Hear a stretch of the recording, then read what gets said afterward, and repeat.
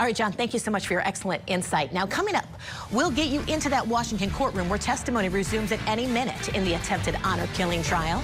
We're coming right back.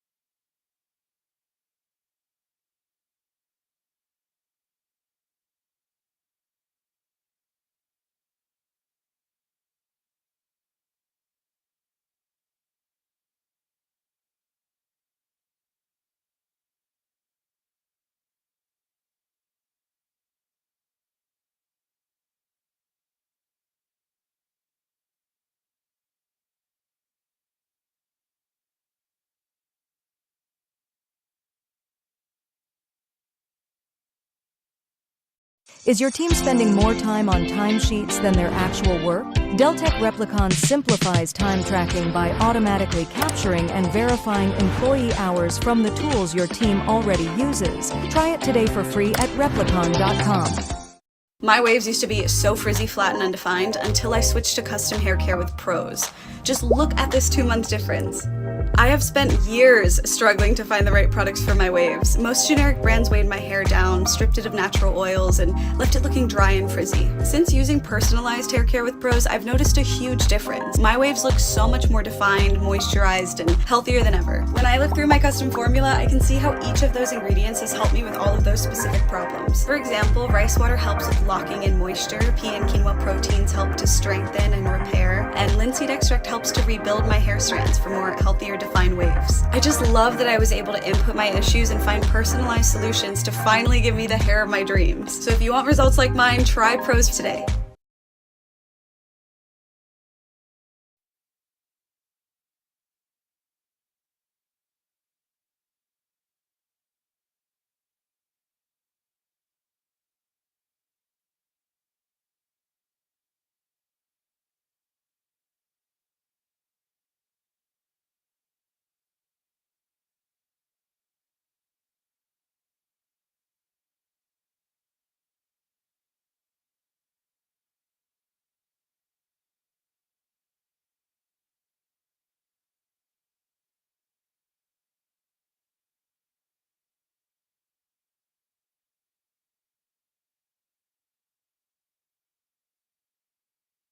Or inspire your team, check out 4imprint.com. 4imprint, for certain.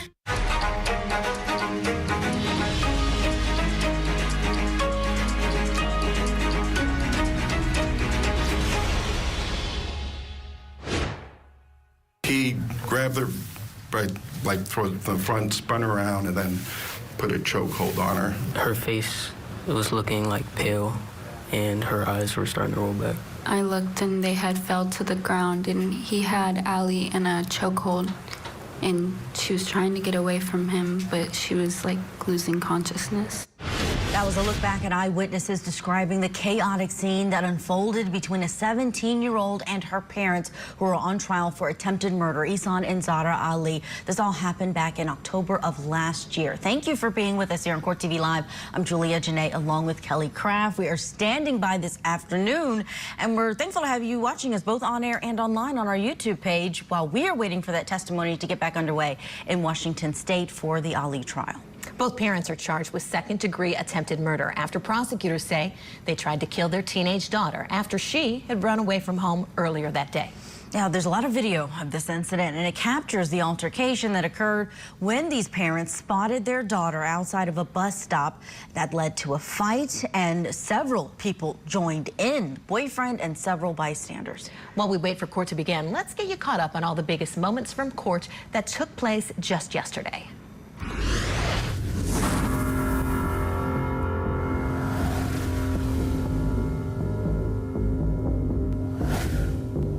Back in October of 2024, did you review scans that was done on a patient by the name of Fatima Ali? Yes, I did. What, if any, diagnosis were you able to provide after reviewing the scans? It was clear that the patient had paratracheal air or subcutaneous air around her trachea that extended down towards her superior mediastinum, and I said as much. I also confirmed, the radiologist read about this. I also confirmed that there wasn't any vascular injury, which is what we worry often with strangulation injuries. And I specifically said that the amount of air in her neck was not a large amount. Can strangulation cause air to be present in the left tracheal space? Yes. Okay. And based on your training experience, can strangulation cause a tear in the aerodigestive tract? Absolutely. In this case, you saw the air, you said, let's take a look and see what happens. Yes, Okay. watchful waiting. All right, and so there was no indication of any, well, by the next morning it had resolved, right? By x-ray it had, yes. Okay, which was at 8:39 in the morning, something to that effect? I'm not sure. I'm okay, sorry. but sometime the next morning it had already resolved? Yes. Which means all the air was gone from inside there? On chest x-ray, you're looking for dramatic worsening, which I did not see. Chest x-rays are much harder to find minute amounts of air, so a CT scan would be more appropriate for that. I cannot say if it all resolved based on the chest x-ray, but I would say that it was better.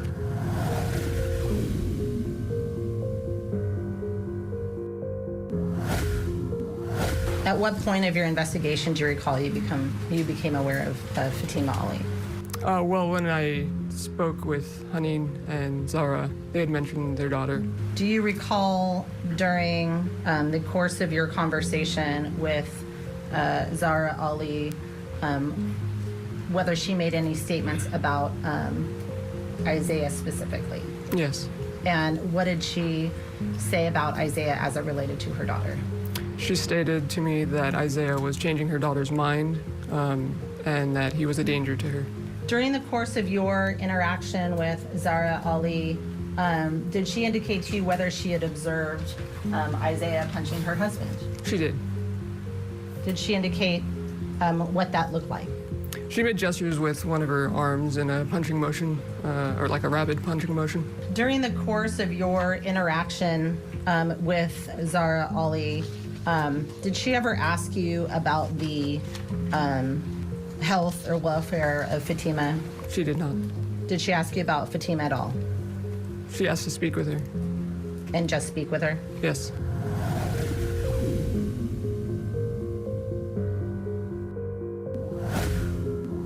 Did you take statements from anyone at the scene, or did someone else do that? I did not.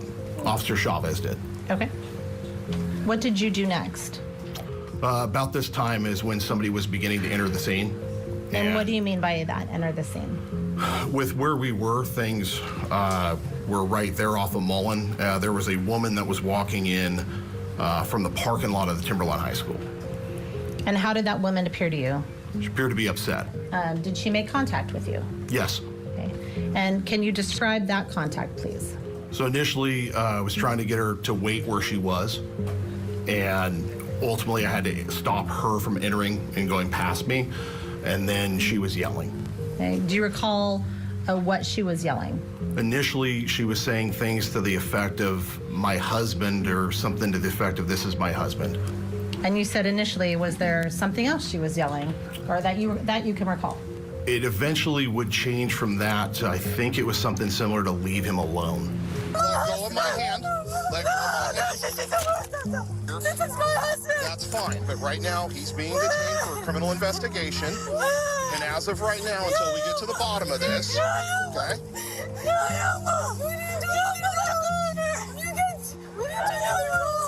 Okay, that's for us to determine. That's for us. Stop. Stop. Stop. Leave it alone! This is my husband! No! No!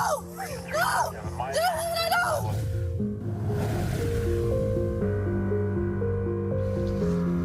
Kelly, that was body camera footage that just took this jury to the scene to understand the chaos. And now that you're caught up on everything that happened yesterday for day 5, let's go in live. Things have just started up inside of that courtroom for day 6.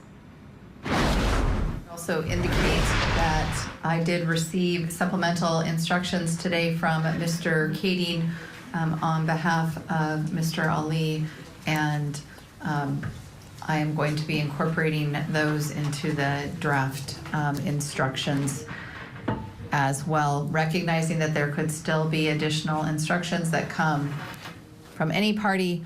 This at least will give us a packet of instructions to work from. Go ahead and please have Dr. Gilbert come into the courtroom, and if you'll please bring in the jury.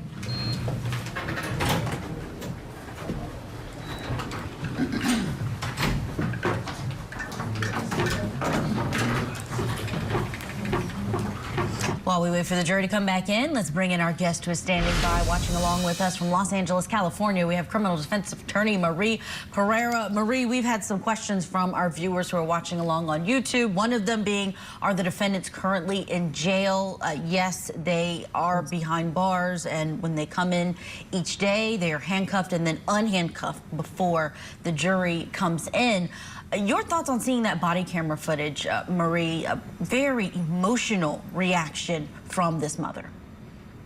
It was heart-wrenching to see the daughter trying to pull out her phone to say, you know, look, they were attacking my parents. And then when apparently what she pulled up didn't substantiate what she was saying. And then when the little girl, the daughter, was saying, what about my brothers and my sisters? They have 6 kids. At the end of the day, where are those 6 kids? So to see the wife, though, saying, my husband, that's my husband, leave me alone, it really connects her with him in a way that's really not good for her case, because it really shows that she pulled up with him, she's for him, she's worried about him. I didn't hear her saying, Fatima, my daughter, where is she? Is she all right? She wasn't saying that. So in the legalistic terms, she didn't make those statements in a vacuum. Everyone heard it, right? And it's not helping her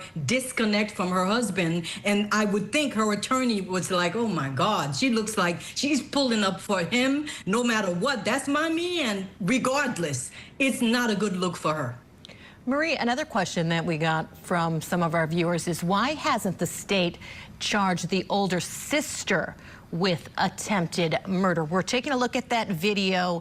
I mean, it'd be hard to prove that intent, maybe. I mean, what are your thoughts on that question?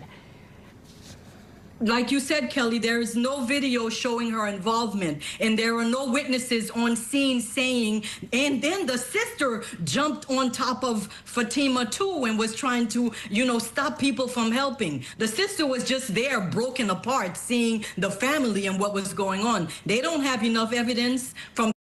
What does it mean to be Muckshoot? It's about passing on the culture, practicing our treaty rights, understanding what our people have been through to get us to where we are. Hear more from Seattle's first people at wearemuckleshoot.org. Hey, Ryan Reynolds here from Mint Mobile. Did you know that Mint's unlimited premium wireless for $15 a month is back? Who is this? I told you it's Ryan Reynolds. This seems like a scam text. This isn't a scam text. If this is another wellness tea thing, I'm out. Seriously, Mint's offering unlimited premium wireless for $15 a month right now. This isn't some pyramid scheme. There's no catch. It's just a great deal. That's what someone who runs a pyramid scheme would say. I don't even know how I got into this group chat.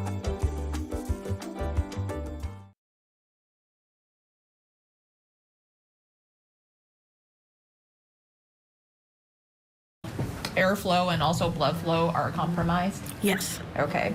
And I want to ask you some questions about the different ways that blood flow can be compromised. Can you, what is the jugular vein? In our neck, there are two jugular veins. A vein is a thin-walled blood vessel that takes blood from an area of the body back to the heart and the lungs. So the jugular veins are on the outside of the neck, bringing the blood down from the brain after the oxygen has been used. So it's deoxygenated blood coming down from the brain, going back into the heart to go to the lungs and get oxygen again. There's two jugular veins, one on each side of the neck. Okay, and for the record, when you were explaining the location of the jugular veins, you were pointing to the opposite sides of your neck. Opposite sides and outside. The jugular vein is on the outside of all the structures in the neck. Okay. And you started talking about sort of the blood flow when it comes to the jugular veins. Can you sort of explain to the jury the relationship between sort of the heart and the lungs when it comes to blood flow?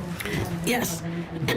So the heart has 4 chambers, and 2 of those chambers will send blood to the lungs, where all of the air sacs get the oxygen, and that oxygen goes across the thin membranes into the blood. The blood then goes back from the lungs to the other 2 chambers of the heart, where the heart pumps oxygenated blood everywhere into our body.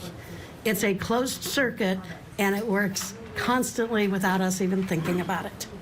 Okay.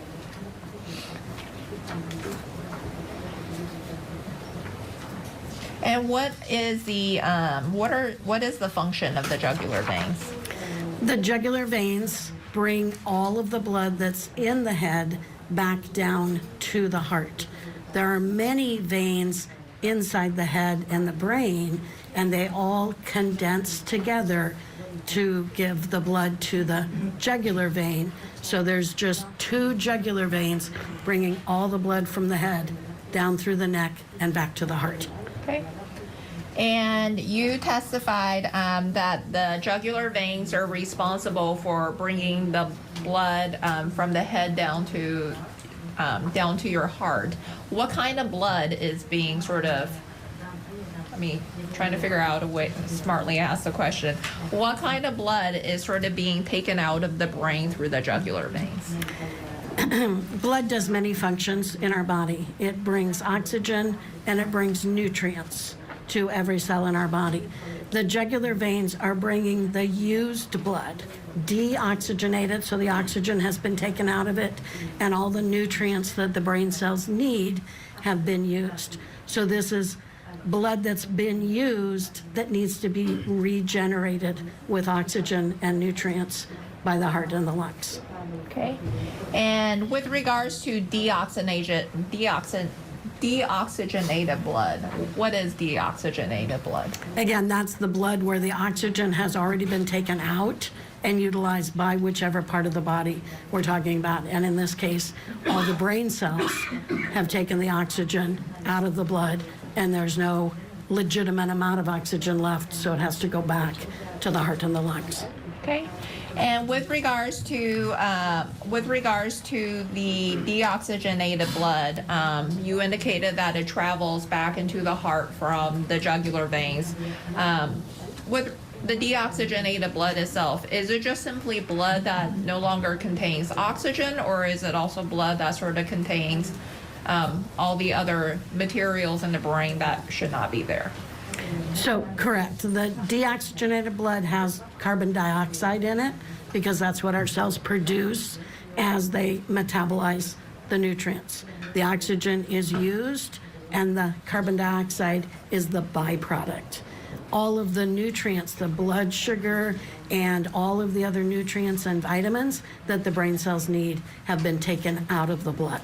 So again, this used blood is coming back to be regenerated by the heart and the lungs with all the nutrients it needs to then go back to the brain again. We have some breaking news out of Florida in the other trial that we are following. The state has just rested their case in the penalty phase for Shelby Neely. The father of two pleaded guilty to brutally killing his in-laws and their 3 dogs. This was back in 2018 after they became suspicious that he had killed their daughter, Jamie, who Neely was married to. The defense is now expected to present their opening statement. They reserved that at the beginning of this, so they'll do it with their own case, and they will call several witnesses. We'll continue to keep you updated on that trial throughout the day. We'll be back, though, with more from the case of Washington against Ali and Ali after this quick break.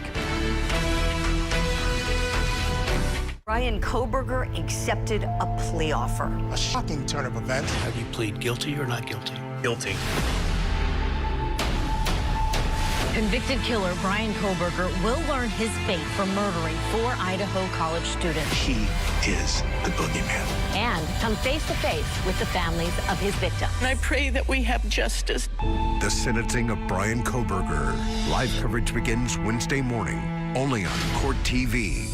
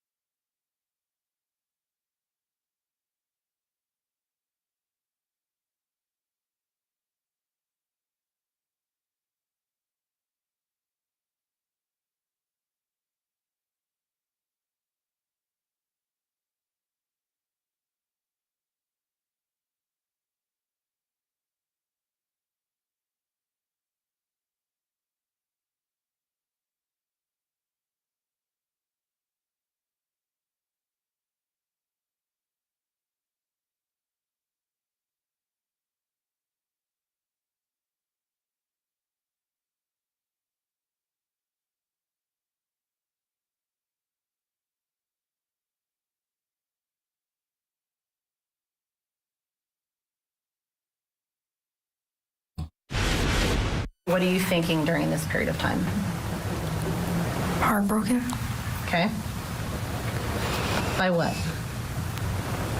For what my dad did. Okay. Did you have any fear? Yes. About what? Of dying. Where inside the school? Office. Did you tell them anything when you got there? Yes. And what did you say when you walked in? He was trying to kill me. You have shared with the police and with others that you felt like your mom wasn't trying to hurt you. Fair? Yeah.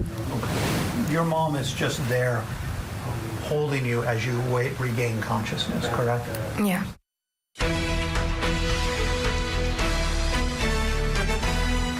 Welcome back to Court TV Live. That was the victim in this case, Fatima, in her own words, telling the jury earlier in this trial that she believed that her father, Ihsan Ali, was trying to kill her, but also saying that her mother, Zahraa Ali, who's also charged, was not trying to hurt her. Now, prosecutors, though, have charged both parents. They've charged them with second-degree attempted murder. Looking for your next rental? No matter what kind of rental you're looking for Rent.com can help. Go to ForRent.com today to find your next place.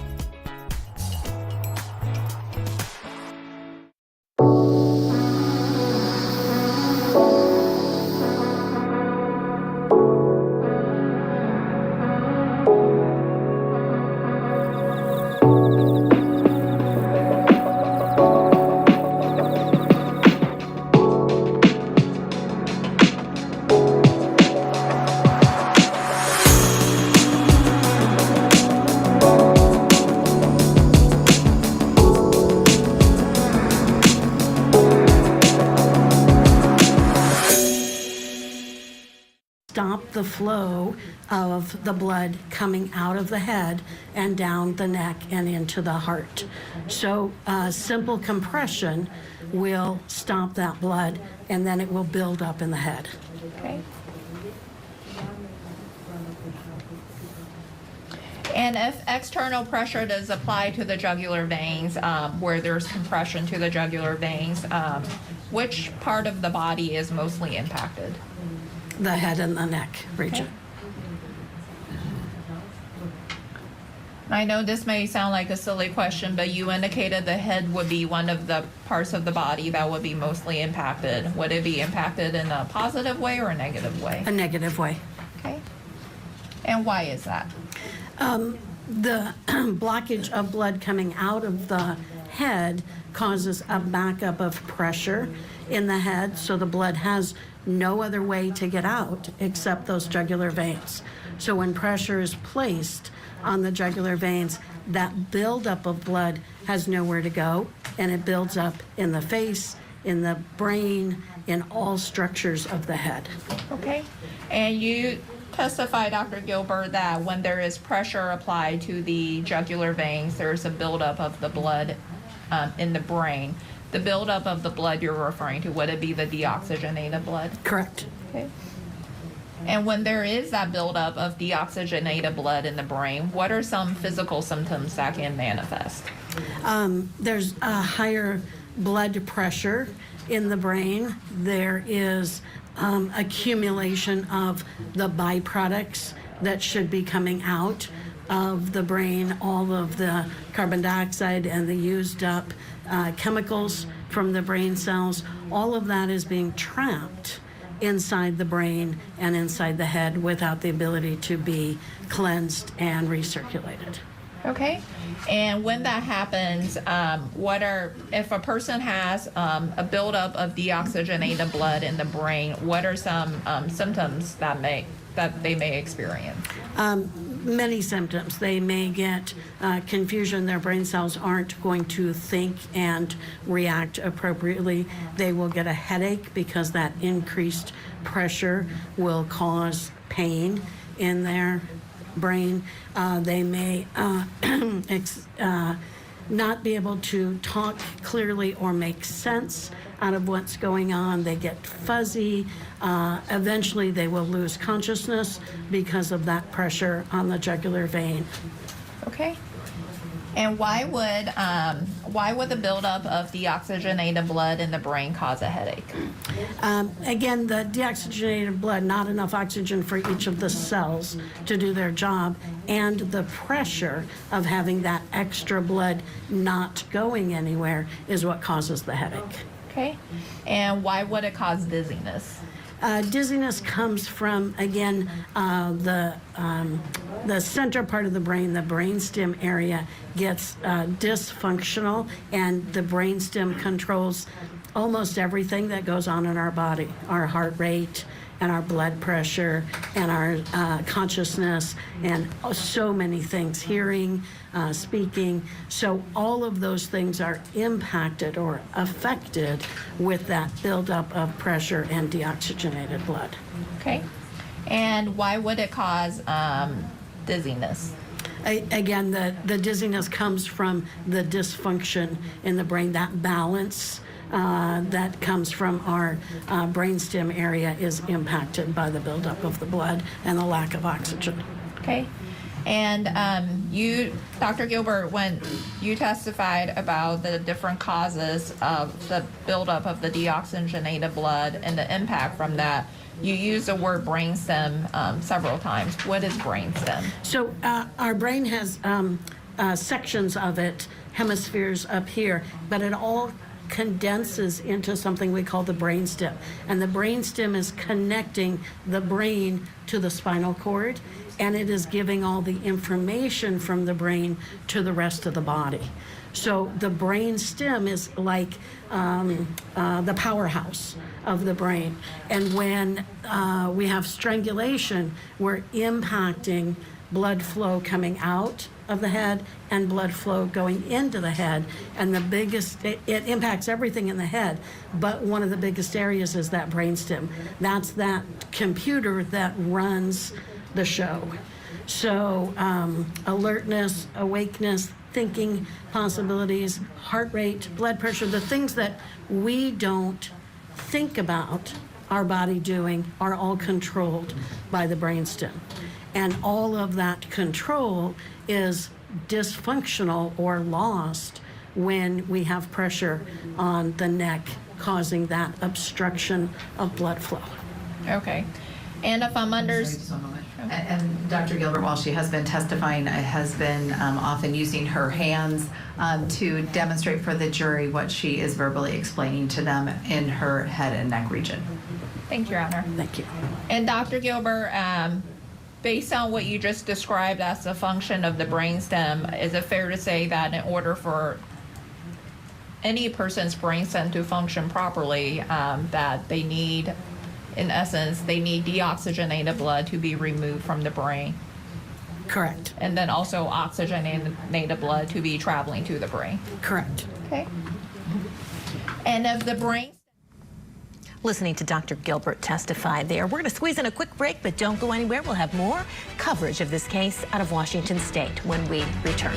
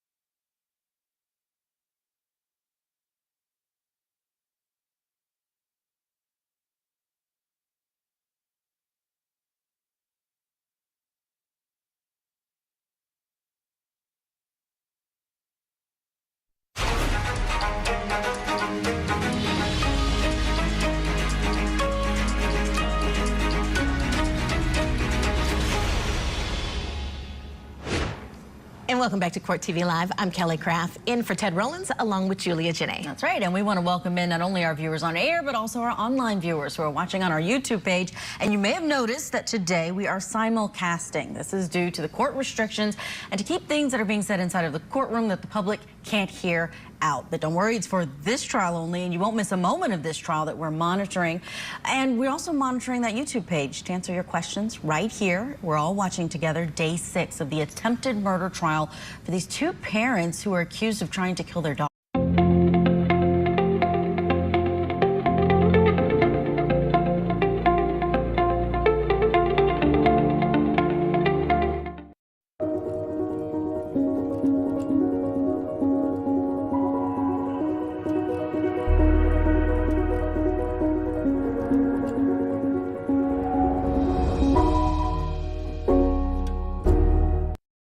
Is in essence dysfunctioning due to the buildup of the deoxygenated blood. Can it also cause vision problems? Yes. And how does it cause vision problems? Well, again, the brainstem is right near the vision center, so that buildup of pressure causes dysfunction of the vision cells as well as the lack of oxygen. Makes it difficult for somebody. They describe blurry vision and eventually loss of vision with obstruction in the neck. Okay. And you testified about blurry vision and then eventually loss of vision. With regards to the loss of vision, would it be temporary or permanent? It's most of the time temporary. There are situations where somebody has survived a severe strangulation episode with lasting effects on their vision. Okay. And what about if the brainstem is impacted due to the buildup of the deoxygenated blood, can it also cause hearing issues? Yes. Okay, and how does it cause hearing issues? Again, in a similar fashion, the hearing part of the brain and the brainstem function for our ears to hear and make sense out of sound. And when that is impacted by pressure on the neck, then our hearing becomes diminished and sometimes to the point of complete loss of hearing during the episode. Okay.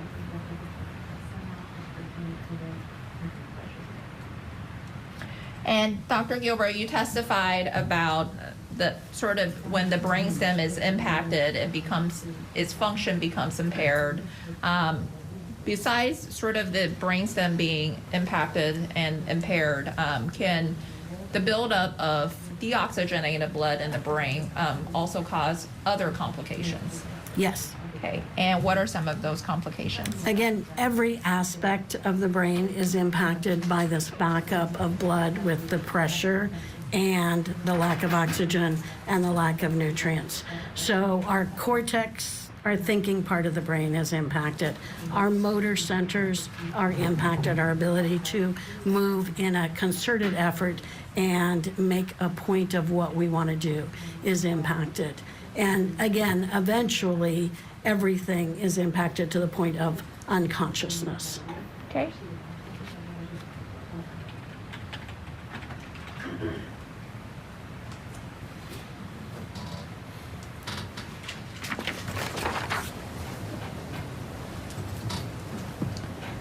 Dr. Gilbert, have you heard of the term cerebral hypoxia? Yes. And what is that? Cerebral means brain. Hypoxia means lack of oxygen. So cerebral hypoxia is lack of oxygen to brain cells. Okay. And is there also a relationship between muscle tone loss and jugular vein compression? Yes. And what is that? And how does jugular vein compression cause muscle tone loss? Again, with the deoxygenated blood, so lack of oxygen, lack of nutrients, the muscle control center is in the center, the temporal part of our brain, and so we lose control over our ability to move any of our muscles in our body, arms, legs, all of the motor skills are diminished or lost with the pressure on the neck. Okay.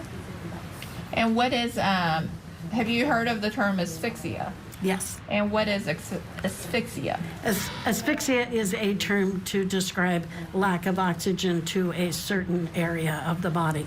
It just means the oxygen isn't getting to where it needs to be. Okay.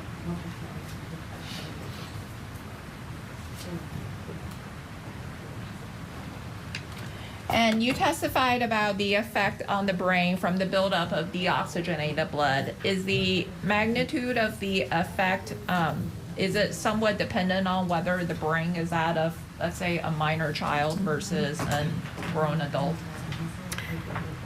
That is a really interesting question because most of our research on strangulation has come through adult victims.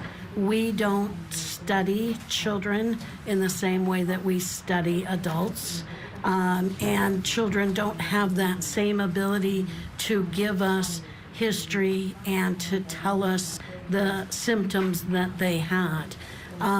Some of that, clearly not studying a child is one of those things that we as a society feel really strongly about. We don't experiment on children. So when we are utilizing the literature and the information from adults and what they are able to tell us during a strangulation episode, we are also utilizing that information on our pediatric patients. The person we're talking about today is closer to adult than, say, a 6-year-old would be. So it's easier for me to say that the adult literature and the science that we know about strangulation will apply to her. And I might have had a more difficult time if I was talking about a 6-year-old strangulation child, simply because we don't have the same amount of science to talk succinctly and clearly about all the effects of strangulation on a child. Okay. And when it comes to strangulation, Dr. Gilbert, how much pressure is needed for jugular vein occlusion? Again, the jugular vein is like other veins in our body. It's a thin-walled vessel, and it requires 4.4 pounds of pressure to occlude the jugular vein. And when you... Hitting the pause button on this testimony so we can bring in criminal defense attorney Marie Ferreira to weigh in. And Marie, I mentioned earlier that we are monitoring our YouTube page. People are chiming in on this trial, watching with us. And there was an interesting question about if the parents are convicted in this case, would there be a no communication order with the children being placed? Would they not be able to have communication with all of their other children? What are your thoughts on that? Most likely, they would evaluate the situation based on the standards of what is the best interest of the children. And if they're convicted felons and they're convicted of assault and attempted murder, it would be very difficult for the court system to allow them contact with the children. But they would get their due process. There would be hearings involved, and they would make a decision on what is in the best interest of the children. So the answer is yes, it could happen, but there's a process in family court that would determine whether or not they are a danger to the kids, even any type of communication. It wouldn't be like a automatic cutoff. Yeah, definitely like some restrictions would be put in place or something. Marie, let's talk about what we were listening to from the witness on the stand, Dr. Gilbert, just describing the injuries to Fatima. What's your thoughts on that? I appreciate her, and she seems very well versed, and she put it in very clear terms what happens when you have obstruction to the blood flow in your neck. But at this point, I think it's a little cumulative on the part of the state. We've heard from so many experts, doctors, we get it. There was hypoxia. It takes 5 to 10 seconds for a person to lose consciousness. And I know they have to prove the elements of the attempted murder and the assault, because assault could be felony or misdemeanor. They want to show the state this was serious physical injury. We get it. I'm done with listening to the experts. They need to move on, and I think the jury could get bored and numb to what happened. There's enough evidence from all the people who came on yesterday. Blood flow, jugular, carotid, we get it. let's move on to something else at this point. Well, we have seen a lot of medical testimony, and this witness could be one of the last because we know that the state is expected to rest tomorrow. So every witness leading up to this could be how they end their case in chief. We will see. Marie, stand by when we come back. This witness on the stand, Dr. Gilbert, she's going to start talking about the jugular vein. Don't go anywhere. We're watching Court TV together. Two parents face a jury over the attempted murder of their own daughter. Court TV takes you inside the trial that's torn a family apart. The attempted honor killing trial. Live coverage today, only on Court TV. Just look at that touch. A round of applause for that. Saturday night. When she is on the field, she changes the game. Saturday night. Saturday night is our night. The new Saturday Night Out returns August 2nd.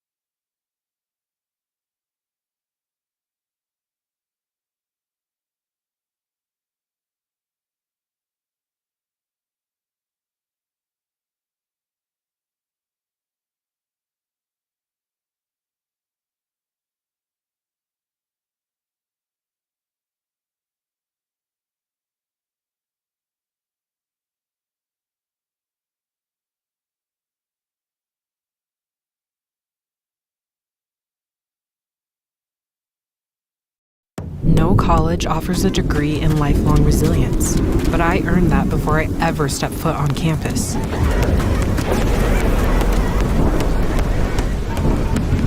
Learn more at indigenouseveryday.com.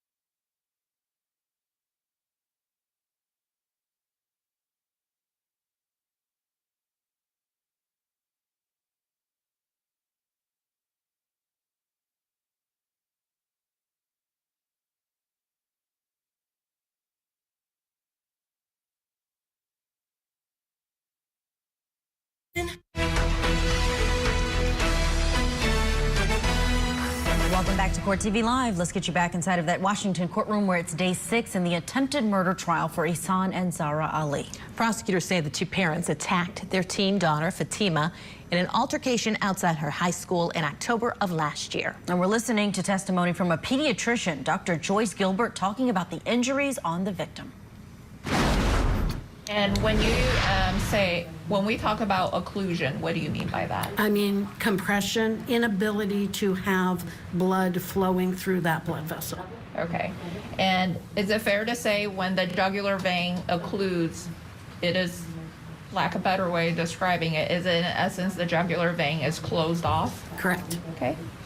And when you say 4 pounds of pressure, what do you mean by that? To put that in context, pressure is force, and the amount of force that it takes to close off the jugular vein is very small. It takes 6 pounds of pressure to pull the trigger of a well-oiled gun.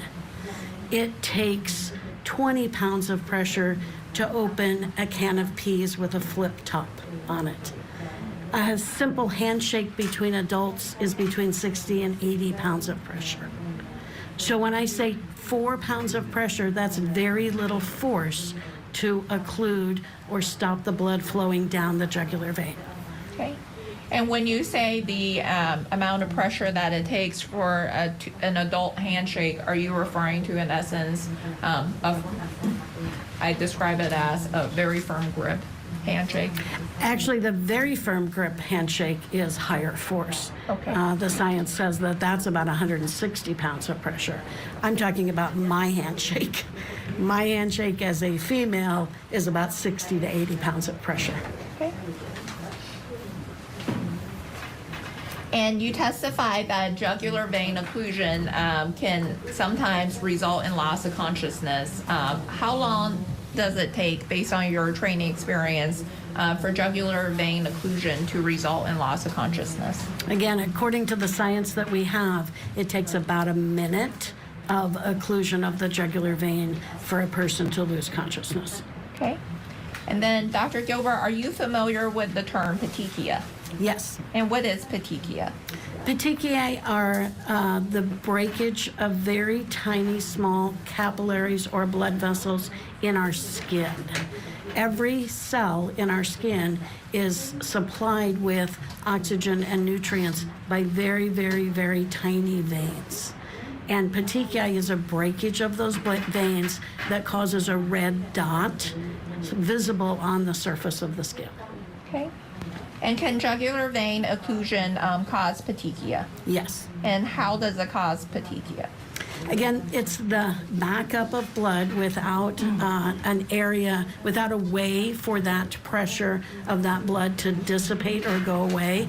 So when you have occlusion of the jugular veins, all of that blood that should be coming down from the head is backing up, and it backs up with pressure into those tiny little capillaries, those tiny little blood vessels in the skin. And so from the point of pressure upward is where you will see petechiae. Okay. Petechiae will be above the point of impact. And for the record, you've been using your hands to demonstrate petechiae on the different parts of your head and your face? Correct. Okay. And besides petechia, well, let me ask you this question about petechia, Dr. Gilbert. When there is jugular vein occlusion, you testified it can cause petechia. Does it only occur in your eyes, or can it occur and appear on other parts of your body? It can be anywhere above the point of occlusion. So we see petechia most commonly in the skin, in the lining of the eyes, so inside the eyelids, in the white of the eyes themselves. Petechia is a visible thing, but we can't look into the brain. If in fact we do and we have a person deceased, there's petechiae all over the brain also. So it's the little tiny, tiny blood vessels that are rupturing, causing blood to leak out, and that can be anywhere in the head. Okay.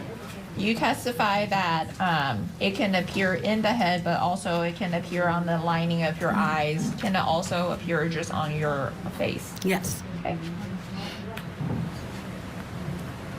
And then based on your training experience, how long does jugular vein need to be occluded for petechia to be present? Again, based on the science, it's about 20 to 30 seconds of occlusion to then break those blood vessels and cause petechiae. Okay. And Dr. Gilbert, you testify that it takes about a minute to reach loss of consciousness from jugular vein occlusion. Let's say in a situation where external forces apply to the neck, such as from strangulation, and the jugular veins are occluded, and an individual loses consciousness. What comes after loss of consciousness if the pressure is not removed from the neck? If that pressure continues, loss of consciousness can be followed by a seizure. It can be followed by loss of bowel and bladder control, and eventually it can be followed by brain death. Okay. And when you talk about brain death, is that in essence when the person is also dead? Yes. Okay. And you talked about it takes around 4 pounds of pressure to cause jugular vein occlusion. I want to ask you some questions about that. Between when a person loses consciousness to when they eventually when they have a seizure from jugular vein occlusion, the amount of pressure, does that need to change or can it stay the same? It can stay the same, or it can change. Actually, it can be both. And with just jugular vein occlusion, you can have a seizure before you lose consciousness. Okay. And then with regards to jugular vein occlusion and the approximate 4 pounds of pressure, you testified that after loss of consciousness, there could be the seizure, and then eventually there could be brain death. Coming up, more testimony in the trial for parents Ihsan and Zahraa Ali. We're coming right back.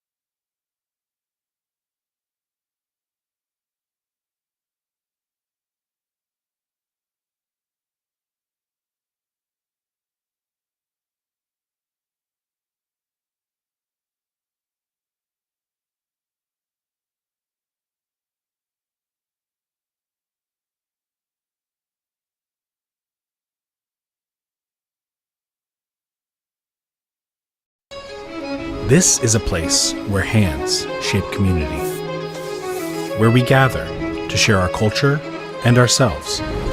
where every stitch, every brushstroke, every bite tells a story. The story of all of us who call the Pacific Northwest home. This is more than a market. This is Pike Place Market. This is the soul of Seattle. You know what they say. You get out, what you put in. I'm 2 steps ahead of being a step ahead. New game, same dedication. No ads, ever. I don't even need Wi-Fi. You think this is a game? It is.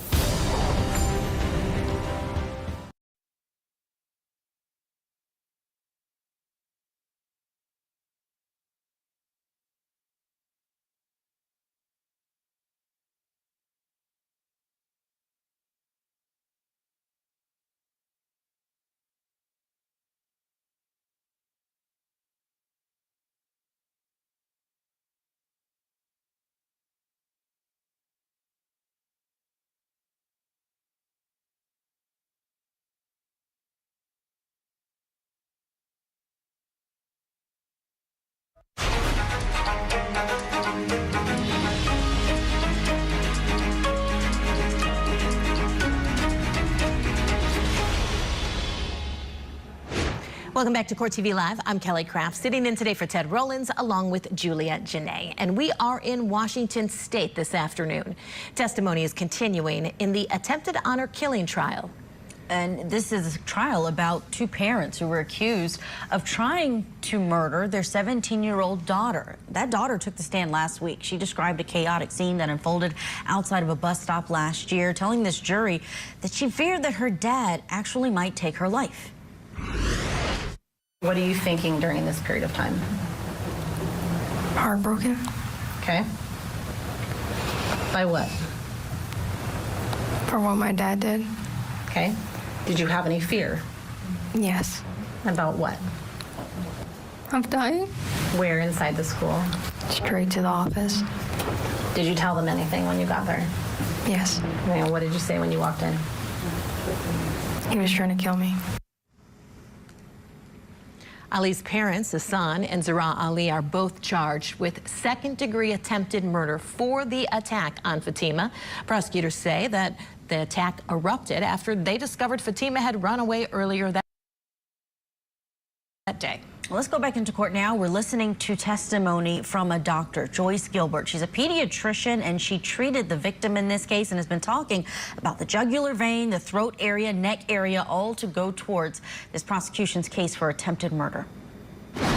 There could be this, eventually there could be brain death. To get to brain death, does the amount of pressure need to change, or can it stay the same? If the pressure can stay exactly the same, it's the amount of time that the jugular vein is occluded that would then result in death. Okay. And how you testify that jugular vein occlusion can eventually lead to brain death. How does it lead to brain death? Again, the buildup of lack of oxygen in the blood with a lack of oxygen, lack of nutrients, and the high pressure within the brain causes cellular damage to the areas of the brain that keep us alive. Our respiratory center, our blood pressure center, all of the things that are imperative for our body to be alive. Death by strangulation happens in the time frame very quickly. 3 to 4 minutes of occlusion can cause death. So it doesn't take very long to occlude those veins and arteries to then cause death. Okay. And you testify that it takes approximately 3 to 4 minutes to reach brain death. Is that just from jugular vein occlusion itself? That's a hard thing to say simply because when there's a strangulation event, typically there's occlusion of both the jugular vein and the carotid arteries. That's the arteries that are bringing the blood up to the brain. But occlusion of just jugular veins can result in death. Okay.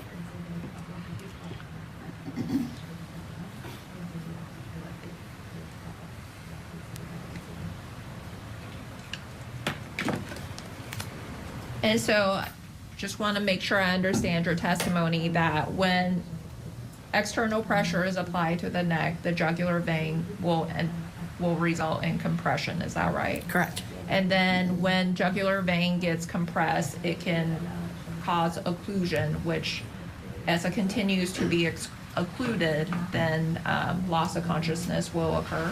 Correct. And then if once loss of consciousness happens and the pressure is not released, then the same amount of pressure can eventually cause brain death. Correct. Okay.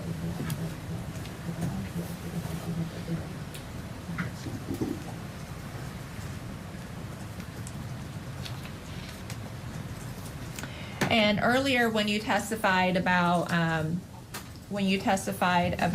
brainstem, you sort of described it as the powerhouse of the brain. Is it fair to say, if I'm understanding your testimony correctly, that a person's brain is somewhat, it can be compared to sort of like a computer? That's the comparison we like to use, yes. Okay. And does the brainstem in the brain also sort of controls every aspect of our body? It does. And does it control how our body functions? It does. Okay.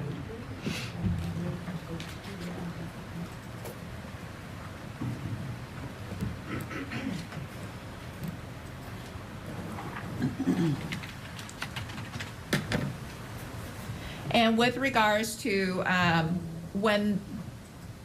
well, let me ask you this question.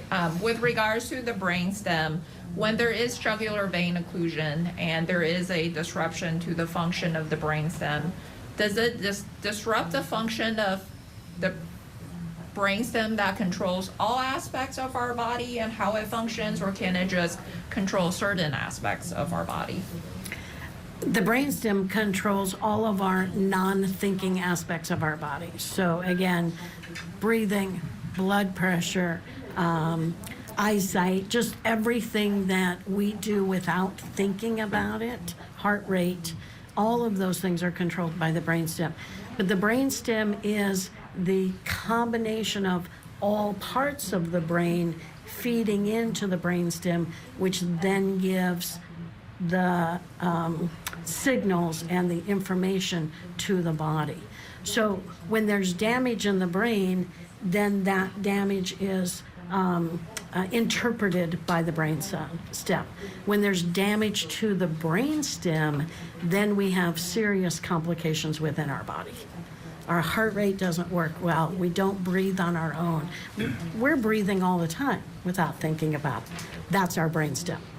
So when the brainstem is impacted or injured, all of the things that we take for granted are not happening. Okay.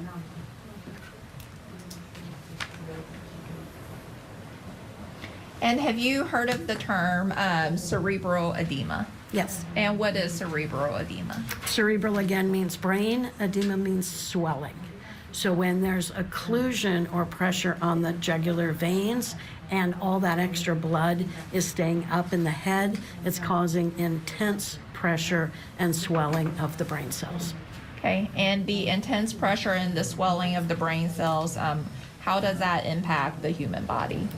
In a very negative way. Every aspect of the brain is impacted by that excess pressure. And when we have excess pressure in the brain of an adult, or essentially anybody over the age of 2, we have no way to release that pressure. When you're under 2 years of age, all of your bones aren't glued together yet, and so the bones can expand and can absorb some of that pressure. But over the age of 2, our bones are all glued together in our head. So there's no way to let that pressure out. And so that's why all the brain cells get so impacted or damaged by that elevated blood pressure in the brain. Okay. And can cerebral edema also result in brain death? Yes. I want to ask you some questions about switching topics from jugular veins. I want to ask you some questions about the carotid artery. What are carotid arteries? So the carotid arteries are the thick muscle-walled blood vessels that are coming straight out of the heart, out of the aorta, and up through the neck to provide oxygenated blood and nutrients to the head and to the brain. The jugular vein's on the outside, the carotid artery is on the inside, and then the windpipe, the trachea, is right in the middle. So the carotid arteries are protected by the jugular vein on the outside and the windpipe on the inside. Arteries, thick-walled, are very important to any part of our body to bring that oxygenated blood and all the nutrients that our cells need. And Dr. Gilbert was using her hands to demonstrate her discussion of arteries and where they are located as she was testifying. Thank you, Your Honor. And Dr. Gilbert, you testified that the carotid arteries are responsible for bringing oxygenated blood into all parts of our body. Does that include the brain? The carotid arteries are bringing oxygenated blood to the brain. Arteries bring oxygenated blood to every part of the body. But the carotid arteries specifically their job is to bring oxygenated blood to the brain and the head. Okay.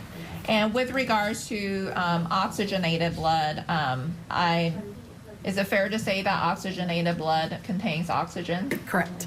And so therefore it contains the nutrients that our body, or in this case our brain, needs to function properly? So in addition to oxygen, there's many other nutrients, the glucose and all of the substrates that our cells need to be able to survive. All of that is carried through the artery. Okay, to include the carotid artery. The carotid artery, correct. And why would external pressure on the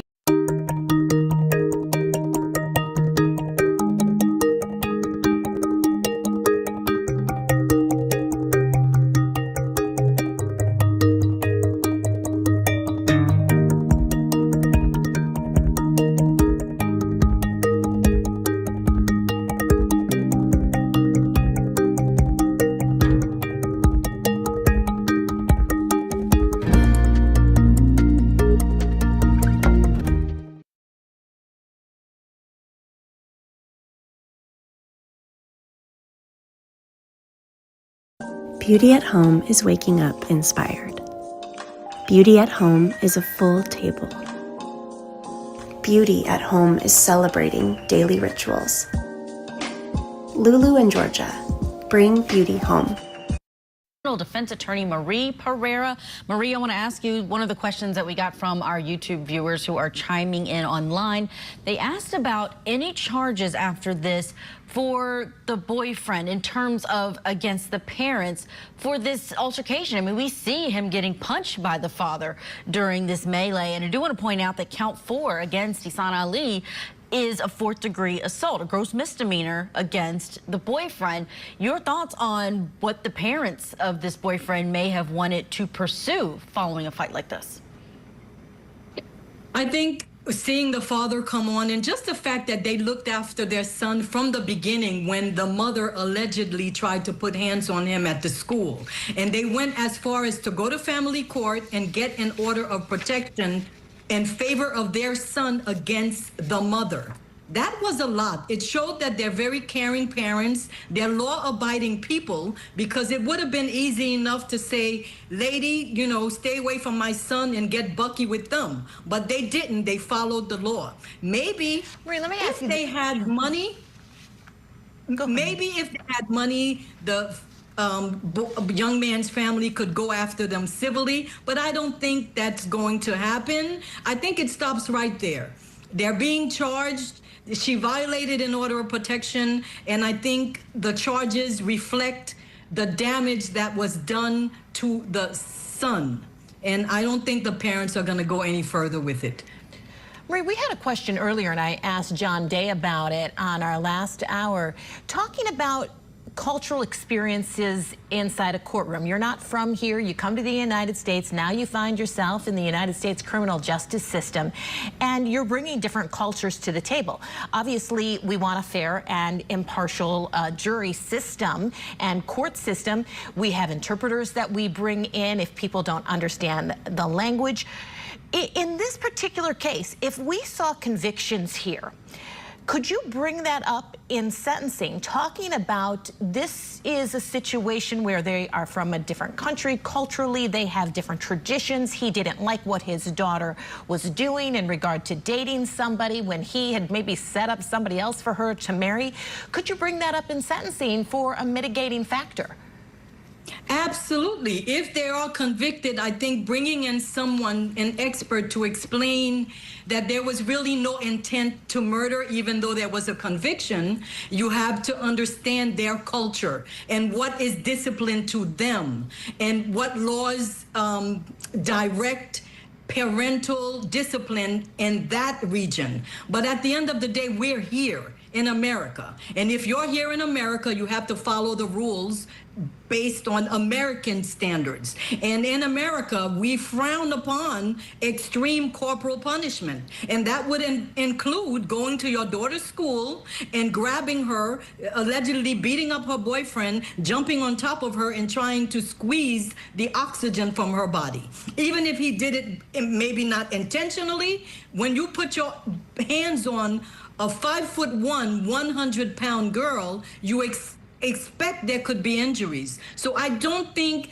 that it's gonna get the dad and the mom out of the situation, because you're here in America, you follow laws of America. But yes, to answer your question, bringing in someone to explain the cultural mores and differences could be a mitigator in the situation to minimize the intent level. We'll certainly see how it plays out. Still in the guilt phase at this point. Haven't moved to the penalty phase yet, but stand by. We're going to get in our break. When we come back, we have more of a witness from the state on the stand. Remember, the state could rest their case tomorrow.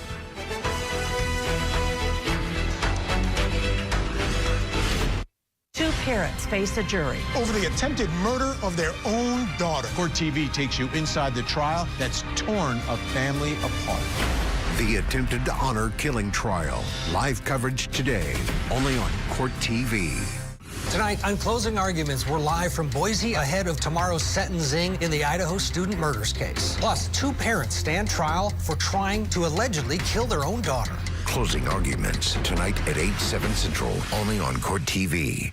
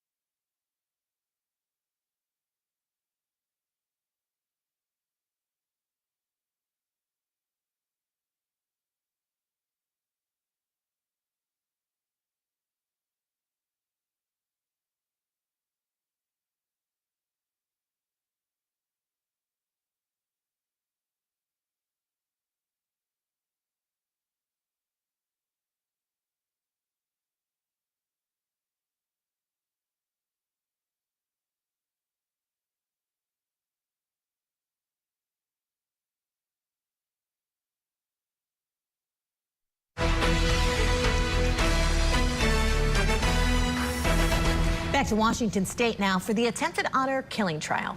Parents Ihsan and Zahraa Ali, they are accused of trying to choke their daughter to death after she ran away from home earlier that day. Let's get you back inside the courtroom, where the jury is hearing from Dr. Joyce Gilbert, a pediatrician who treated the victim, Fatima Ali. Again, the symptomatology is they have visual changes, they have breathing changes, they have panic, the emotions of not getting oxygenated blood and nutrients. They have motor skill symptomatology. Eventually, with compression of the artery, they will faint and they may stop breathing. Okay. And with regards to, you testified with regards to jugular vein occlusion, the impact on the brain is due to the dysfunction of the brainstem. With regards to carotid artery occlusion, is it the same idea behind it? The carotid artery occlusion actually is much more global because the artery is bringing the nutrients to every single cell in the brain. And so, again, in a strangulation episode, it's hard to differentiate because generally when you're being strangled, you're going to have occlusion of both the jugular vein and the carotid artery. But the carotid artery has more impact in every aspect of the brain because every single cell in the brain needs the oxygen and the nutrients. Okay. And what are some complications that can occur from lack of oxygenated blood traveling to the brain? Again, loss of consciousness, inability to control movements, seizures, eventually brain death will occur because every single cell is lacking the oxygen and the nutrients that they need. Okay. And have you heard of the term carotid sinus? Yes. Hi, Tom Selleck here. I've spent my whole life making choices I can stand by. And when it comes to protecting my money, I choose Goldco. Look, I gotta tell you, not all gold companies are the same. A friend of mine recommended Goldco, and I gave him a try. They make it easy, secure, and most importantly, they put you first. So, for instance, if your blood pressure falls just a tiny bit, your carotid sinus tells your brain, again, comparison to a computer, tells your brain, well, we got to fix the blood vessels throughout the body and fix the heart rate to fix the blood pressure. It is a minute control center for heart rate and blood pressure. Okay.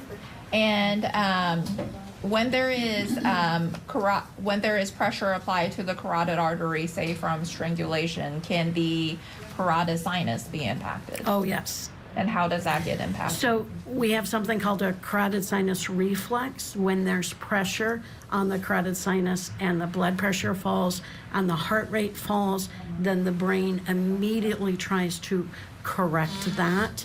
And it tries to increase blood pressure and increase heart rate. Of course, with occlusion of the carotid arteries, that process is thwarted. It doesn't work well. But that's what the carotid sinus is meant to do.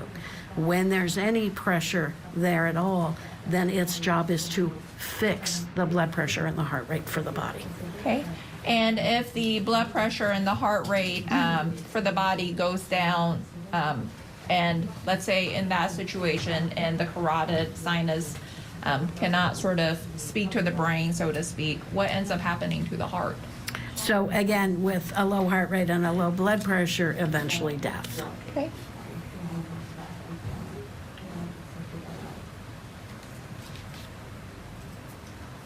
And Dr. Gilbert, you testified earlier about the compression of jugular veins can cause muscle tone loss. Do you remember that? Correct. And if there is muscle tone loss from the compression of the jugular veins, what, if any, effect will that have on the pressure to the carotid artery? I'm not understanding the question. Okay. I will go back to that question in a moment.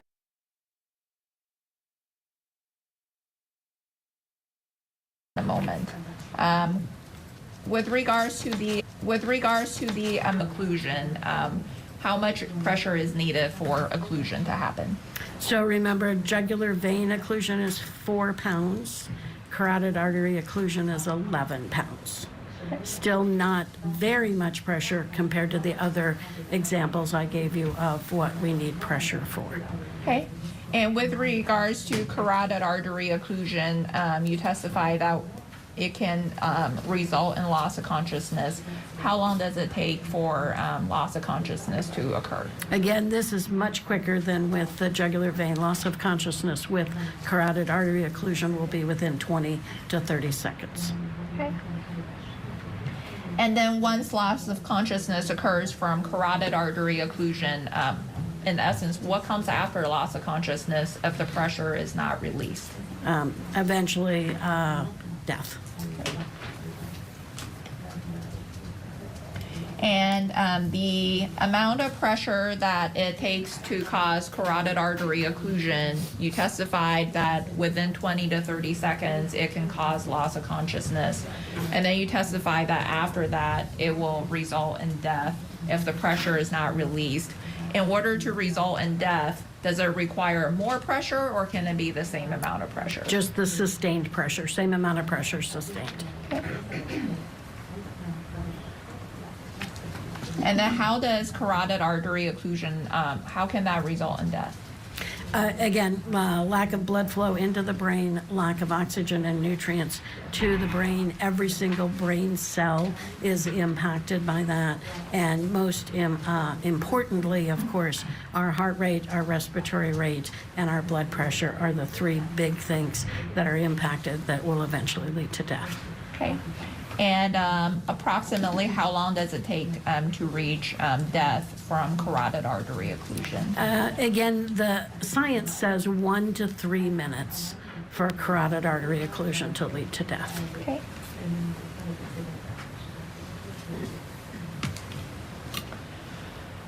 We talked about the medical definition of strangulation is when there's external pressure that compromises blood flow and airflow. I want to ask you some questions about compromise of airflow. How does strangulation, the external pressure on the neck, how can it impact or affect airflow? So our trachea is our windpipe. It's in the center of our neck. The trachea comes from the back of the mouth.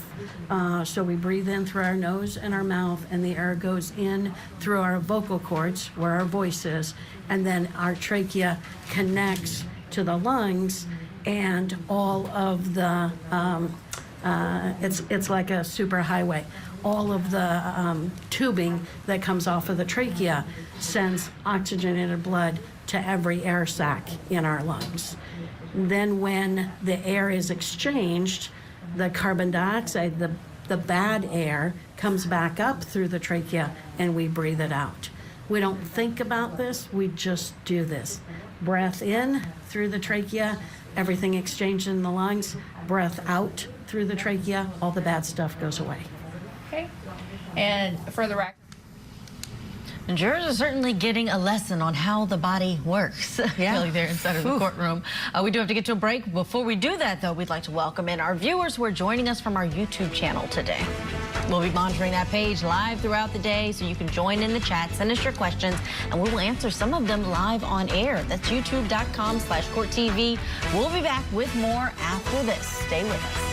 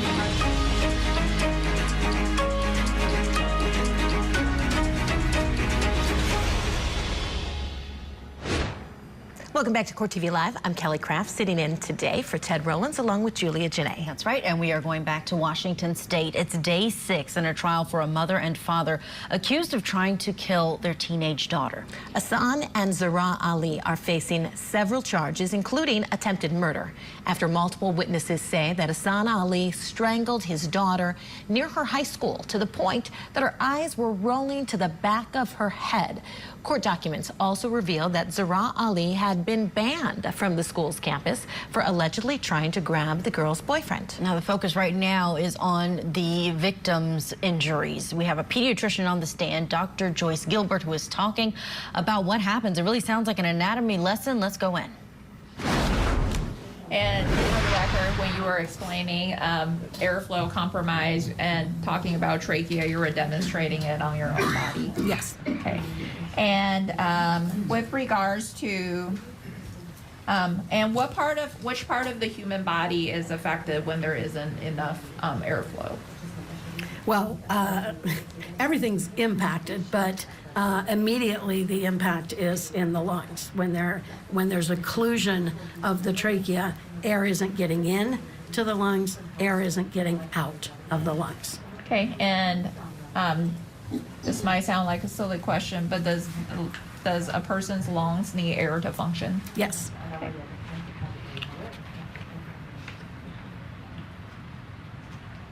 And when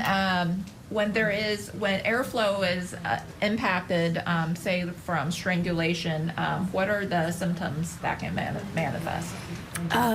Our body is so amazing. There is immediate panic when there is occlusion of the trachea because our body wants oxygen in and carbon dioxide out. So the first response with any pressure to the trachea is panic and try to breathe.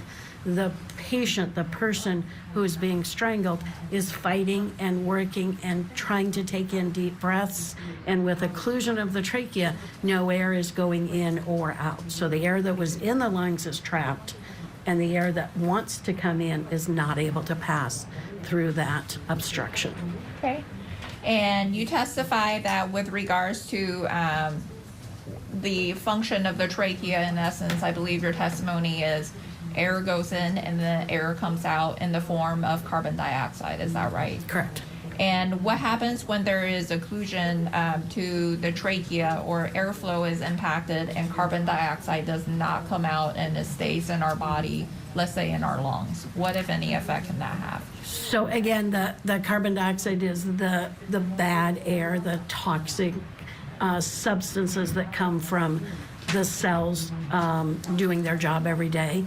It makes carbon dioxide. So if that is staying in the lungs, there's a number of things that happen. The carbon dioxide is building up in the body, so all of the cells in the body are impacted by that. But also the pressure of having the air trapped in the lungs can cause the air sacs, the tiny, tiny little air sacs in your lungs to rupture because that pressure is building up as the carbon dioxide is being trapped in there. Okay.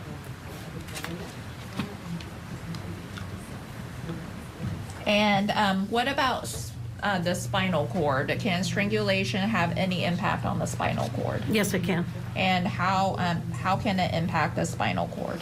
Again, depending on the method of strangulation, the spinal cord is in the neck. It's in the back part of the neck. So everything we were just talking about is up front, the jugular vein, the carotid artery, and the trachea. The spinal cord is in the back.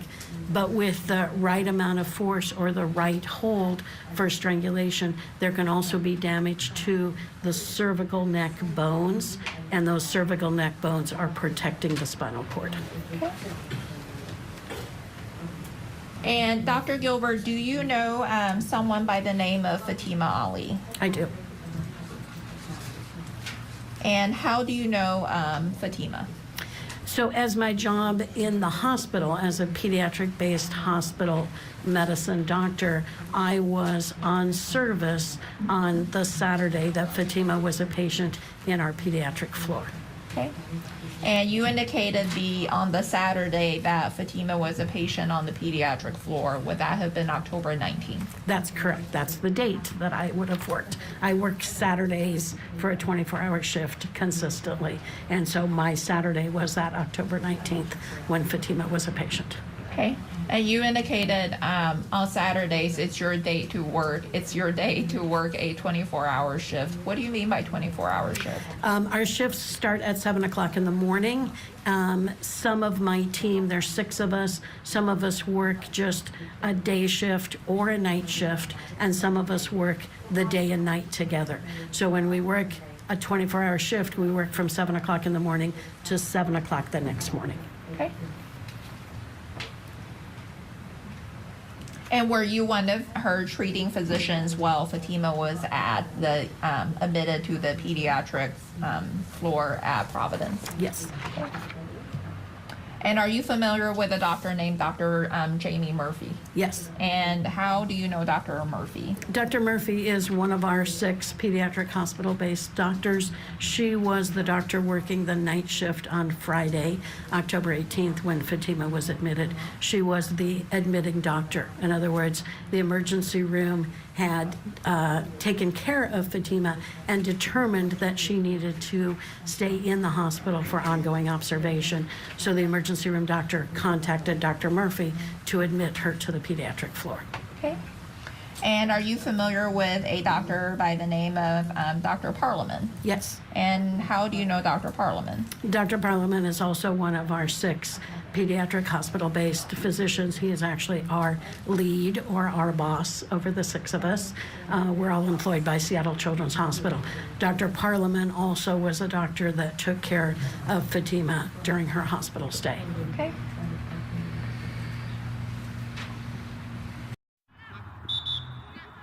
One day I want to ace my serve.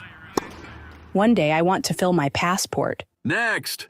One day I want to nail my skincare routine. So I make healthy choices and take a multivitamin designed for women. One a Day is the multivitamin designed for every woman's one day. We're here for you. Science that matters for nutritional support. Grab your One a Day vitamins at your favorite retailer today. Would you be able to review her chart notes? Correct, yes. And do you have the ability to review her chart notes before you started your 24-hour shift? The way we do it, we do what we call sign out from 7 o'clock to 7:30, and we get a brief report from the person going off shift as to who the patients are and what's going on. Typically, we don't know what's going on before our shift starts. And so after 7:30, we then do a complete chart review on each of the patients that was just signed out to us. So that's when I would. Hitting the pause button and bringing back in criminal defense attorney Marie Pereira. Marie, we are getting close to the state resting their case in chief, likely tomorrow. How should they end their case? You know, based on primacy and recency, if she is one of the last people that the jurors are going to hear, I want to push back on myself when I said, you know, they're doing too much, it's cumulative. I think they're explaining what could have happened based on the force that he exerted on the daughter while he was on top of her. That she could have died, she could have had organ failure, she could have been paralyzed. That anything that compromises oxygen in, CO2 out is something that could be considered an attempted murder on someone's life, an attempted homicide. I get that. Maybe it's because, you know, I got short-tempered with her because I'm a nurse, my daughter's a respiratory therapist, so I feel like I've heard this so many times, but you know what? The jurors have not. So the prosecutors did a good job of bringing her, saving her for last of many, because the jurors need to understand exactly what happened here. This little girl could have died. O2 in, CO2 out. If there's a problem with that, he caused it. His actions, that is assault and attempted murder leading to serious physical injury. Yeah, Marie, when you're presenting a case, I mean, there's a balance, but the details are extremely important. And even though some jurors might think, oh, okay, we've heard enough, some actually need more details. And then this is a jury trial, but if you have a bench trial, sometimes the judge wants even more details. So kind of talk about that in a strategy for a case. They need the details because every crime has an element, and especially when you're dealing with something like attempted murder, which requires a specific intent to cause death, and then assault, like I said earlier, comes in different degrees: misdemeanor assault or felony assault. Felony assault, of course, is not just a scratch or an attempt or making someone feel alarmed and annoyed and fearful. It is actually putting hands on someone and causing serious physical injury. So each witness that comes on to explain the issues with the carotid artery, the jugular vein, the disproportionate air trapped in her lungs and in her sternum, you know, all of that is important to show he did that and she could have died because of his actions. And coming up after this break, we are going to see the cell phone video that was taken, and this expert is going to look at the video and see the arm, see where it is, and tell this jury what she thinks about that placement. Marie, thank you for your analysis. We'll be back right after this.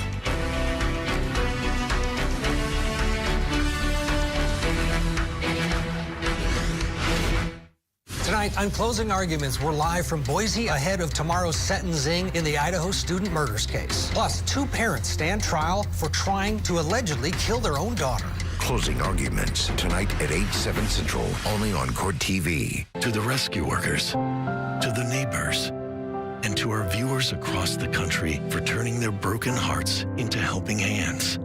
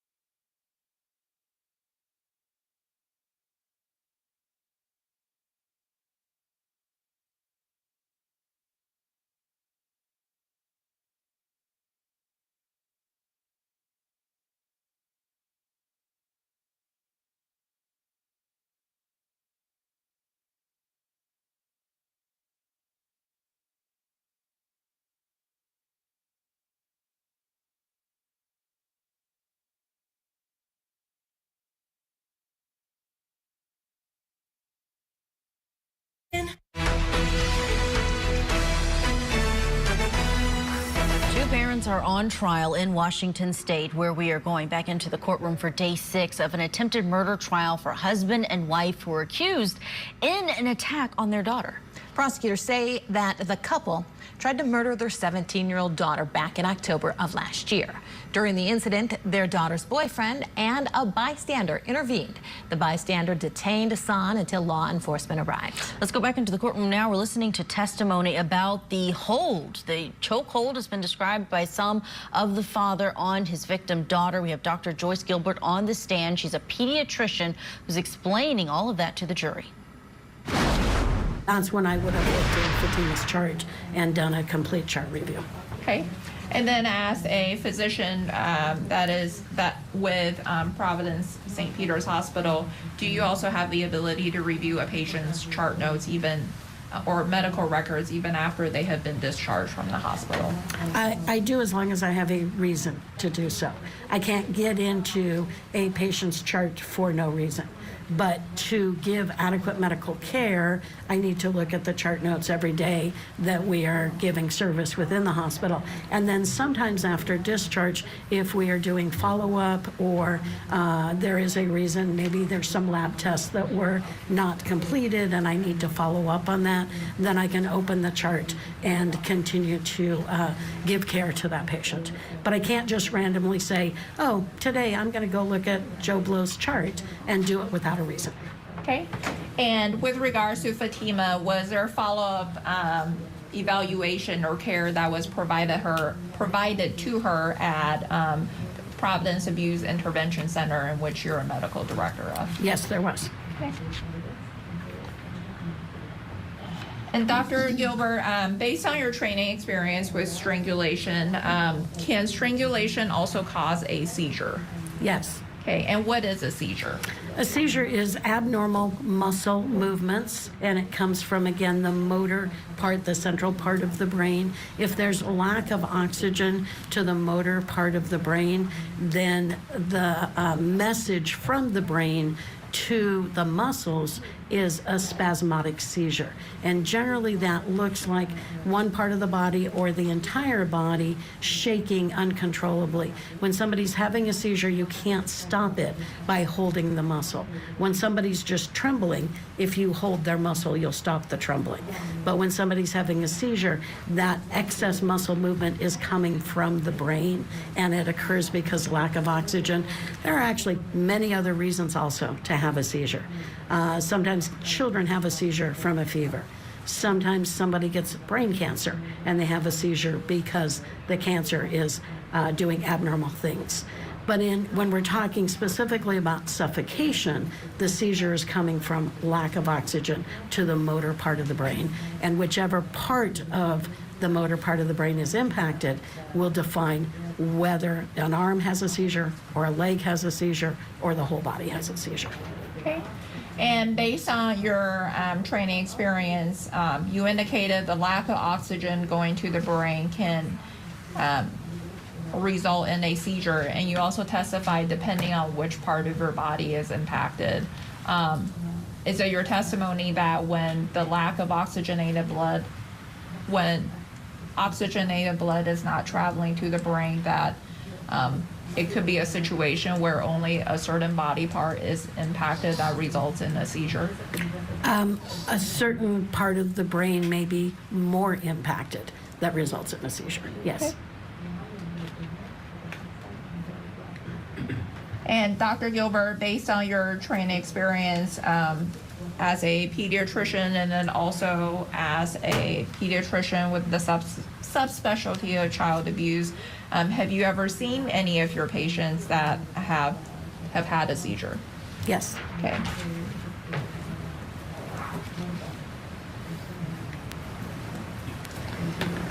And during your involvement with this case, during the course of your involvement with this case, were you at some point made aware that there was a video taken by a student capturing the incident at the bus stop in front of Timberline High School? Yes. Okay. And prior to your testimony today, did you have a chance to review that video? Yes.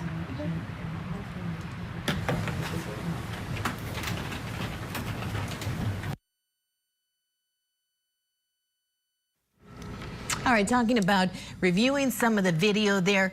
We're bringing in criminal defense attorney Marie Pereira. Marie, I want to ask you, some people are writing in, can they slow the video down? They really want people to be able to see exactly what the father was doing to Fatima. Talk about that.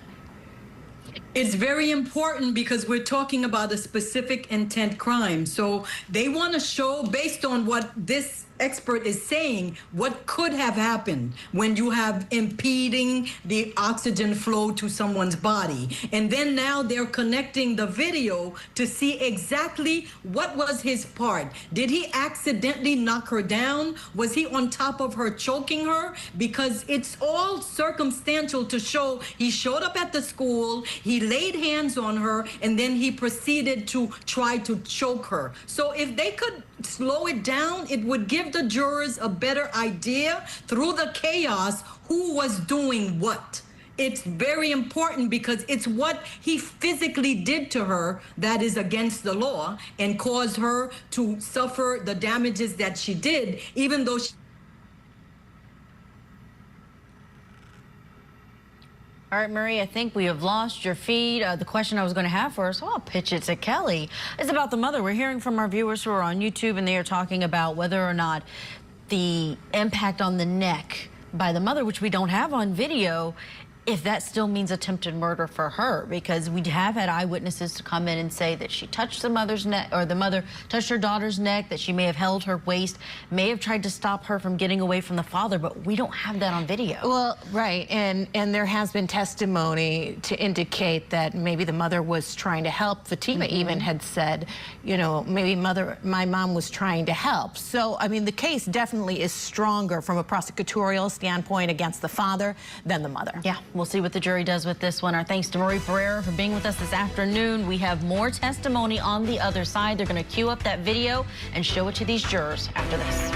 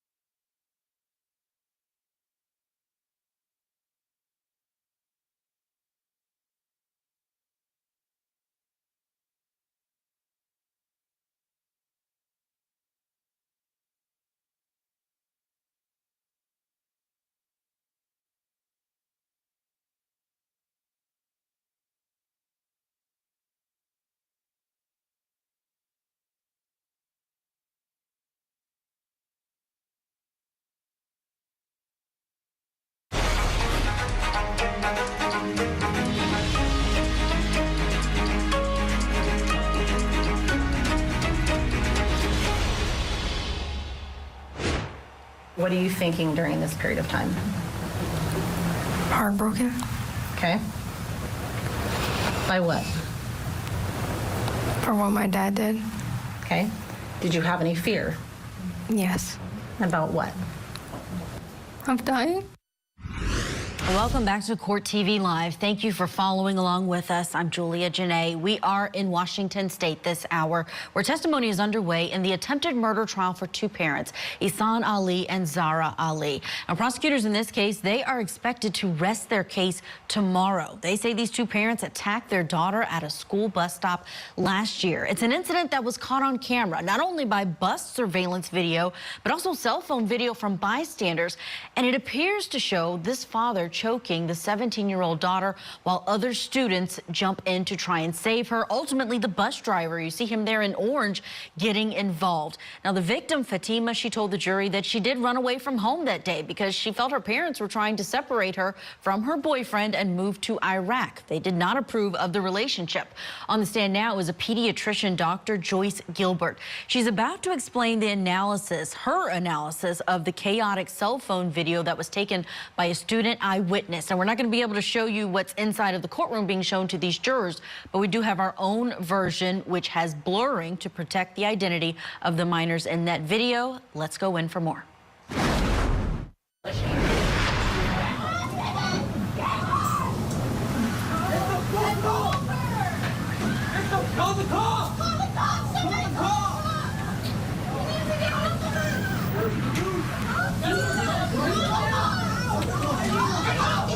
Now I'm stopping the video at 0019 seconds. Dr. Gilbert, earlier, right before I paused the video, we see an individual that is lying on the ground with their left arm extended. Did you see that? I did. And when you observed, based on your training experience, the movement of that left arm, what did that appear was happening to that person? That looked like a seizure of the left arm. Okay, and what about the movement of the left arm makes you say that it looked like a seizure? It was rhythmic, sustained rhythmic movement without a purpose.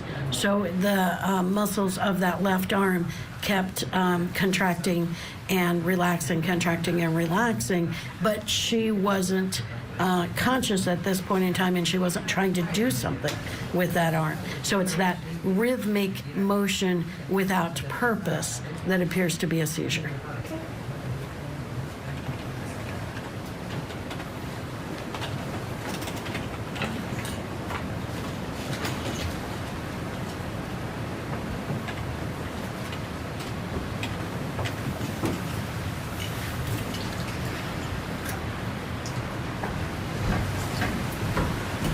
And with regards to when a patient has a seizure, after a situation where they have a seizure and CT scans or x-rays are done on their brain, are you able to, just based on the review of the scans or the x-ray, tell that they in fact had a seizure?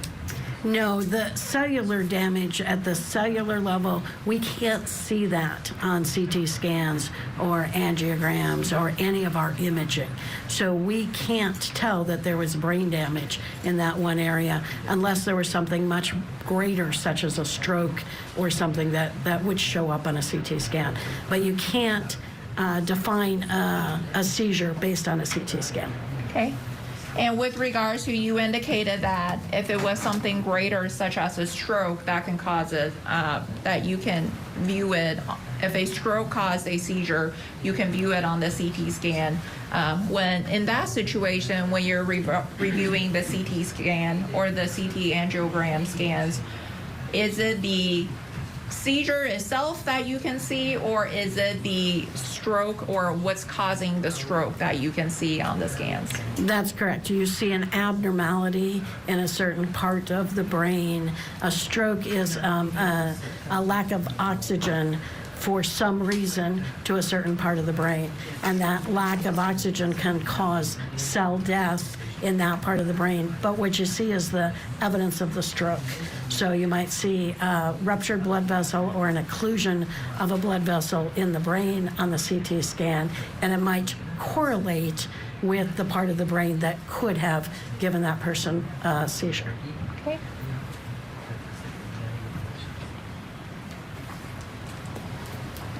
And as part of being one of the treating physicians for Fatima while she was admitted at Providence St. Peter's Hospital, did you also review the exam that was conducted by the forensic nurse examiner, Synovia Rivas? Yes, I did. Okay.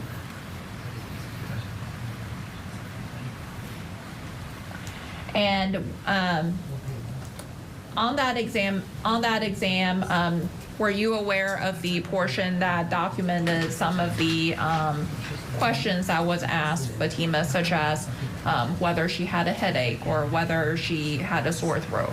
Yes. And did you in fact review what her responses were? Yes, I did. Okay. And based on your training and experience, Dr. Gilbert, the exam, when Ms. Rivas did the exam, there was the indication of Fatima indicated she had headaches. What is the relationship between a strangulation and headaches? Again, the headache is typically caused by the backup pressure from occlusion of the jugular vein, and that excess amount of blood in the head will cause the headache. Okay.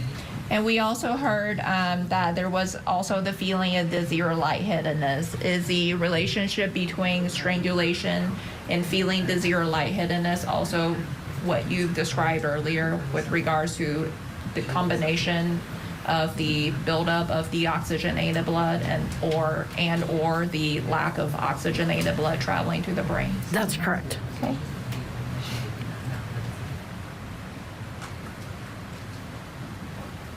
And we also heard testimony there was loss of consciousness. Loss of consciousness, is that also due to what you described earlier from that it could be one of the effects of strangulation due to lack of airflow or lack of oxygenated blood traveling to the brain or buildup of deoxygenated blood? Correct. Okay.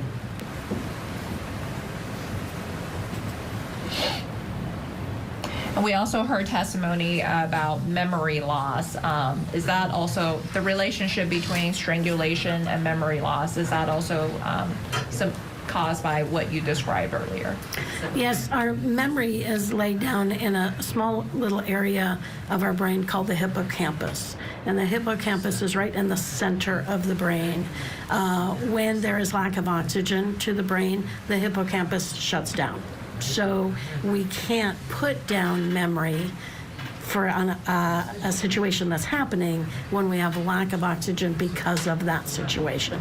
So it's very, very common for strangulation victims to have altered memory or sometimes even no memory of the event itself. Okay. And what about weakness or numbness? We heard from Ms. Rivas that Fatima also indicated she had weakness and numbness. What is the causal relationship between strangulation and that? Again, the lack of oxygen to the motor center of the brain will cause the weakness and the loss of motor control. Okay. We also heard there was vision changes for Fatima. The causal relationship between strangulation and vision changes, is it the causal relationship, is it based on what you testified to earlier? Yes, the lack of oxygen and the buildup of the pressure will affect the vision center of the brain, which is the back of the brain. Okay. And what about ringing in ears? We heard that she also she also felt ringing in her ears. What is the causal relationship between strangulation and that?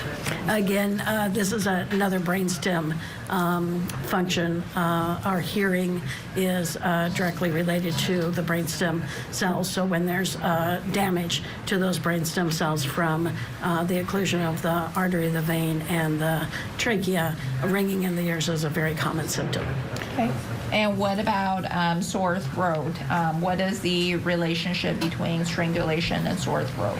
So the trachea is the big windpipe right in front of the esophagus, which is our swallowing tube to our stomach.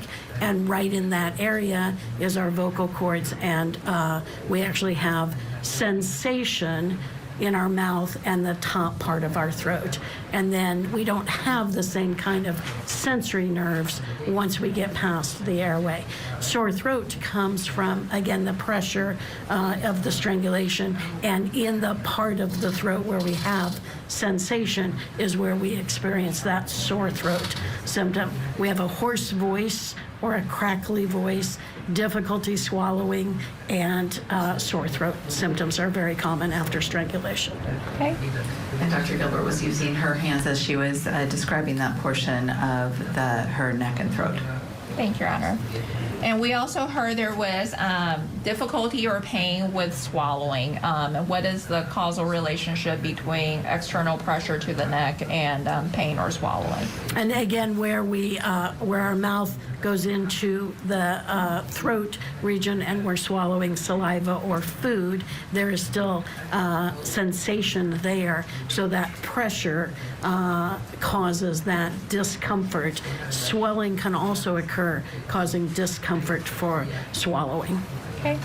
And when you're talking about the pressure that can cause the discomfort, are you referring to pressure to the trachea or pressure to the jugular veins or carotid arteries? The position of the pressure is on the trachea, but it's giving pressure to the esophagus and the throat, which is right behind the trachea. Okay. Yes. And then what about hyperventilation? What is hyperventilation? Hyper means increase, ventilation means breathing. So it's an increased rate of breathing. Okay, and we heard that Fatima during the strangulation exam also indicated she had hyperventilation. What is the causal relationship between strangulation and hyperventilation? So when you're strangled, when your airway is occluded, your immediate response is to try to breathe. It's a very primal instinct to stay alive and try to breathe. Fatima did this, and she described to us that she felt that it was hard to breathe and she couldn't catch her breath during this episode before she became unconscious. Once she woke up, the brain is on overdrive, telling her to continue to breathe and continue to breathe. And the hyperventilation comes from the strangulation episode as well as from the anxiety that goes along with having your airway occluded. So even by the time she got to the hospital, she was still working hard at breathing. She was still afraid that it was not going to work well for her because of that strangulation effect. Gradually, over the time in the emergency room, her hyperventilation symptoms diminished. By the time she got to the pediatric floor, she no longer had that sensation or those symptoms. Okay. And we also heard testimony that there were, well, let me ask you this question. Can strangulation cause abrasions on the human body? Yes. And what are abrasions? Abrasions are breakage in the skin, the superficial skin, causing redness or marks or scratches or even sometimes true lacerations. So any force applied to the skin can cause an abrasion. Okay. And how can strangulation cause abrasion? The amount of force in the episode of strangulation around the neck, sometimes on the face or the chest, all depending on where the pressure is being applied during that episode, will cause damage to the superficial skin. Okay. And based on your training experience with strangulation, can the individual that is, in essence, being strangled, can they also cause the abrasion to occur? Yes. In the process of trying to breathe during strangulation, sometimes the victim themselves will put their hands up by their neck or will move in a way that causes or increases the amount of abrasions seen. Okay. Your Honor, I think this may be a good stopping point for the morning break. You still have a ways to go with this witness? Yes, Your Honor. All right. So, members of the jury, we're going to go ahead and take our morning recess at this time.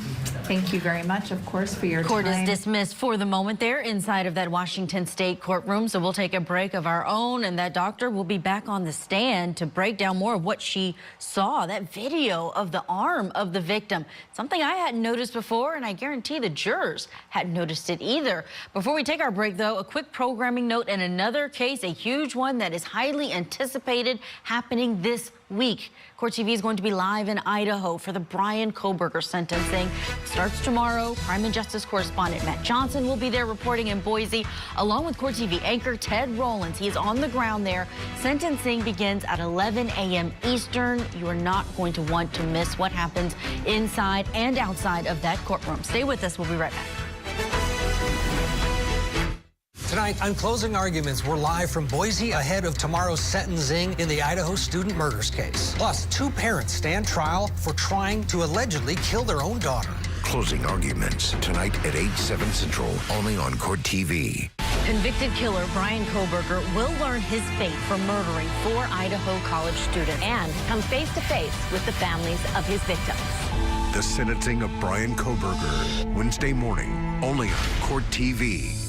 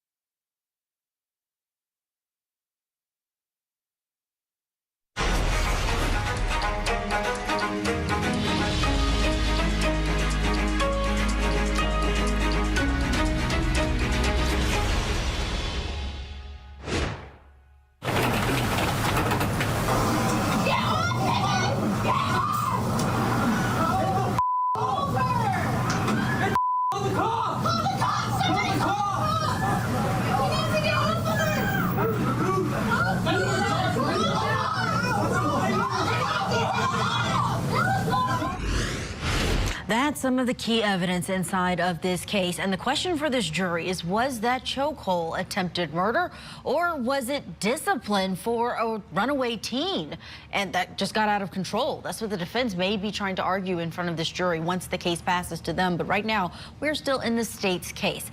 And the Washington state trial that we're watching involves these two parents who were accused of trying to kill their own daughter. Both Ihsan and Zahraa Ali face multiple charges for this alleged attack at the Timberland High School in October of last year.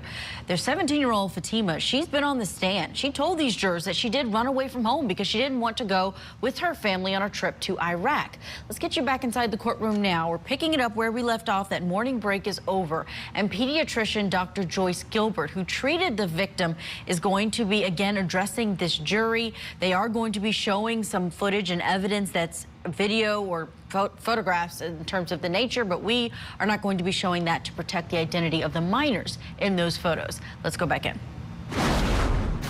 And Dr. Gilbert, you testify you were one of the treating physicians for Fatima when she was admitted to the pediatric floor at St. Peter's Hospital. As part of your as part of being one of the treating physicians for Fatima, did you also review the CT angiogram scans that were done in her case? Yes, I did.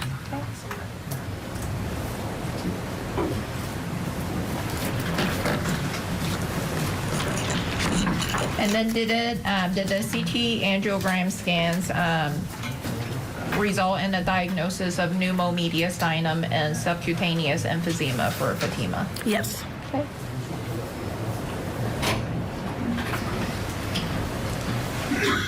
And was there, as part of the, and based on the observations of the scans, were you aware that there was were you also aware that an otolaryngologist by the name of Dr. Kim was also consulted on this case? Yes.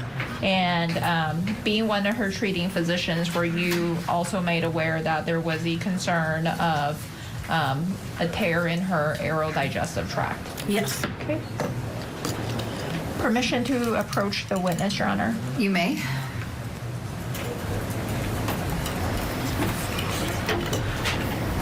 Dr. Gilbert, I've handed you what's been marked as State's Exhibit 105. Do you recognize what I have handed you? Yes, I do. Okay. And do you know what is contained on the thumb drive that is labeled State's Exhibit 105? Yes, I do. And how do you know what is contained on that thumb drive? These are images taken from the CT angiogram that I gave to you to use in this trial. Okay. And did you also have a chance to review the images on Exhibit 105 prior to your testimony? Yes. Okay. And do they accurately depict the some of the CT angiogram scans that were done in Fatima's case? Yes. And do they depict the free-flowing air that was located in Fatima? It does depict the pneumomediastinum and the air in the neck, yes. Okay. Your Honor, at this time, the state offers for admission into Evidence Exhibit 105. Any objection, Mr. Kading? No, Your Honor. Mr. Larry? 105 shall be admitted. Permission to publish? You may.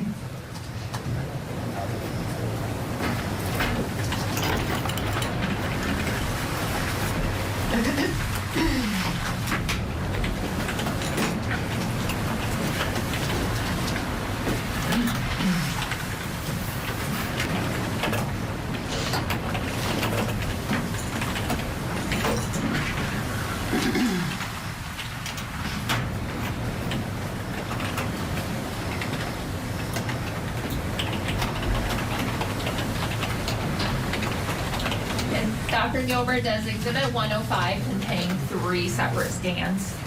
No, it contains 3 separate images from a scan. Okay, I apologize, but it is 3 images. Correct. Okay. Now, publishing the first image that is labeled SER0000.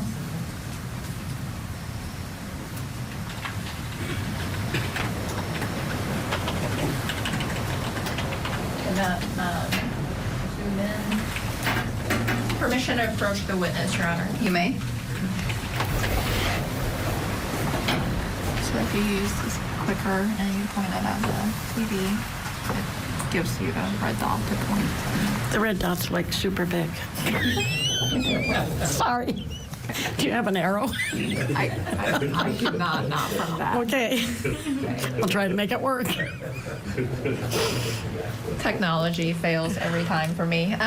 Dr. Gilbert, I'm showing you what's labeled scan SER000, not scan, image from the scan SER0000. Can you tell the jury what they're looking at in this image?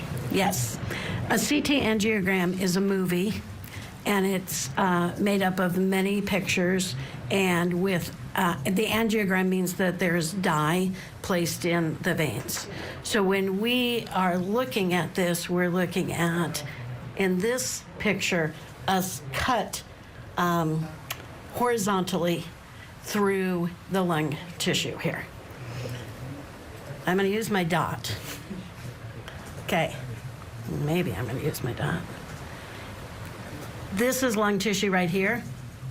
This is lung tissue right here. And I apologize. And for the record, you're using the dot to point to sort of the bottom half of the image? Correct. Okay. And then the white things around are ribs. Up front, the round circular thing is the trachea. And the little round black areas is air outside of the trachea. That's going to be called subcutaneous emphysema, or air outside of a area where it should be. And Dr. Gilbert was then highlighting almost the center of the image, maybe just below the center, when she described the black circle and then the small black areas around it. Thank you, Your Honor.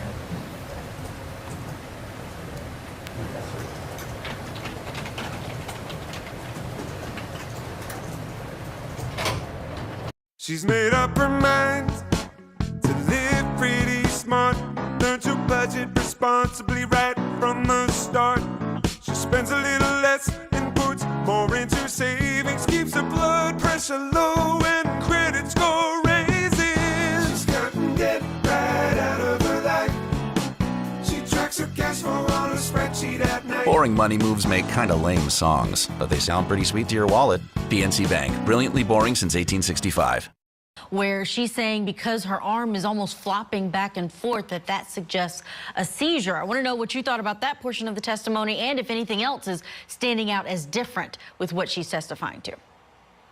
I think that was important, because at the beginning of this trial, I was wondering, how is the state going to prove that this man intended to kill his daughter, this defendant, this victim, right? How are they going to prove that? Because this was a melee. This was a complete mess.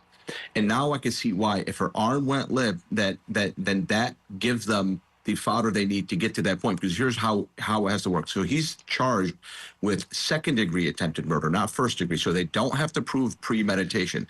They just have to prove that he had an intent to kill her. And to do that, they have to show that he took a substantial step in that direction. Her arm going limp, in my opinion, gets them very close to the substantial step that he took. Because what other reason, I think this is what they'll say in their closing argument, what other reason did you have to put her in a chokehold and then stay there even while you were being punched in the face? You still kept her in the chokehold. The only reason that explains it is you intended to kill her, right? So that's why her arm going limp is a big, big, big deal. I did not notice it, but it goes right in line with the state's theory. There's so much evidence in this case when it comes to video evidence, and I think it is going to have an impact on this jury. The state is going to be ending their case, we expect, tomorrow. Do you think they have proven their case beyond a reasonable doubt if we stopped right here with Joyce Gilbert? It's a tough one. That's a tough one. I don't know. This is a coin flippy case. Whether or not they've proven attempted second-degree murder. I think they've proven some criminal conduct. I don't know. It's coin flippy for me, Julia. This one's a tough one. Yeah, I can't wait to see what the lesser included charges are going to be on this one and what the jury will have to work with in the deliberation room. Michael, stand by. Let's get to our break. When we come back, we have more testimony on the other side. Thanks for being with us.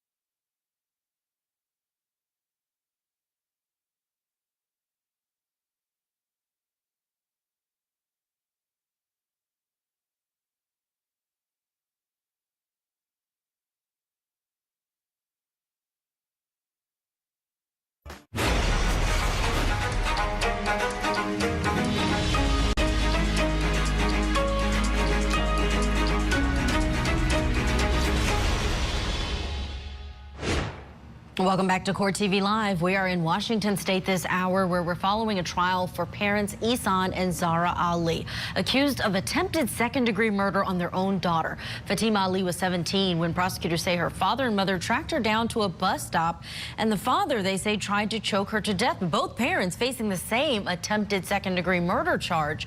Police say she ran away from home over fears that her parents were going to take her on a trip that she wasn't initially aware about to Iraq. Let's pick up things where we left off with a pediatrician who is reviewing images of the victim's medical exams after this alleged attack. Now I'm going to publish the image that is labeled SER 0001.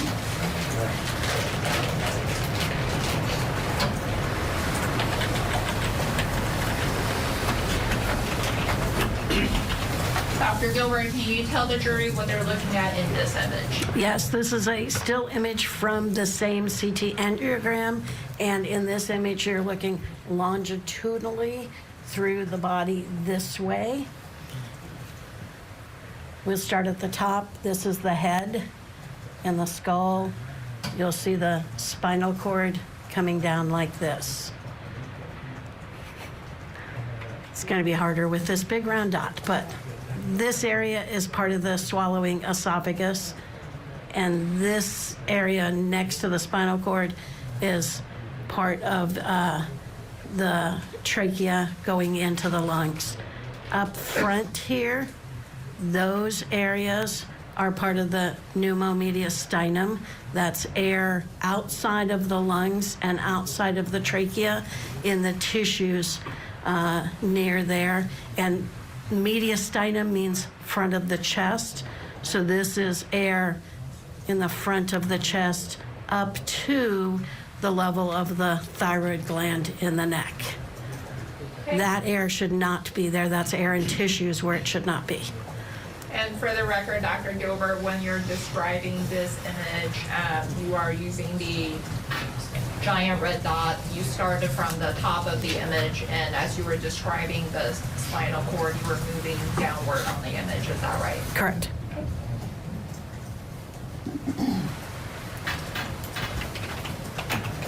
I'm going to publish image that is labeled SER 0002.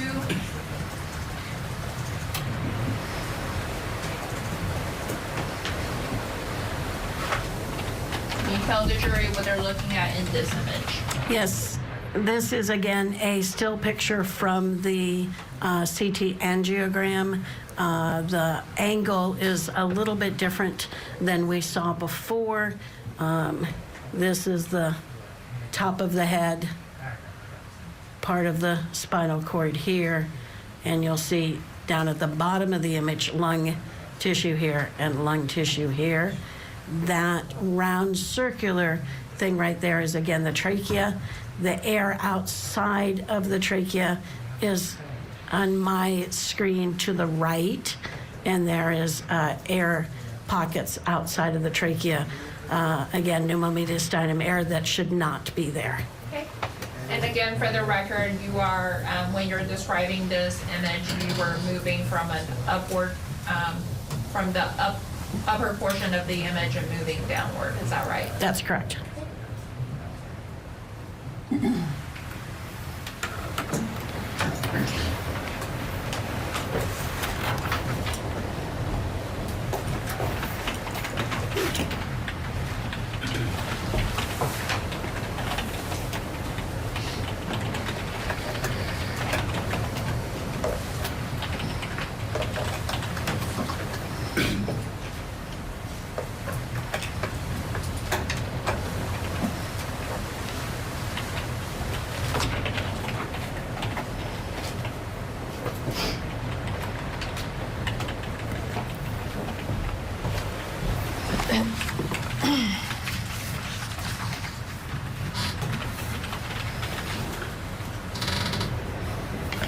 And Dr. Gilbert, based on your training experience with strangulation, have you yourself examined a patient or patients that has strangulation happen to them that resulted in pneumomediastinum? Yes. Okay.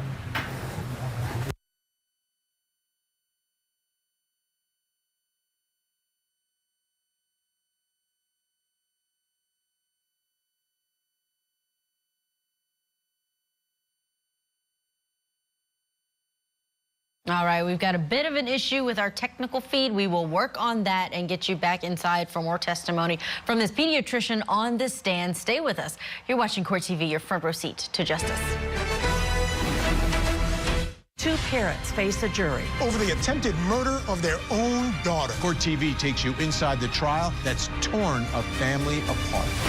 The attempted honor killing trial. Live coverage today, only on Court TV. Tonight, on closing arguments, we're live from Boise ahead of tomorrow's sentencing in the Idaho student murders case. Plus, two parents stand trial for trying to allegedly kill their own daughter.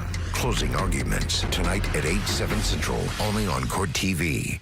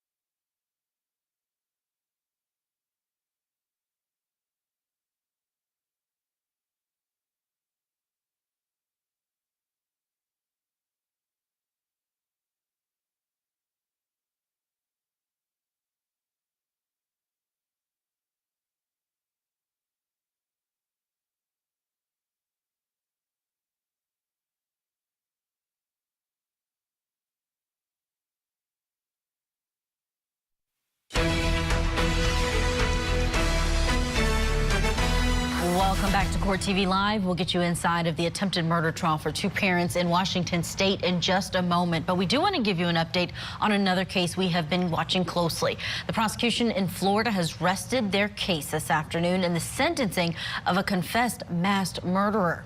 This is Shelby Nelly. He's pleaded guilty to killing not only his wife, but his mother-in-law, his father-in-law, and his brother-in-law back in December of 2018. And this case is just about his in-laws. It was during that investigation that officials learned he had also killed his wife earlier that year. He already pleaded guilty to manslaughter in her death, and he's serving a 30-year sentence. But jurors have to decide if he deserves the death penalty for all of these killings. Today, the jurors watched Neely's second police interview, and in it, he speaks calmly and casually about how he killed his wife, Jamie. The detective interviewing Neely says that the defendant, the suspect, changed his story slightly, offering additional information about the murder. Approximately how long do you think you were choking her? Like 3 to 4 minutes. 3 to 4 minutes total choking her? Yes. Okay. And I remember the big detail that I forgot about yesterday. I do apologize. After that happened, I did grab a hammer and I hit her just to make sure that she was dead. Okay. I'm sorry. I forgot about that. That's fine. It just came to me because, like I said, I blocked that. And when you hit her, that was still in the living room with the hammer? Yes. How will listening to evidence like that impact this jury? They have to decide whether to recommend life in prison without parole or the death penalty for Shelby Neely. We'll continue to follow this case closely. The defense is going to put on their opening statement when it starts up again tomorrow. We'll bring you any updates throughout the day here on Court TV. For now, let's go back to Washington State. The trial against 2 parents charged with attempted second-degree murder in the attempted attack on their daughter in Washington State. The 2 defendants are Ihsan and Zahraa Ali. They're being tried together, and prosecutors say it's because they tried to take the life of their 17-year-old daughter Fatima in October of last year. This is an incident that was caught on bus security cameras and cell phone, and prosecutors say that the video shows the father trying to choke the daughter to death. Other teenagers jumped in and tried to rescue her, but it didn't do anything. They were able to detain the father until police arrived. Let's pick it up where we left off. A pediatrician who treated the victim in this case is reviewing images from her medical exams.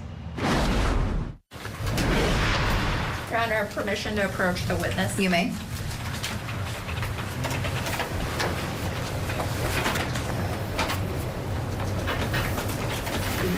Dr. Gilbert, I'm handing you what's been admitted already as State's Exhibits 67 to 81. If you could look through those and let me know when you're done looking through them.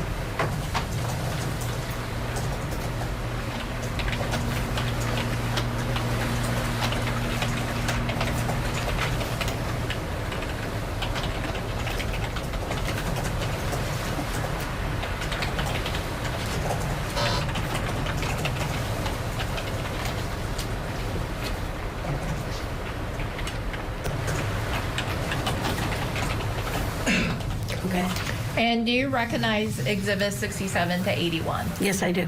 And what are Exhibits 67 to 81? These were photographs taken in the emergency department of Fatima Ali when she presented after the strangulation. And my understanding was that these were taken by Synovia, the F&E who was doing her exam. Okay. Permission to publish Exhibits 67 to 81? You may.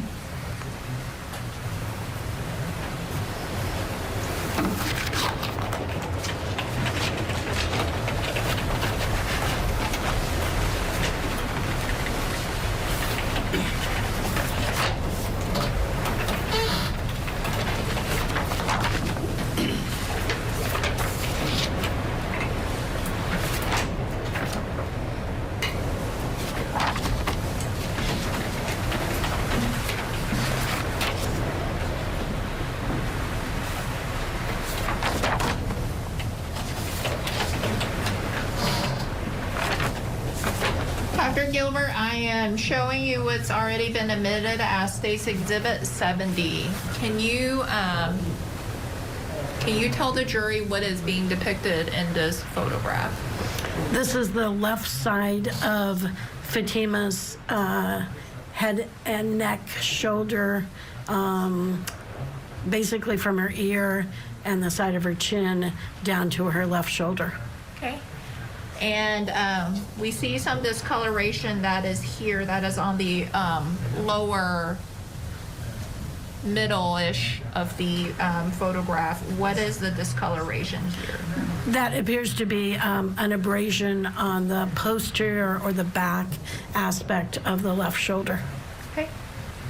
And Dr. Gilbert, you testified earlier that you had a chance to review the video that was taken by the student. During the course of your treatment of Fatima, did you also have a chance to either speak to law enforcement officers or review their reports that documented sort of what had occurred that resulted in Fatima ending up on the ground? Yes, I reviewed the reports. I did not speak to law enforcement in person. Okay. And the discoloration that we see on the shoulder here, on the lower back and shoulder area, could that, based on your training experience, be caused by sort of impacting with the ground?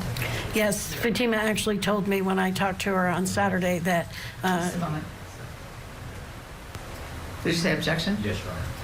Objection was just the one evidentiary basis? Hearsay. Right. I will allow you to ask some further foundational questions as it relates to, if you wish her to continue, as it relates to any conversations and the purpose of those. I'll sustain the objection right now. Okay. And Dr. Gilbert, as being a treating physician with Fatima, did you have a chance to speak to her while she was in essence, admitted to the pediatric floor at St. Peter's Hospital? Yes. And in speaking with Fatima, did you also ask her about what had transpired or occurred at the bus stop? My questioning of Fatima that morning was about any injuries that she had sustained so that I could provide medical care to her. Okay. And did she actually share with you any injuries that she believed had occurred or that she sustained? Yes. Okay. And did those, her statements to you, assist you in providing medical care for her? Yes. Okay. And in this case, did Fatima indicate to you how she went from being upright to ending up on the ground? Yes. Okay, and what did she say? She said that she thought she had fallen on her left side because her left shoulder hurt and her left hip hurt. Okay, and based on your... Button on this testimony, let's bring in National Trial Attorney Michael Jafer. Michael, we are listening to so much evidence that involves the father. I'd say 95% to 5% about the mother. And when our camera pans to this defense table where we've got two parents tried together, I keep wondering, why was this case not severed? Who do you think bore the responsibility of perhaps trying to get a separate trial here?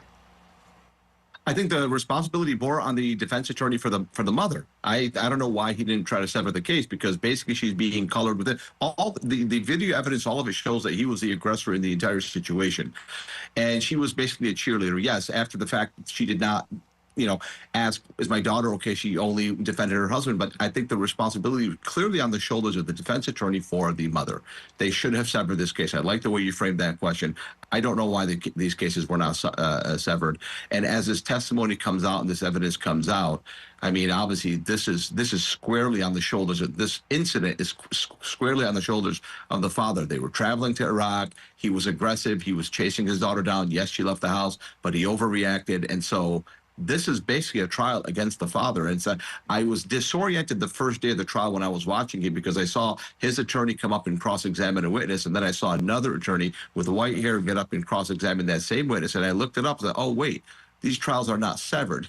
And so she has her own defense attorney who's cross-examining witnesses. It's very disorienting to see, and the responsibility was squarely on his shoulders. He should have severed the case. Does that tell us anything about what her defense is going to be, when we know oftentimes if the parties are pointing the finger at each other, that's a reason for a severance? You know what? That's a great question. I think that she just gets ride or die with her husband. That's what I think happened. I think she probably told her attorney, maybe, don't sever the case. I support my husband. I think that my daughter is a bad person. She ran away from home. That could be why they didn't sever the case. I think, that's kind of the way I see it. I think that's going to be her, not really her defense. I think that's just her ride or die nature and why she's a co-defendant with her husband. And if they still take that position that the daughter was in the wrong, it'll be interesting if they take the stand. Michael Schaefer, thank you so much for your analysis. We have more ahead in this case. Stay with us. You're watching Court TV, your front row seat to justice.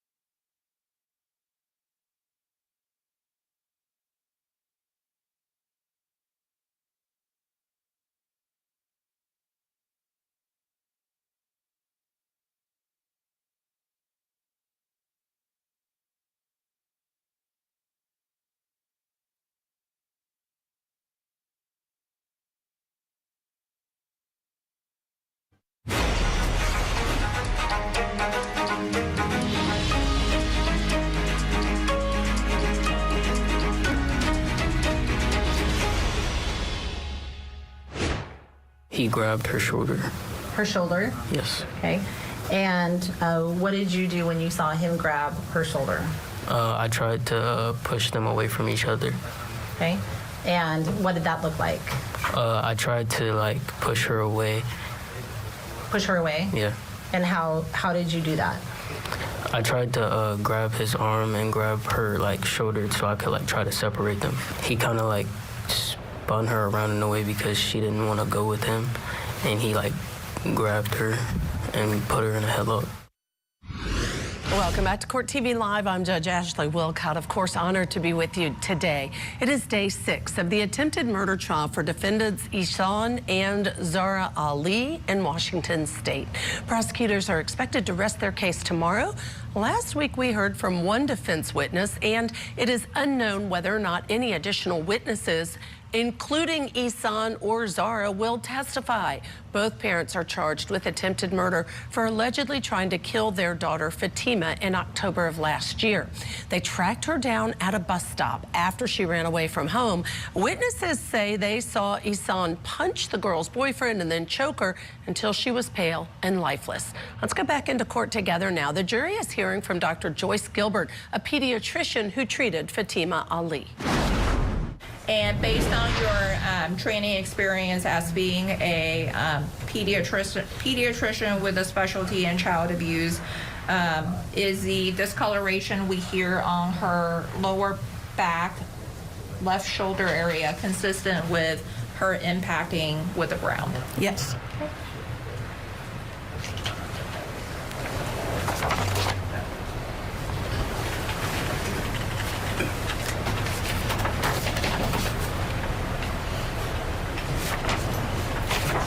Exhibit 71, can you tell the jury what is depicted in this image? Yes, this is a photograph taken from the right side of Fatima's face. It includes her lips, her nose, her right eye, and her forehead. Okay.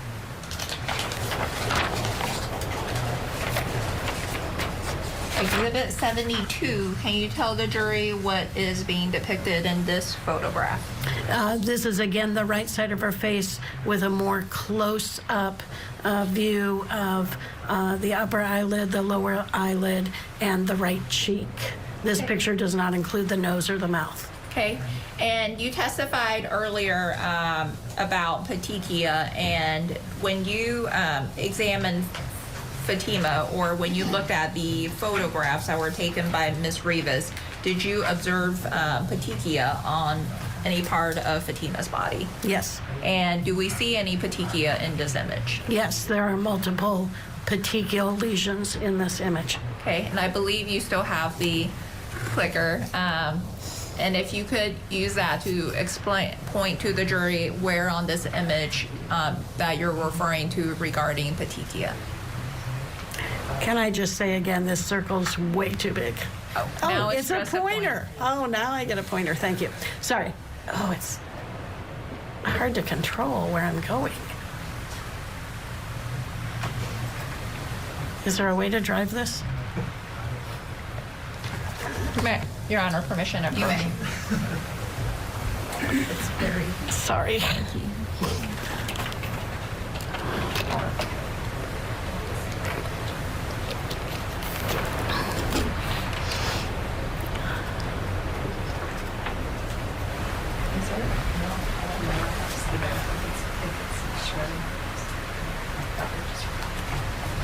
I'm going to use my finger instead to point to Dr. Gilbert. On this image, with regards to, I'm pointing sort of to the middle section of the image. What is the jury looking at here with regards to the red dots? So each of those red dots is a petechial lesion, a broken blood vessel in the surface of the skin. And again, there are multiple petechial lesions. Your finger was going over a few of them. Okay. And with regards to the petechia, if there is an episode of strangulation, is the petechia due to the jugular vein compression or the carotid artery compression? It's secondary to the jugular vein occlusion or pressure and the backup of blood into the head. Okay.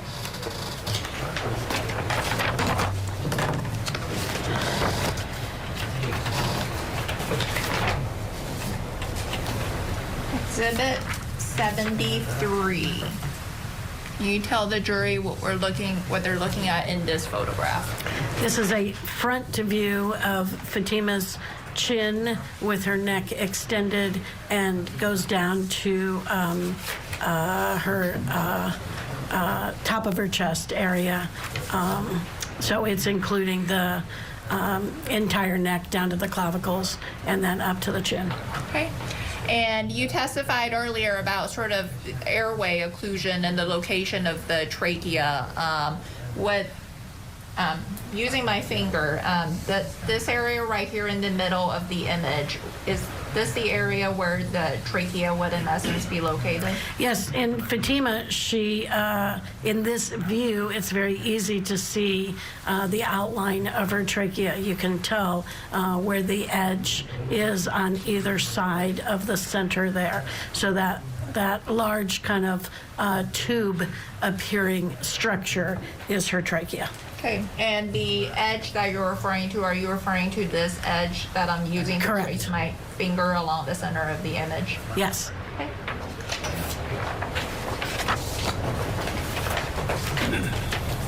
In Exhibit 74, can you tell the jury what is being depicted in this photograph? I would need you to tell me what it says on the back because there's not enough information as to whether this is right or left. Okay. And is there information depicted at the top of the photograph that indicates what is being depicted?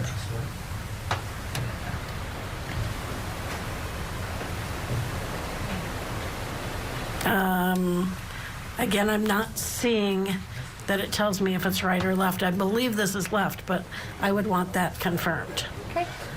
And just a few questions regarding the image, not knowing whether it's the right or the left of, when you say the right or the left, which body part are you referring to? This is a picture of the neck. But because of the angle of it's a close-up picture of the neck, and because of the angle, it's difficult for me to ascertain if this is right or left. Okay. And not knowing, understanding that you don't know if it's the right or the left, the discoloration that we see that is being depicted in the middle of the photograph, what is that? That's bruising and abrasion of the neck. Okay, and based on your training experience, can a strangulation episode cause bruising? Yes. And how does it cause bruising? The pressure applied to the skin breaks the blood vessels underneath the skin, and it requires moderate to severe force of pressure to break blood vessels. And then when the blood seeps out of those broken blood vessels, it extravasates, which means it leaks up through the layers of the skin to become visible as a bruise. Okay.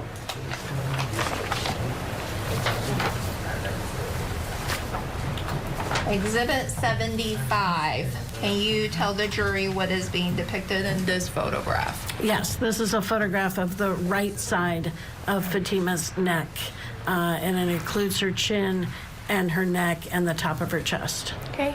And the discoloration we see here that I'm using my finger to trace, that is again in the middle-ish of the photograph. What is that discoloration? Again, that is bruising of her anterior, the right side of her anterior neck.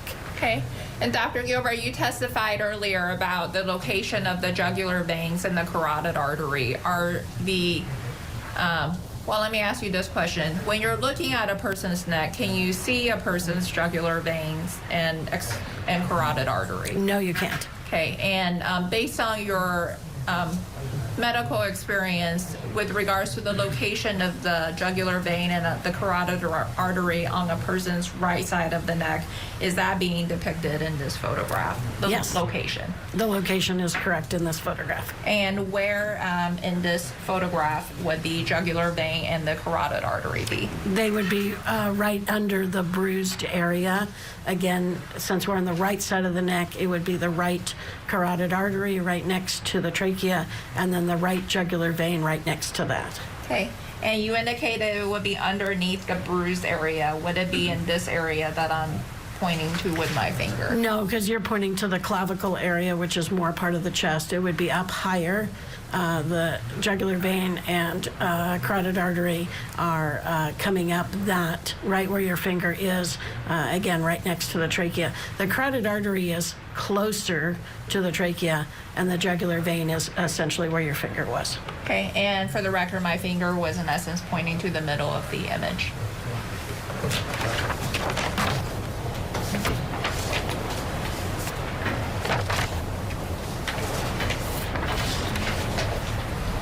Exhibit 77.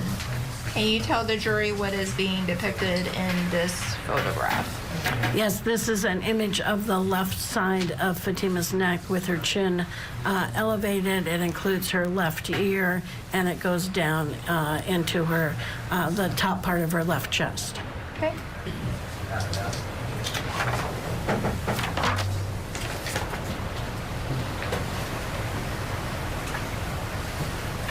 Exhibit 78. Can you tell the jury what is being depicted in this photograph? This is again the left side of Fatima's neck. This picture's not so close up. It's easy to ascertain that we're looking at the left side of her neck. We don't see the chin in this view, and the bottom of this view is actually at the bottom of her neck, not including her chest. Okay. We are following breaking news in the Donald Adelson case ahead of her August trial. Adelson's attorney has just filed several last-minute motions to try to exclude any testimony that interprets phone calls, emails, and text messages. Adelson is accused of first-degree murder, conspiracy to commit murder, and solicitation to commit murder in connection with the shooting death of her ex-son-in-law, Dan Markell.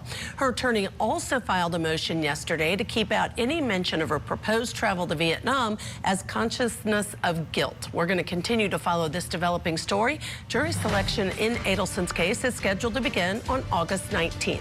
Stay tuned. We'll be right back.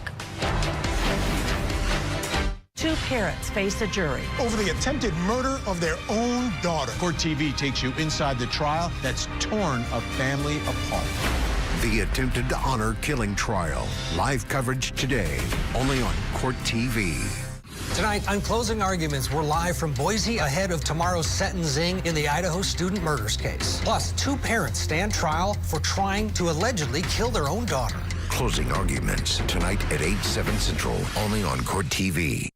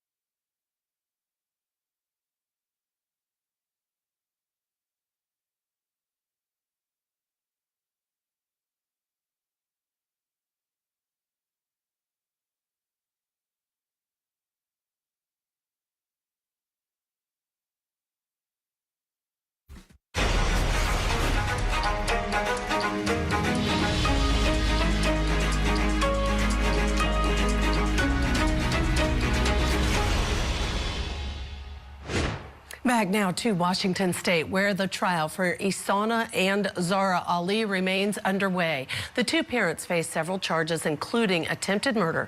Multiple witnesses say that the father strangled his daughter near her high school to the point her eyes were rolling in the back of her head.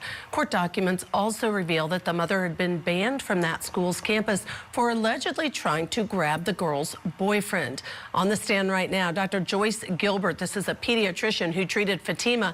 Right now, the court is seeing photos of Fatima's injuries. And again, we're not allowed to show those here on Court TV, but we can hear the testimony. Let's go back in for more. Okay, and we see sort of a round, a semicircular shape of red marks that is going down her left neck that is being depicted in the middle bottom portion of the photograph. What are those red marks? Those are scratches slash abrasions, breakage of the skin. Okay, and we also see some discoloration that is sort of going in a horizontal manner across the bottom half of the image, but also going across sort of where the abrasions are. What is that discoloration? And that's a bruise. Okay. And is the carotid artery and the jugular veins on the left side of the neck being depicted in this photograph as well? Yes, they are. And where would they be depicted? Basically where the scratch and the bruise are. The jugular vein would be closer to the scratches and the carotid artery would be closer to the trachea. Okay.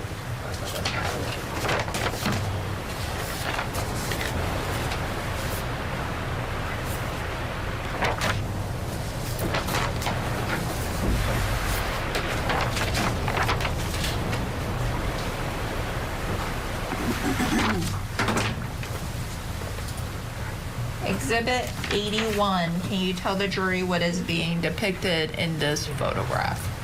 Yes, this is, again, the left side of Fatima's neck, a little bit more posteriorly than the last one. You don't see the ear, and you see the side of the neck going down towards the shoulder. Okay, and you said posteriorly compared to the last one. What does posterior mean? Posterior means more in the back. Okay, and do we also see the jugular vein and also the carotid artery in this photograph? Yes. And where would they be located? They would be on the left side of this photograph where the bruising is. Okay, and the bruising that you're referring to, is it the discoloration that we see in the middle of the photograph? And including the discoloration a little bit further up. There's additional bruising in this photograph in there, yes. And are you referring to this portion, which is on the upper, very right-hand portion of the photograph? Yes. Okay.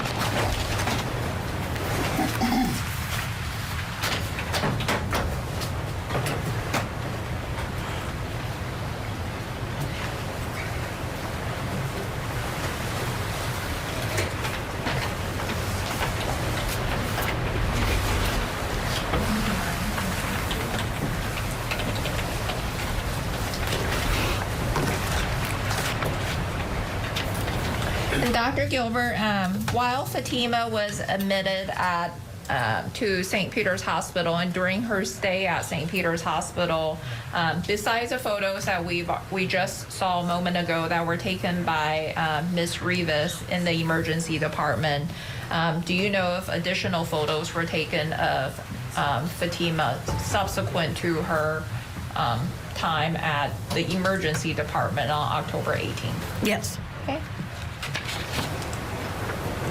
And what is the purpose of taking photos subsequent to her time at the emergency department? When we admit a pediatric patient with any sort of visible injuries, we tend to follow the progression of those injuries with daily photographs. So with Fatima, when I came on service on Saturday, roughly about midday, we photographed the areas that we had seen injuries. We also asked Fatima if there were any other injuries that she was aware of on her body. every child gets a full head-to-toe physical exam every day that they're in the hospital. So I was able to look at Fatima's body and make sure that no other injuries had shown up that we had not photographed on admission to the emergency room. We re-photographed the areas where we found positive findings: scratches, bruises, abrasions, and petechiae. So we took photographs of those areas again on Saturday when I was on service. Okay. And Your Honor, permission to approach the witness? You may.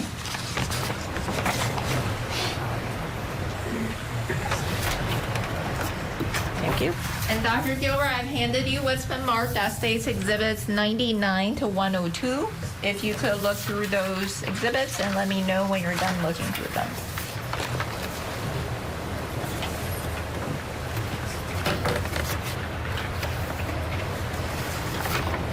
Okay. And do you recognize Exhibits 99 to 102? Yes. And what are being depicted in Exhibits 99 to 102?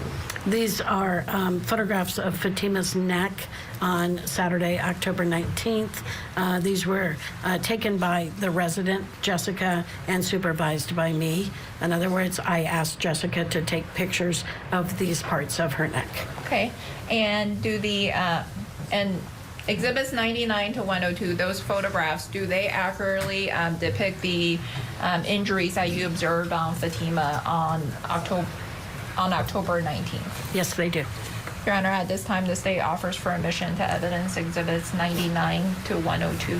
Mr. Kading, any objection? No objection. Mr. Larry? No, Your Honor. 99 through 102 shall be admitted. Permission to publish? You may.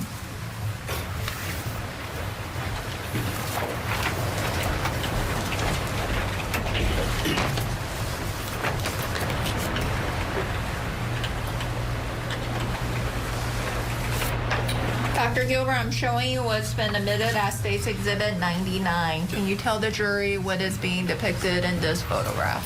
Yes, this is a front view of Fatima's neck. It includes her chin, both ears are visible, and it goes down to the base of the neck as it attaches to the chest. Okay, and the discoloration that we see that my finger is using to trace, that is in the upper middle portion of the image. What is that discoloration? That's bruising that is on over the trachea and to the left, covering the areas where the carotid artery and the jugular vein would be. Okay.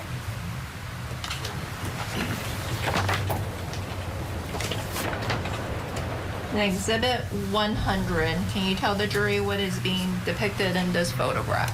Yes, this is a photograph from the left side of Fatima's neck. It includes her chin, the bottom of her ear, and it goes down to her attachment of her neck to her chest.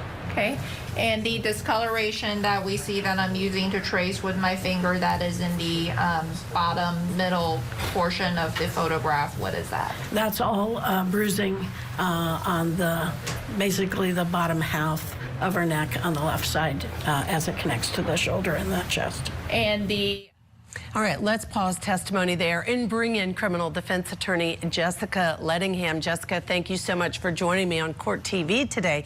As we are listening to the pediatrician testify, Dr. Gilbert makes clear that there are injuries sustained by Fatima, and I believe the jury can conclude at the hands of the father. Let me stop there and get you to weigh in on the testimony so far of this witness. This witness is a very hard testimony to stay awake to for the jury. So I really sympathize with them because it's been very long and dragged out and quite an anatomy lesson. But it is really important because she is trying to show her injuries were not from a seizure. It was from an actual strangulation. So although it's tedious, it is very important. It's very important because it does establish injuries, again, according to the prosecution, at the hands of the father, one of the two defendants. Let me ask you this, because we know our YouTube viewers are really looking forward to the cross-examination of this doctor. If you were the defense attorney, what might you try to bring out on cross-examination, whether you're representing the father who actively was involved in the act versus the mother who was really standing by? Whenever you cross-examine a witness, such as a doctor or some other type of scientist, first you want to go towards credibility. So obviously the defense, both defense attorneys, I'm sure, did a really thorough background check to see if she's messed up, to see if she has made mistakes, whether it be on court or at the hospital. The next thing you want to do is you're putting holes in her story, such as, are you sure that these injuries could only come from strangulation? What if during all of this she had an anxiety attack and it led to a seizure? So they're going to come up with as many as scientific explanations for the evidence as they can, and hopefully for their sake they get her to say, well, possibly, maybe, unlikely, but yeah, it's possible. And that's what they're going to go for. I kind of find her very likable, very credible. When she had the pointer, she's like, oh, I got a pointer. Okay, well, the pointer's not working there. I just think that the way she speaks to me is very relatable. We'll see what the jury thinks depending on what they do in this case. But I have one other question for you, and that is this. We know that both the mother and father are charged, Jessica, with attempted murder. But that means the prosecution has to show through evidence that the father intended to kill Fatima. How can, in your mind, they prove that kind of intent? We know from the video he appears to have attacked her. He appears to have choked her. We know there are injuries to her. But how do they get into his head to prove the intent? Prosecution is going to remind the jury about common sense. You know, we got a scientific lesson about how if you strangle, obviously that is going to cause people to black out and everything. But it's common sense. If you're trying to strangle a person and you don't stop and their eyes are rolling back, that is intent to kill them. And it is just as simple as reminding the jury that, you know, there's no ignorance when it comes to seeing a person's life literally disappear from their face as your hands are around their neck. That's right. Ignorance of the law is no defense. Jessica, stand by. Before we head to break, we'd like to welcome our viewers who are joining us from our YouTube channel today. Great to have you. We're going to be monitoring that page live throughout the day today. So join the chat. Send us your questions to have answered live on air, and I'll be taking those. That's youtube.com/CourtTV. Stay tuned. We'll be right back.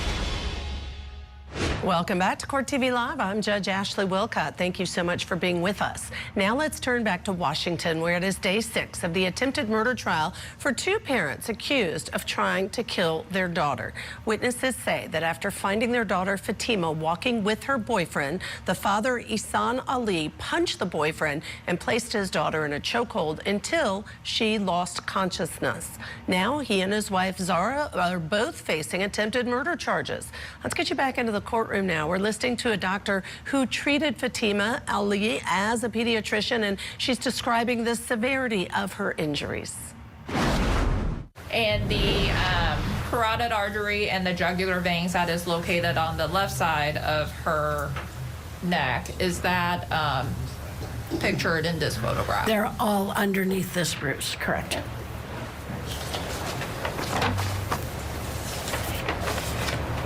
Exhibit 101. Can you tell the jury what is being depicted in this photograph? Again, this is a front view of the left side of Fatima's neck. It's just under the chin, the ear is not visible, and it goes down to where the neck connects to the chest. Okay. And the discoloration that we see that I'm using to trace with my finger, in essence, in the middle of the photograph, what is that? That's all bruising of the left side of the neck. Okay. Exhibit 102. Can you tell the jury what is being depicted in this photograph? Yeah, this photograph is from the right side of her neck, again from under the chin to where the neck is attaching to the chest. Okay. And the discoloration that we see that I'm using to trace with my finger, that is in the middle of the image, what is that? That's bruising over the trachea, the area of the carotid artery and the jugular vein on the right. Okay.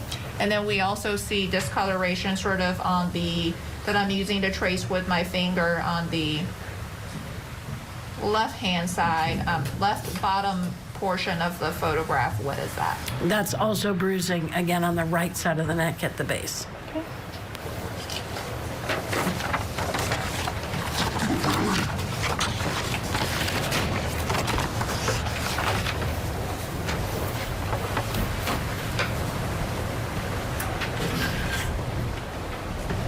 And Dr. Gilbert, you testified that you have, during the course of your career as a pediatrician with a subspecialty in child abuse, that you have in fact done strangulation exams yourself. Do every patient exhibit the same symptoms of strangulation? No. Okay.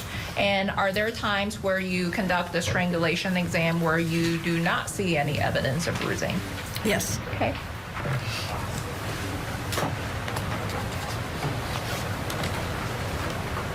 And the you testified that bruising is sort of bruising occurs. I believe you testified that is due to the pressure that is being applied that causes the blood vessels to, in essence, break, causing blood to sort of go to the surface. Correct. Okay. And in order for the blood, oh, are you okay? Okay. And in order for blood vessels to break, is it dependent on like the amount of pressure, or is there no relationship between that? Again, our science says it's moderate to severe force, so it is the amount of pressure placed on the skin that then causes those blood vessels to break. Okay. And you testified earlier in some of the images that we observed that were taken by Ms. Rivas. You testified about the presence of petechia under Fatima's, I believe it was her right eye. It was her right eye, yes.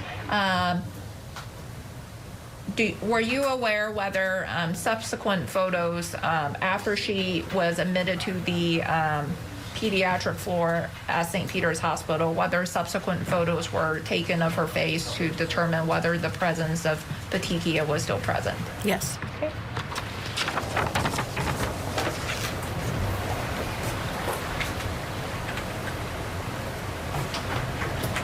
Your Honor, permission to approach the witness? You may.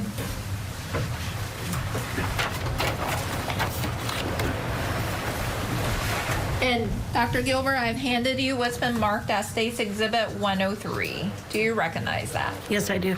And how do you recognize it? This is the picture of the right side of Fatima's face. I recognize it because I looked at it in the medical records. Okay. And the images that were taken of Fatima's face, are those part of the medical records? Yes, they are. And you testified earlier that you can't just go review a patient's medical records with no apparent reason.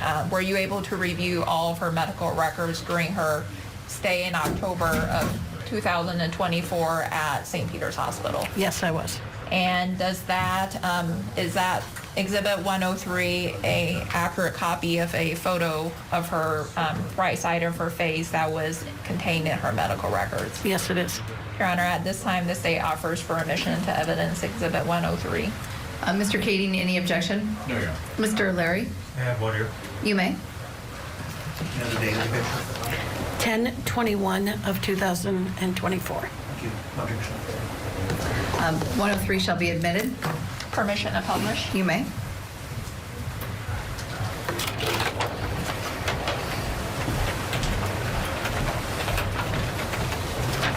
Showing you Exhibit 103, can you tell the jury what is being depicted in this photograph?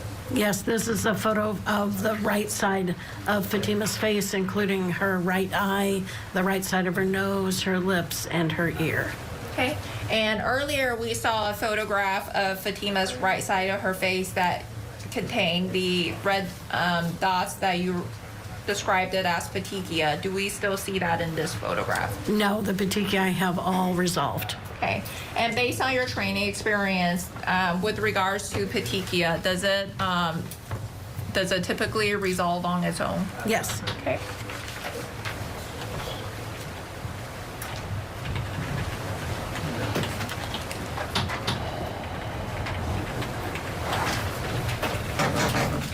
And Dr. Gilbert, you testified, and we also seen photos that were taken of Fatima that documented injuries that was on her shoulder and around her neck. If there had been other injuries that were observed on other parts of her body, would photographs have been taken of those areas as well? Yes, they would have. And based on your review of her medical records and your own treatment of Fatima, were there bruising or injuries on any other parts of her body, such as her chest? No, I did a full and thorough exam on Saturday, October 19th, and she had no other abrasions, scratches, bruises, or petechia seen other than on her face, neck, and left shoulder. Okay. Hearing about the injuries to Fatima, of course, the jury is seeing pictures we cannot show of the injuries to Fatima. And I would love our YouTubers as well as our viewers to let us know, do you think those injuries could appropriately be as a result of discipline? The defense is claiming discipline. Let us know your thoughts. We'll be right back. Tonight, on closing arguments, we're live from Boise ahead of tomorrow's sentencing in the Idaho student murders case. Plus, two parents stand trial for trying to allegedly kill their own daughter. Closing arguments tonight at 8/7 Central, only on Court TV. Convicted killer Brian Koberger will learn his fate for murdering 4 Idaho college students and come face to face with the families of his victims. The sentencing of Brian Koberger, Wednesday morning, only on Court TV.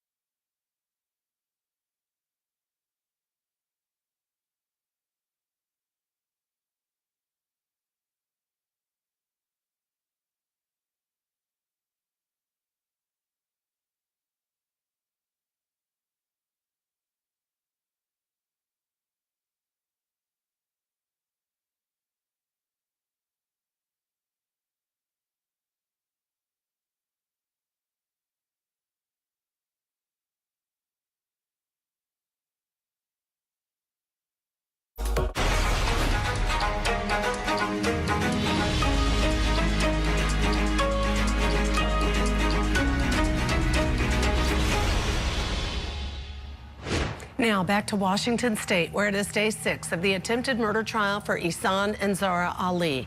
Prosecutors say the two parents attacked their teenage daughter, Fatima, in an altercation outside her high school in October of last year. Let's get you back into the courtroom now. We are listening to a doctor who treated Fatima, and the doctor's been describing her injuries. Okay.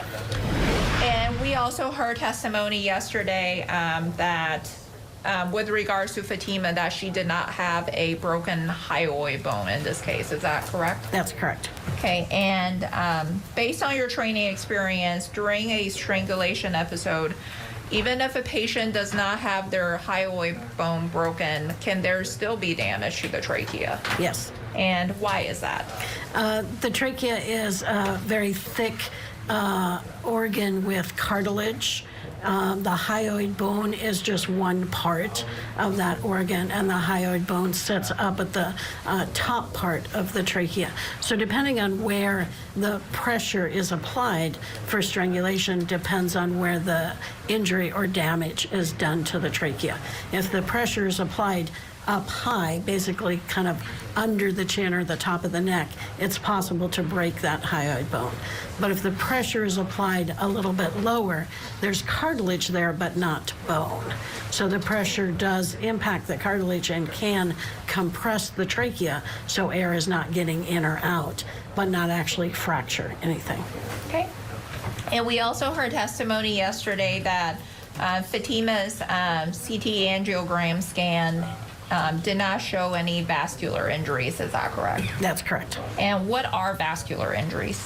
We can see on a CT angiogram if there's been a tear or injury to the carotid arteries.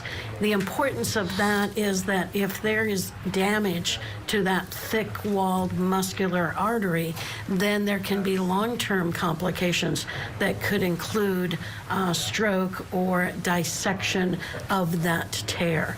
So it is important when we have a strangulation victim to do the CT angiogram to be sure that there's no injury that could cause further damage later on. In Fatima's case, her CT angiogram did not show any damage to either of the carotid arteries. Okay.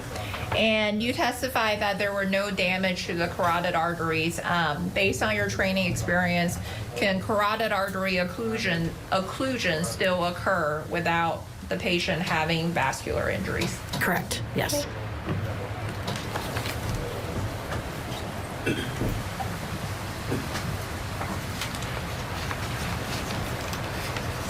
And the amount of pressure that is needed for carotid artery occlusion, in order for there to be vascular injuries, do you need more pressure applied to the carotid artery for vascular injuries, or less pressure, or does pressure play into the, or does pressure, the amount of pressure, does that determine whether there's vascular injuries? Again, in the science of strangulation, it's not so much even the amount of pressure or the length of time. It simply does happen. Sometimes that carotid artery tears internally, and many times it does not. But it's really important to diagnose when there's a tear inside the carotid artery, because the complications from that are great. Okay. Thank you, Dr. Gilbert. No further questions at this time. Mr. Kading, cross-examination. Thank you.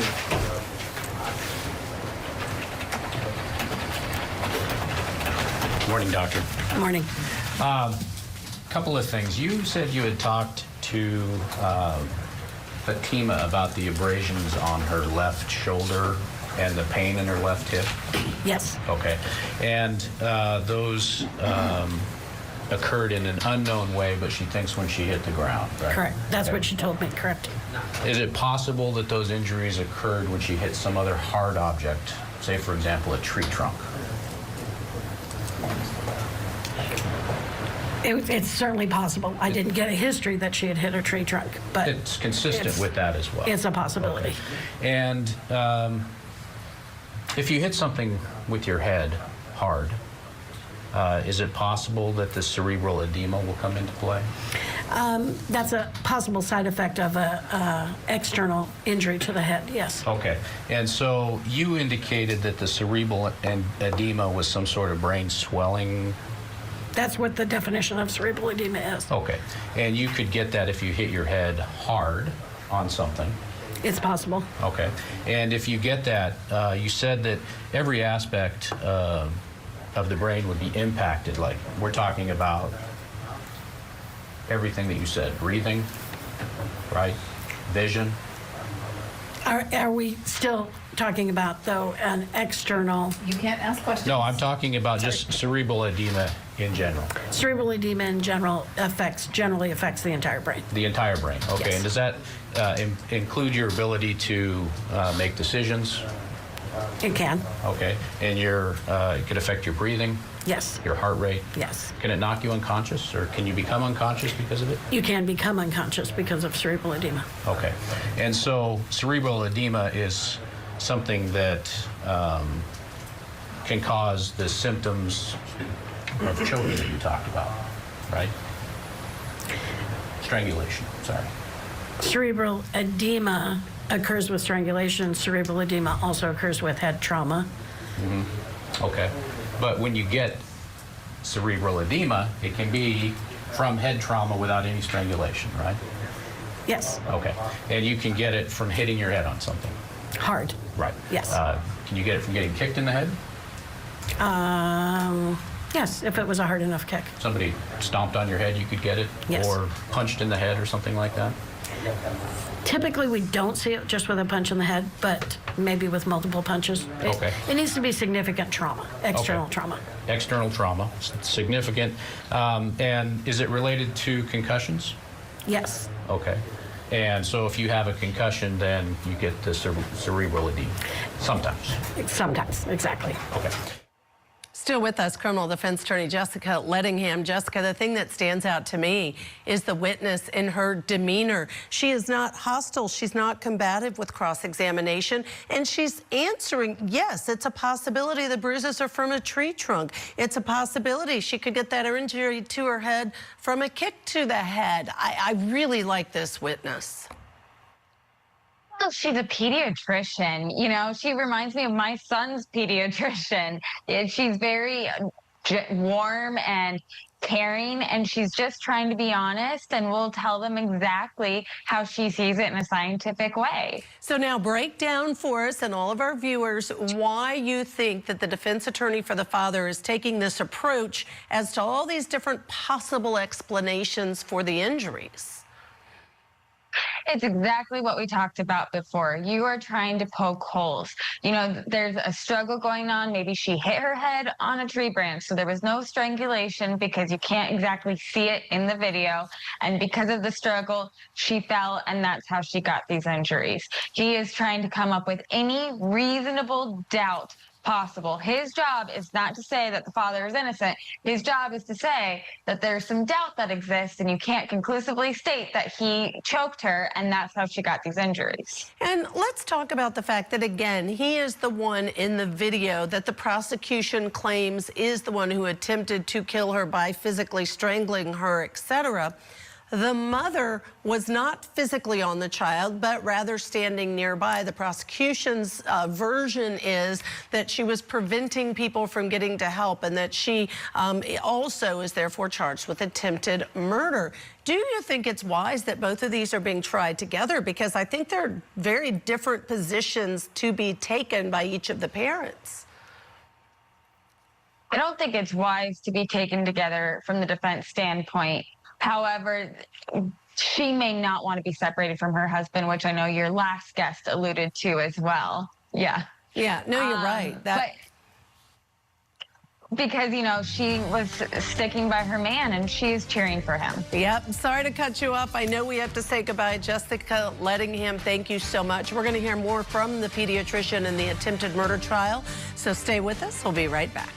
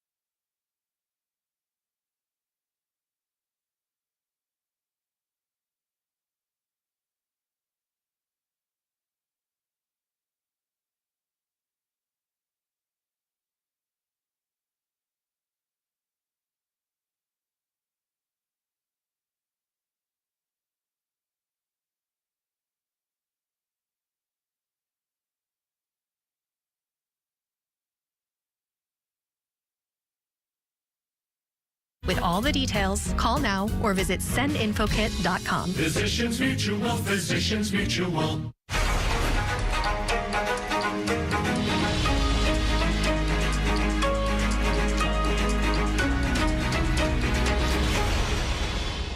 Welcome back to Court TV Live. I'm Ashley Wilcott. Thank you so much for being with us today.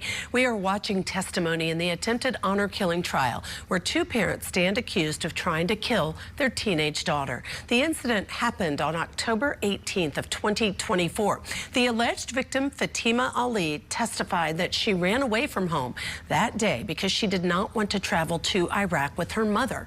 Her parents, Ihsan and Zahraa Ali, allegedly tracked her down at a school bus stop where her father then allegedly tried to choke her to death. The parents now face several charges, including attempted murder. Fatima originally told police she fled because she thought her parents would force her into an arranged marriage. However, the court has ruled that the term arranged marriage cannot be used at trial. Right now, the jury is hearing from Dr. Joyce Gilbert, a pediatrician who treated Fatima. This is cross-examination by the attorney for the father. Let's go back in for more. And when that happens, let's say that you get hit in the head and you get knocked out. Does that cerebral edema, does that start right away? You get knocked out with a significant force of head trauma, and the cerebral edema builds fairly quickly, but over time. It isn't an immediate response to an external force. Okay, but it could occur within a minute or so? Minutes, yes. All right.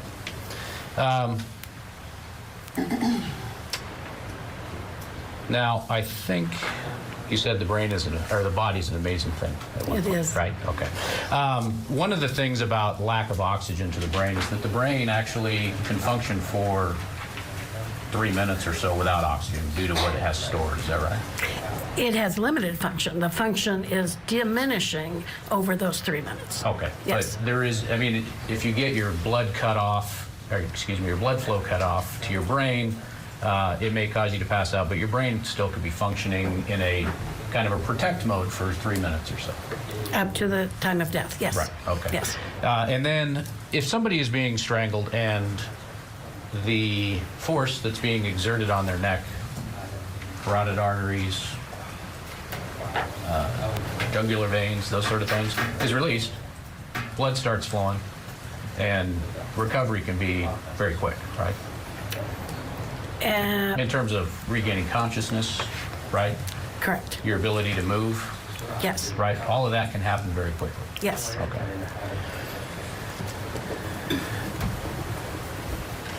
And I think you established that there can be long-term effects, but not always. Correct. And the shorter the amount of time that you're deprived of blood and oxygen to your brain, the more likely your chance of not having long-term effects, right? I would love to think that there's a direct correlation, but even people who have been strangled just to the point of unconsciousness and then woke up potentially could have long-term complications. Okay. Potentially, but not usual. Not guaranteed. All right. Now,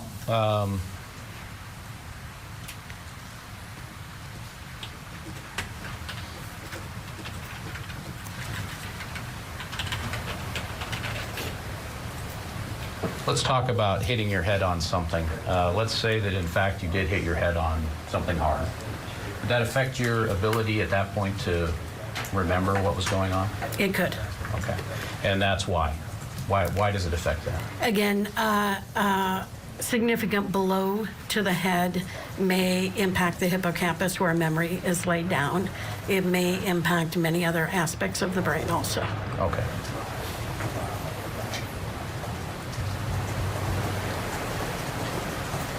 All right, and so impact the brain negatively, obviously. Yes. Right? Does it affect your ability to reason? It can, yes.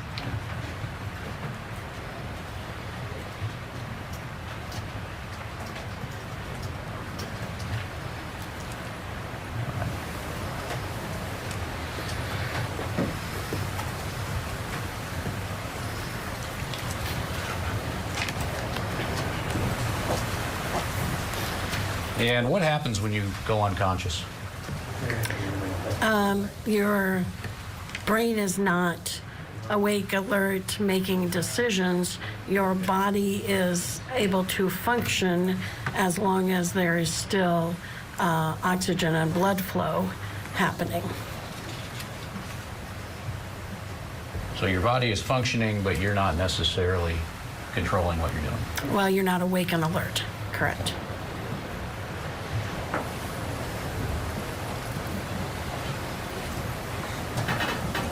All right.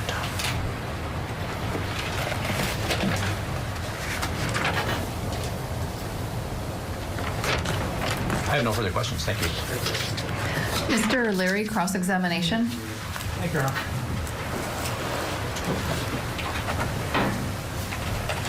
Good morning, Dr. Gilbert. Morning. Thank you for being here for 2 days.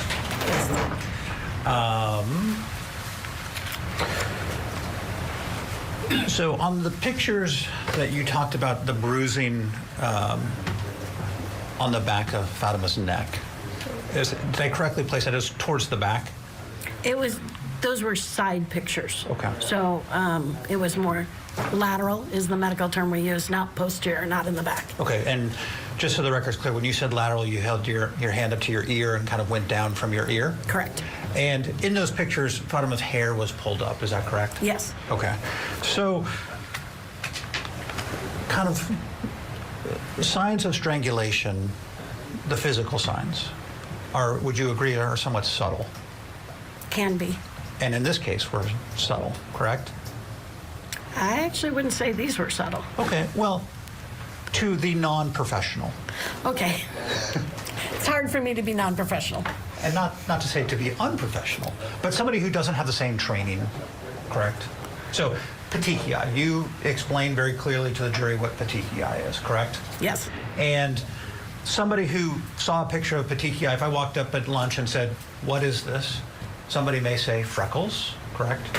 Correct. And that's a fair description, right? Yes. But based on your training, you know that there's a medical explanation, particularly when you see that it didn't last longer than October 21st, that was not a freckle, but that was a petechiae, correct?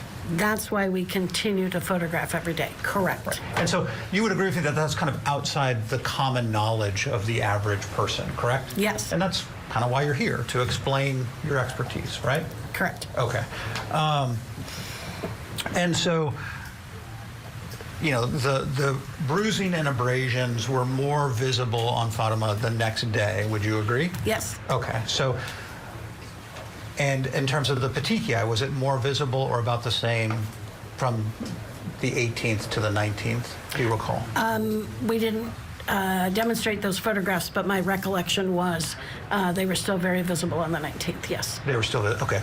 And then the scrape on the shoulder and the hip, she attributed to something other than strangulation, correct? She did not have a scrape on her hip. She had pain, pain of her hip, and no visible injury there. And the scrape on her left shoulder would not have been directly from the strangulation. Okay, so if we're summarizing kind of the visual cues, it would be the petechiae on her face, correct? Correct. And abrasions below her ear, correct? Correct. Which may or may not be visible based on the location of her hair. Correct. Okay. So somebody who walks up on the scene and sees her, they're probably gonna notice kind of rapid breathing, correct? Yes. Like she's, you're talking about the physical response to a post-strangulation event, correct? So rapid breathing, correct? Correct. Almost kind of panic? Correct. That would be common. Okay. And so somebody who didn't see what happened before that wouldn't necessarily automatically conclude that what I am observing is a post-strangulation person. Fair? That's possible. Okay. Because now let's say that this was a gunshot wound, right? And the gunshot wound is visible, depending on the location and the amount of blood.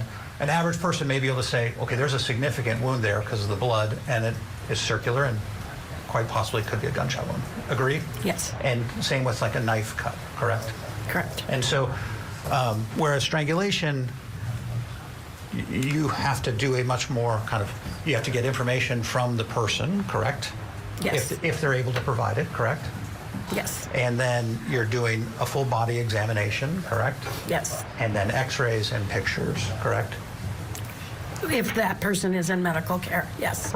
And so, getting information from Fatima was important to you understanding and making a diagnosis, fair?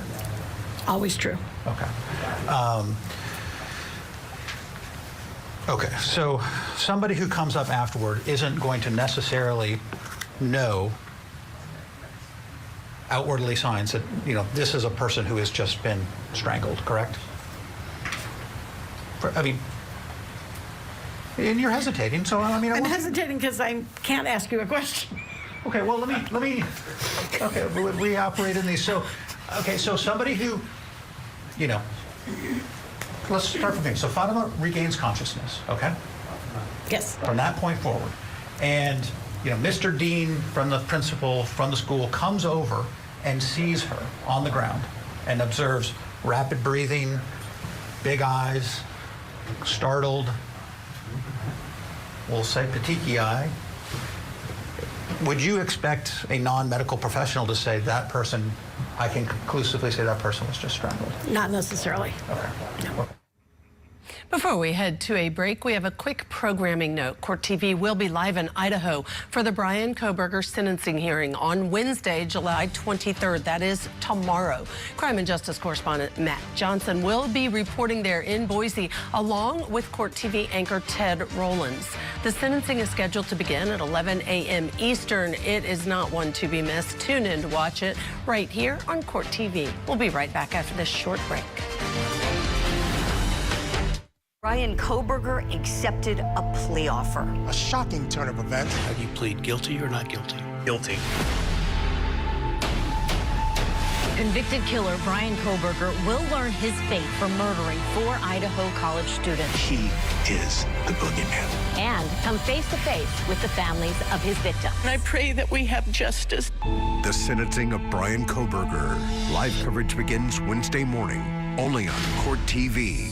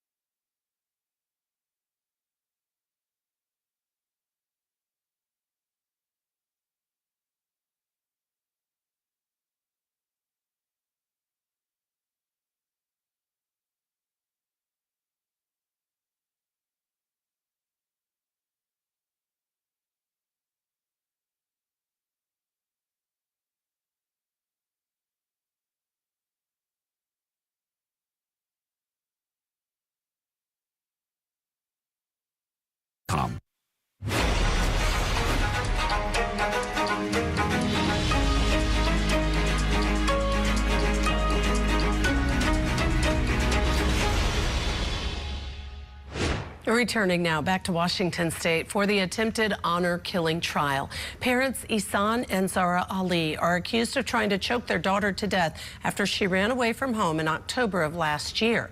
On the stand remains Dr. Joyce Gilbert. This is a pediatrician who treated Fatima. We're going to get you back into court. A reminder, right now she's under cross-examination by the defense. Something happened, correct? Correct. And that something has caused this person to be upset? Correct. Okay. And it is a common side effect of not being able to communicate after a strangling event, right? Difficulty speaking, that's a symptom, correct? Correct. And when somebody is regaining consciousness, correct me if I'm wrong, but it's not like a light switch. Is that fair? That is fair. And I just snapped my finger and you shook your head yes. Yes. Fair? Okay, so it's not like I'm unconscious at 0-1 and then at 0-2 I'm fully functional and awake, correct? Correct. And so there's kind of this process of coming back to understanding what's going on. Yes. And you described confusion? Yes. And memory loss? Correct. And it's fair to think that the person, while they're unconscious, doesn't necessarily fully appreciate how they got to where they are when they're waking up, right? Right. This is not what they expected, correct? Yes. And if you ask somebody, well, how long were you unconscious for? That's not a question that you would expect them to be able to answer. That's Fair? correct. And may not be able to communicate to the person that they wake up with kind of what's going on. True. All right, I appreciate your time. Thank you. Yes. Ms. Zoe, redirect.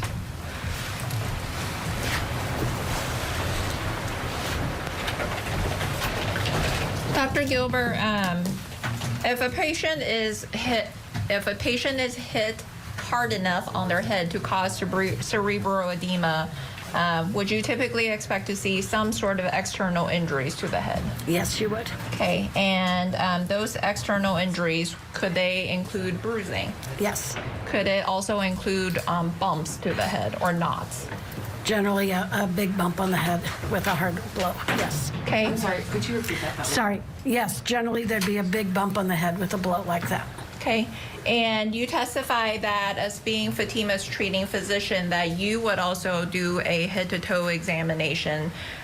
During your examination, did you observe any bruising to her head?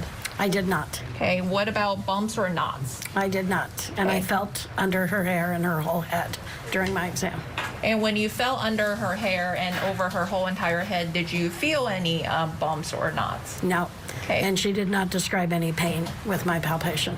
Okay. And you indicated that she does not describe any pain with your palpation. How is pain with palpation associated with bumps or knots on the head? Well, if she had hit her head hard someplace, then even if there isn't a big bump for a bruise, there's still tenderness at that point of impact. And so if she had complained about pain, then I would have been more concerned about a bump on her head. But she did not complain about any pain with palpation, nor did I feel any bumps. Okay. And when oxygen is being cut off to the brain, is the brain function in essence impaired? It is. Okay.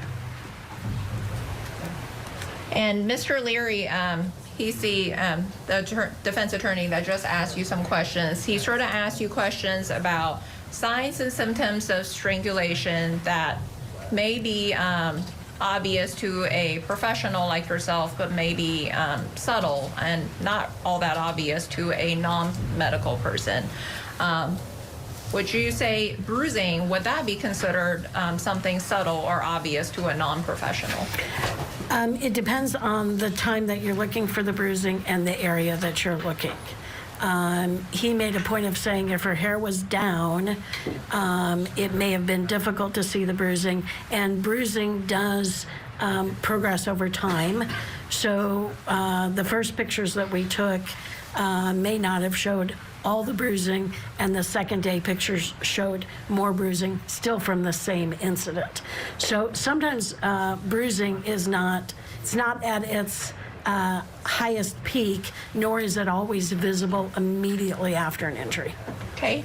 You testified that the photos of the bruising from the second day was more obvious than the bruising from the first day. The photos that were taken of the first day, did it still show obvious bruising on her neck? Yes, it did. Did it show obvious bruising on the front of her neck? Yes, it did. Did it show obvious bruising on the left side of her neck where the left side of her carotid artery and jugular vein was located? Yes, it did. Did it also show obvious bruising on her right side of her neck where the right side of her jugular vein and carotid artery is located? Yes. Okay. And if Mr. Leary was also asking you questions about subtle signs and obvious signs. If an individual sees somebody that is being placed in a headlock position and does not look like they have their eyes open and appear to be passed out or they've lost consciousness, would that be concern for strangulation? Yes. Okay, no further questions. Mr. Kading, recross? No, thank you, Your Honor. Mr. Leary? Just to clarify, thank you, Your Honor. Just so we're clear, I mean, I absolutely agree. If you see somebody in a headlock and being choked, I mean, you would think strangulation, right? Correct. And you're shaking your head right. Yes. So my question is more, if you don't see what's going on and you come upon the scene afterward, you know, you can surmise that there's been a struggle and that there's been something that's happened, but you don't necessarily can conclusively say strangulation just on your initial reaction. Is that fair? I think that's very fair, especially if it's a layperson. Okay, thank you. May this witness be excused? Yes, Your Honor. Any objection, Mr. Kading? No, Your Honor. Mr. Leary? You are excused. You may step down and you're free to go. Thank you. Dr. Joyce Gilbert, pediatrician, her testimony is over right now. Let's bring in with us this hour trial attorney Natasha Scruggs. And YouTube comments are flowing in. And I want to thank one viewer because she said, listen, I think it's wrong. I think the mother was not standing by, but rather had her hands on Fatima. So I'd like to start, Natasha, always great to see you. Thank you for joining. I'd like to start by, we looked back at Fatima's testimony, and here's what she said about her mother. Because on one part of the video, you see the mother standing aside. Fatima said that she remembers when she woke up hearing her mother's voice, that her mother was holding her chest and neck. And so she didn't specifically say that she thought her mother was trying to hurt her, but that was her memory. Is that enough to for a jury to find that the mother did attempt to murder her? You know what? I think that coupled with the bruising, because she was talking about where the bruising was on Fatima's neck. I think that coupled with that, and coupled with the testimony from the other people, it could be enough. All I know is the dad, he definitely choked her because multiple people saw it. The mom is a bit questionable, but at least she says she remembers waking up with her hands on her neck. Now, the doctor did testify to say that her memory could be a little shaky because she did pass out, but I think it's enough. All right, now, talking about the bruises, the choking, I want to play for us. Julie Grant this morning interviewed an attorney who happens to also be an ex-pro wrestler, David Otunga. I'd like to listen to a little bit of what he had to say and then break that down. Now, what this gentleman used, Fatima's father, is called a rear naked choke or a blood choke, which is kind of like what the sleeper hold is, where your arm comes around and it actually cuts off both carotid arteries. And so why this is called a blood choke is it stops the blood flow to your brain, and somebody can lose consciousness pretty quickly. So in wrestling, when we use a sleeper hold, it's a lot of theatrics. If you're not careful with that and you apply your sleeper hold too snug, you can actually make your opponent pass out, which in a real fight is, your goal. But the other problem is if you keep that hold on longer, that could also result in death. This is the hold that Fatima's father had on her. That was a rear naked choke, a blood choke, and that's why she passed out, she said so quickly. All right, so it could result in death.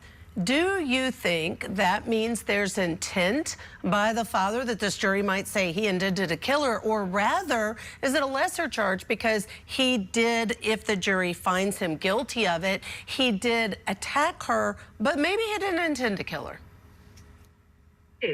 I think that's going to have to be inferred by the jury. It really comes down to what they thought before. Like, did they come to the bus stop with the intent to do that?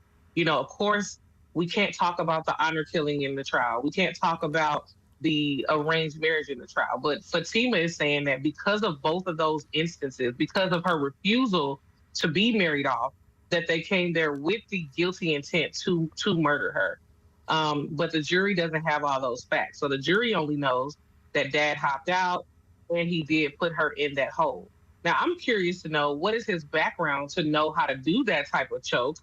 You know, and if he has a background in that, and if he knew that you can kill someone by choking them like that. Natasha, I thought the exact same thing, because here we hear an interview. He happens to be an attorney, but also was a professional wrestler. That's why he knows how to do it.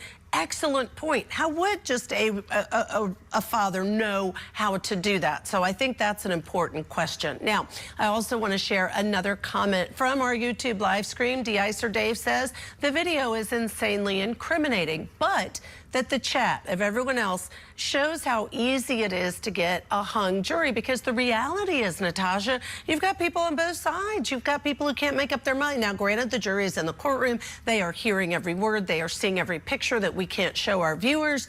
But I do think he raises an interesting question, which in this case, there are a lot of decisions about the factual basis that this jury is going to have to make.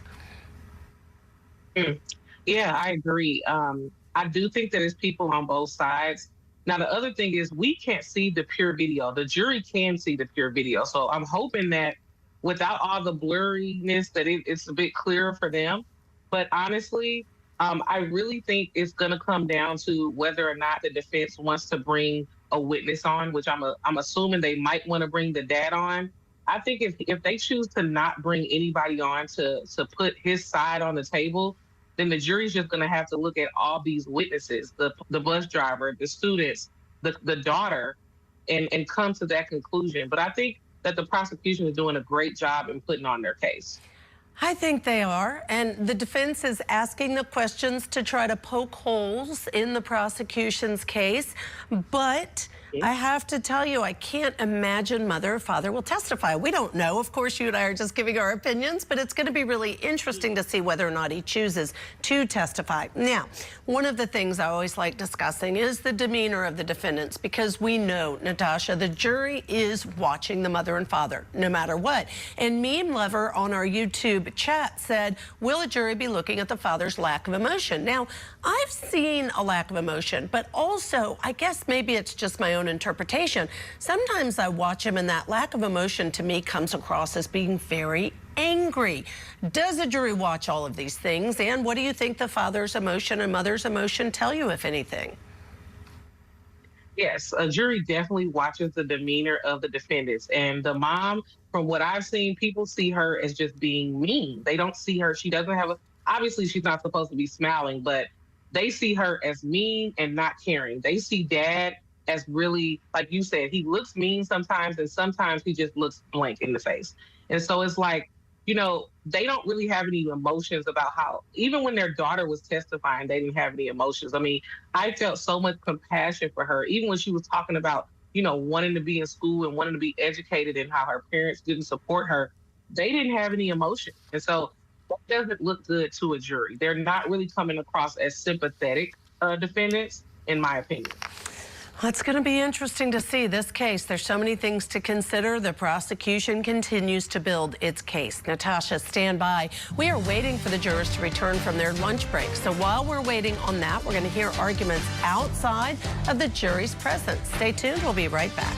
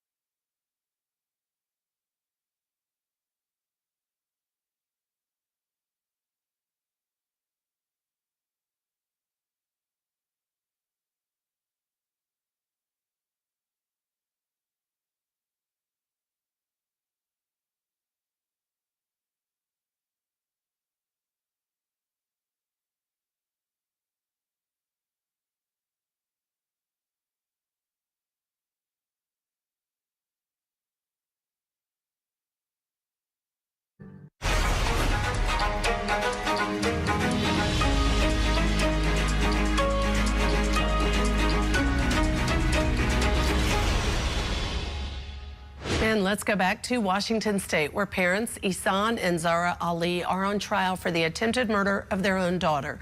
Fatima Ali was 17 years old when the prosecutors say that her mother and father tracked her down to a bus stop and then tried to choke her to death. Fatima told police that she ran away from home over fears her parents were going to send her to Iraq. Still with us, trial attorney Natasha Scruggs. Let's talk, if you would like to, please, ma'am, about the charges, because here's one thing I want to point out, and that is he is charged on the top 2 counts with second-degree attempted murder. This is for the father, and first-degree assault domestic violence. The mother, though, although charged with the same top count, second-degree attempted murder, is charged as the second top count, second-degree assault domestic violence. The other thing that a viewer shared is, listen, every state has variations on attempted murder and assault, and it's true that every state defines these things differently. What do you think of the fact that these two are facing some of the same charges, but also some different charges? You know what? I think that's typical when you have multiple people in a case. I think the mom, there was a I guess a restraining order with the school that she violated. There was different issues with the mom ahead of this particular instance. So I see why he was charged with this and she was charged with that. Also, his actions on the day of the incident are a little bit different than hers. They are. That is true. Are you surprised? And we've talked about this with each of our guests today because everyone offers a little bit different perspective. You're a trial attorney. I'd love to hear, are you surprised that these two defendants have chosen to go to trial together, albeit they have a little different set of facts and different charges in some respects? I'm a little surprised by that, but because they're a husband and wife, they probably just thought, listen, it's better for us to be together, but they do each have their own respective attorneys. So there's that. Yeah, absolutely. All right, we want to head back into the courtroom now. I believe the jury has not yet returned from their lunch break, and so we want to bring you the attorney speaking with the judge over an upcoming witness and hearsay concerns, again, outside the jury's presence. Let's go ahead and get started with the issues related to the testimony of witnesses who are scheduled for this afternoon. I don't know who wants to outline that issue. Maybe Mr. Leary? All right, so I previously had talked about, I flagged Howard, Knight, and Robinson. I did have a chance to speak with Ms. Zoe about Officer Howard. She did indicate that it was her intent to simply say, you know, Officer Howard, who did you speak to? You know, I spoke to Isaiah.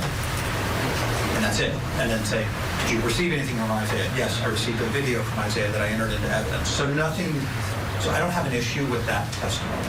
So I think we're good on Howard. And if there's something comes up, then I will obviously object. The next is Officer Knight, and that is where I think we're going to spend a little bit of time talking. So there's a series of things about kind of the background hearsay that Ms. Stone indicated that she's not getting into, and I think that the crux of the disagreement pertains to my client traveled, she has family up in Vancouver, and was traveling up to Vancouver, I believe, around 21st or the 22nd. Can you clarify Vancouver, BC versus Vancouver, Washington? I'm sorry, Vancouver, BC. Okay. And that her boys were up there with grandparents. She went to the border and apparently was turned away at the border and then detained either on probable cause or on a warrant for this case, and then brought to the Whatcom County Jail, where she was then picked up from the jail, transferred here, and has been in custody ever since.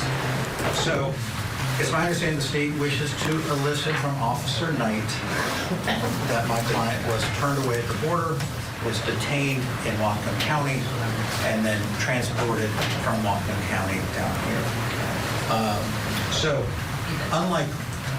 I mean, Rocha talks about hearsay for a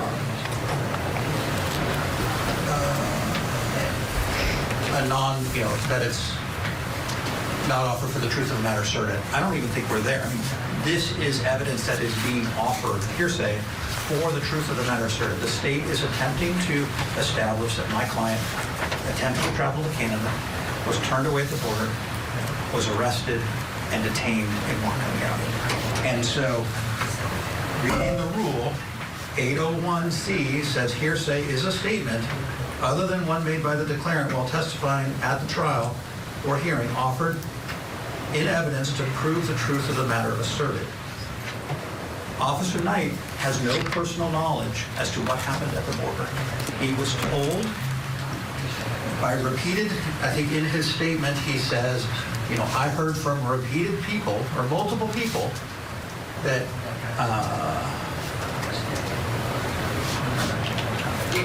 so he says in his report,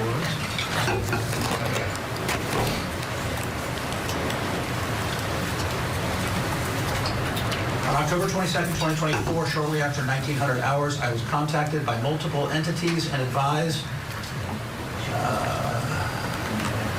he misspells Zahraa, but I believe he's referring to my client, was denied entry into Canada and was currently in CBP custody at the Blaine, Washington Port of Entry.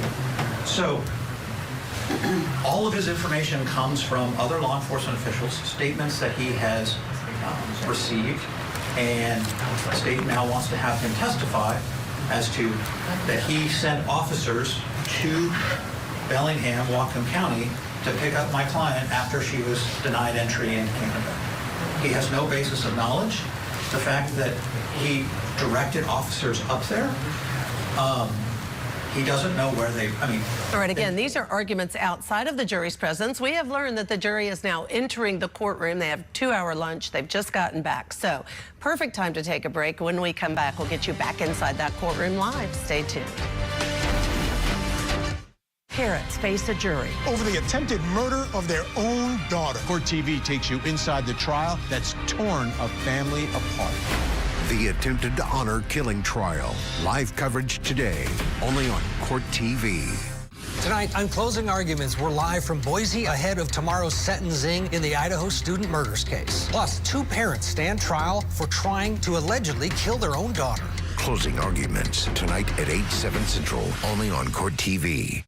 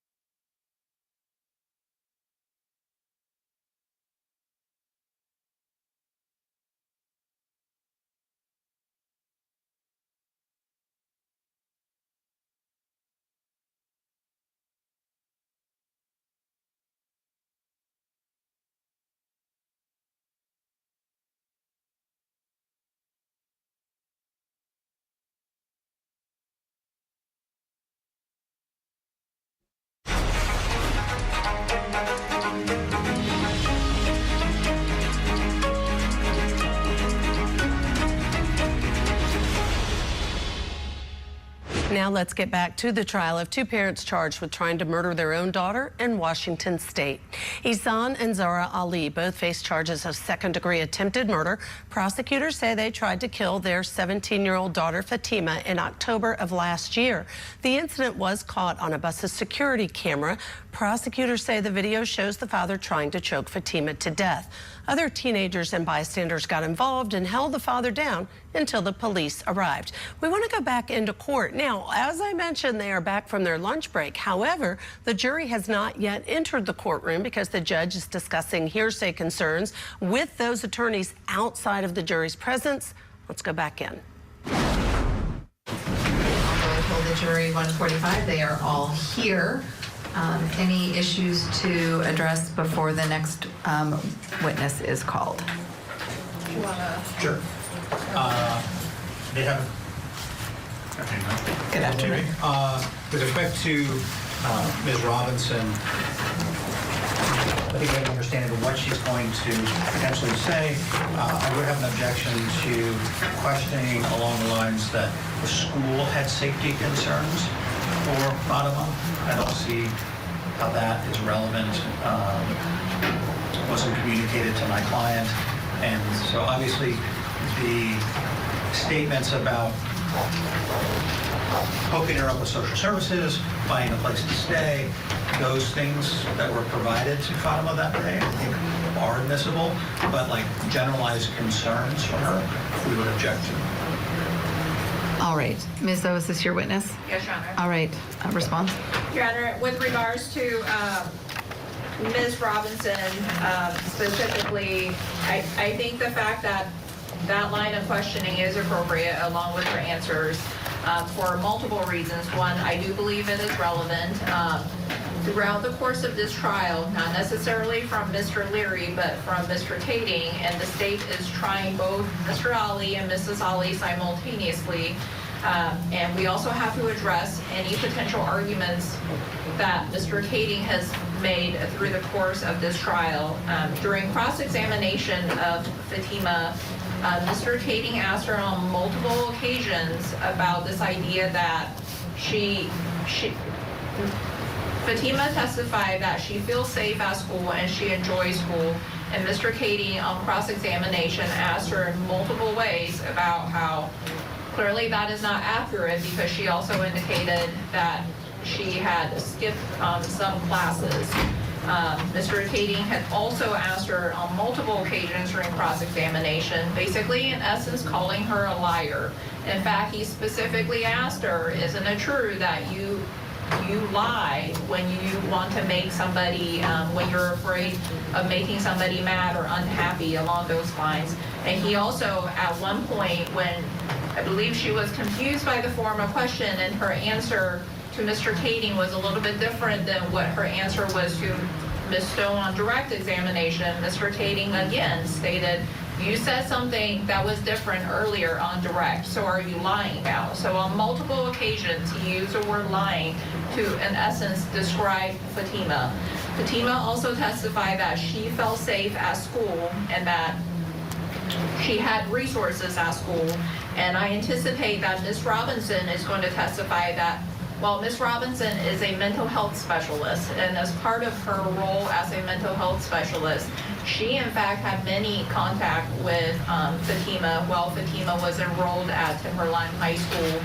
And during the course of those conversations, Fatima talked to her about her own family and the dynamics within the family. I'm not going to ask Ms. Robinson about specifically what Fatima said. I'm simply going to ask her that whether after talking to Fatima during the course of those conversations, if she's ever had any concerns for Fatima's safety. I do believe it is important because on the day of this incident, Ms. Robinson was in fact the school official that Fatima went to see that morning. And she spent the most time with Fatima on that day, and she was the one that came up with a safety plan for Fatima. And all that is relevant because, again, Mr. Kading, on behalf of Mr. Ali, is in essence trying to paint this picture through the course of his questioning of law enforcement officers when it comes to how the school would deal with runaway situations, and with Fatima herself on cross-examination, trying to paint this picture that she basically, for lack of a better way of saying it, is a bratty 17-year-old teenager who just didn't want to go on a family vacation, and therefore she ran away from home. And that is not the situation in this case, and the state has a right to rebut that claim. And I anticipate that Ms. Robinson is going to testify that she could not report to Mr. and Mrs. Ali that Fatima was with her because she could not break privilege due to the fact that she is a mental health specialist, and Fatima never gave her permission to have her tell her parents that she was at the school. And Ms. Robinson will also testify that she didn't report to law enforcement because at that specific moment there was no imminent risk to Fatima's safety since she was at the school, and her concerns was something that could happen in the future. But despite all that, she still developed a safety plan with Fatima, and she in fact also connected Fatima with the national runaway hotline. And then also she connected Fatima with Ms. Goddard, who is a student navigator, and together they eventually came up with basically setting Fatima up to go to a local youth shelter. And so based on the totality, I do believe that Ms. Robinson's testimony about her concerns about Fatima's safety is relevant, and that there is no prejudice to this because we've already heard testimony from Fatima herself that she had concerns for her safety.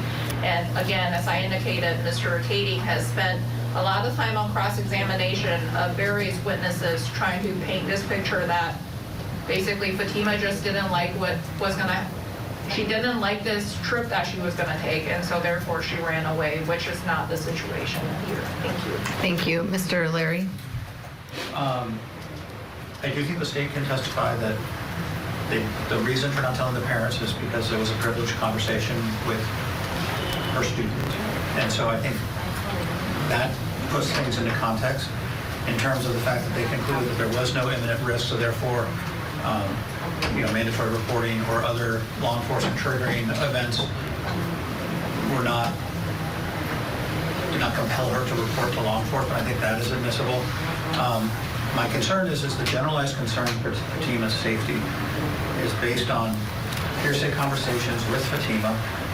It touches on 404B that the state said that they weren't going to elicit. In terms of, they're not saying that, yes, the state chose to try these cases together. I have to represent my client's interests. I will note that Mr. Kading's questions about whether or not she felt safe at school or enjoyed school, the state in their initial direct elicited testimony that she had skipped class but had stayed in a bathroom or stayed in school. I believe Mr. Kading then followed up and said, well, that's not 100% complete because there are also times where you skip school and went to a Safeway, and she said yes. In terms of the, talking to her about not telling the truth, the state elicited on their opening direct that there was a hearing which she admitted under oath that she testified under oath and admitted that she didn't tell the truth to the court.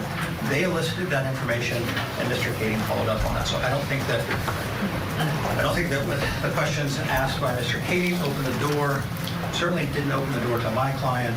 And I think having the school testify ambiguously about Thank you so much to Natasha Scruggs for joining us today. Coming up next, of course, our Michael Ayala joining me for more of the attempted murder trial for Ihsan and Zahraa Ali. Stay with us, Court TV, your front row seat to justice.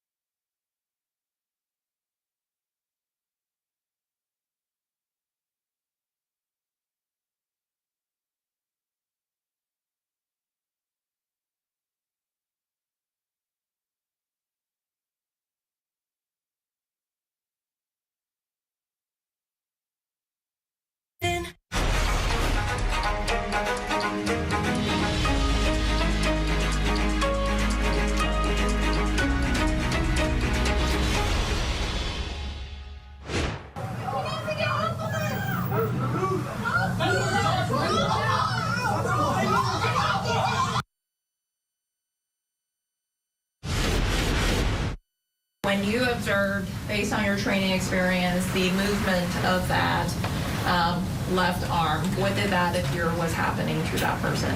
That looked like a seizure of the left arm. Okay, and what about the movement of the left arm makes you say that it looked like a seizure? It was rhythmic, sustained rhythmic movement without a purpose. Welcome back to Court TV Live. I'm Michael Ayala. And I'm Ashley Wilcott. That was pediatrician Dr. Joyce Gilbert describing what she believed was happening to the victim in the attempted honor-killing trial of Ihsan and Zahraa Ali. Now, the couple is accused of trying to kill their 17-year-old daughter, Fatima, last October outside of her former high school. Cell phone video captured the moment Ihsan Ali punched Fatima's boyfriend and attacked Fatima, allegedly putting her in a chokehold. Fatima testified earlier that she thought she was going to die, and eyewitnesses seemed to back that up, testifying that her eyes rolled back in her head and her body went limp. Dr. Gilbert was back on the stand today and told jurors that it takes only 4.4 pounds of pressure to cause strangulation, about the same amount of pressure exerted in an adult handshake. We want to go back into court. Michael, I just want to mention quickly, this is outside the presence of the jury, arguing about hearsay, whether it's admissible or not to the judge. Yes, and I believe they're talking about Mrs. Robinson, who I believe was the school counselor that talked to Fatima. And one of the things they've said is there was no release in order for her to say what Fatima told her. So we're going to go back into court to see what the judge decides. Fatima's safety is touching on 404B provides an undue risk of prejudice as far as the jury's not going to know. The jury did hear testimony from Fatima that she had concerns about her safety going to Iraq. So that's not what they were going to talk about, concerns for her safety with her family and generalized concerns, but not go into it. I think it is misleading to the jury and will lead them to speculate improperly as to what's going on. And so I think that they can say, we didn't talk to the parents, and here's why. We didn't talk to law enforcement, here's why. Here's what we did. We provided her with a safe place to go, and we lined her up with that, and I think that is appropriate testimony for their record.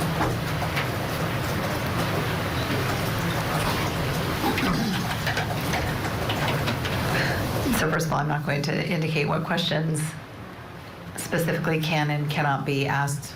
And I know that that's not what Mr. Leary meant, but he was saying, well, I think it's okay if they ask this question, this question, this question. I'm not going to be that detailed. In the direct of Ms. Robinson,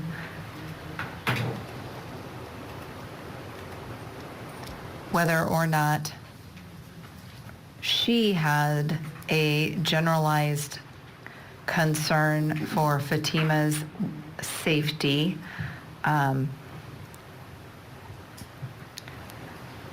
may be relevant to explain all of the things that she did with Fatima on that day. The general concerns of the school, absolutely not. No one can testify as to the school's concerns. I don't know, maybe the principal could, but I don't even know that he can. I think that this witness can only talk about her contact with Fatima, how she knows Fatima, and then what she did on October 18th. And I would prohibit specific any specifics being testified by this witness as it relates to things that Fatima told her, which gave rise to her concerns. Ms. O said she wouldn't offer that. Mr. Leary has argued that he's concerned about the potential of 404B, which the court certainly understands. There is nothing specific that will be testified to other than her generalized, if that's what she says, that she was concerned for Fatima's safety on that date, or concerned for Fatima. I don't know what she's going to say, something along those lines.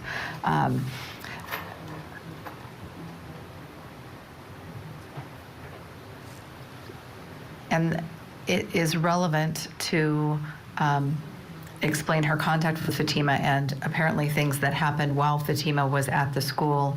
It is consistent with information that Fatima testified to as it relates to feeling safe at school. She testified that's why she went there on October 18th. I don't think she used the words, "I had nowhere else to go." But she did indicate that that was her safe place. And absolutely, through cross-examination, the inference is that Fatima is an almost adult who did not like the rules of her home and had a relationship she was not supposed to be in, and she ran away and wasn't following her parents' directive. This, and that there was no basis, that was just kind of like teenage angst. I don't know if that's the right, but rebellion, teenage rebellion is really what the argument is. And that's defense theory, and the defense absolutely gets to develop that and argue that, and that's what they have been doing, at least as to Mr. Kading on Mr. Ali's behalf. But the state has the ability then to present rebuttal to that, really, that it was not just a rebellious teenager who was acting out against rules just because she was 17 and didn't want to be told what to do. And that's where the relevance lies as well. So I think I'm sustaining and overruling the objection. It is somewhat limited, but Ms. Robinson can testify as to her generalized concerns based upon her interactions with Fatima without going into any specifics. Bring the jury in, please. You can go ahead and have the witness come. All right, so here, Judge, what they're dancing around is this idea of what we talked about earlier from the beginning of the trial, that they can't talk about the honor killing, et cetera, but you also have to be careful not to just let this jury think that this was just some kid involved in teenage rebellion. There was more there. So just how much do you let this woman testify to? That's what this was all about. Absolutely, and I like the way the judge broke it down, was very specific about the different items and that she felt safe at school and some of the things she's allowed and not allowed to say. We understand that witness, this is Elizabeth Robinson, is now on the stand. Let's go back in. Fatima was a student of Timberline High School. No, she wasn't. Okay, and do you know where she was attending school? She was attending school at Summit Virtual Academy. Okay, and is Summit Virtual Academy still part of the North Thurston School District? Yes, it is. Okay.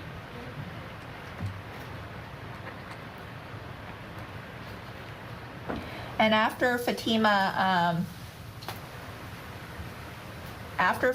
started classes with Summit Virtual Academy, were you able to have any contact with her? No. Okay. And prior to Fatima starting with Summit Virtual Academy, do you know if she was a student at Timberline High School? Yes, she was. Okay. And while she was a student at Timberline High School, did you have any contact with her at that time? Yes. Okay. And was it in your capacity as a mental health specialist? Yes. Okay. And do you remember how many times Fatima went to seek your services? I don't recall. Okay. Do you recall if it was once or more than once? More than once. Okay.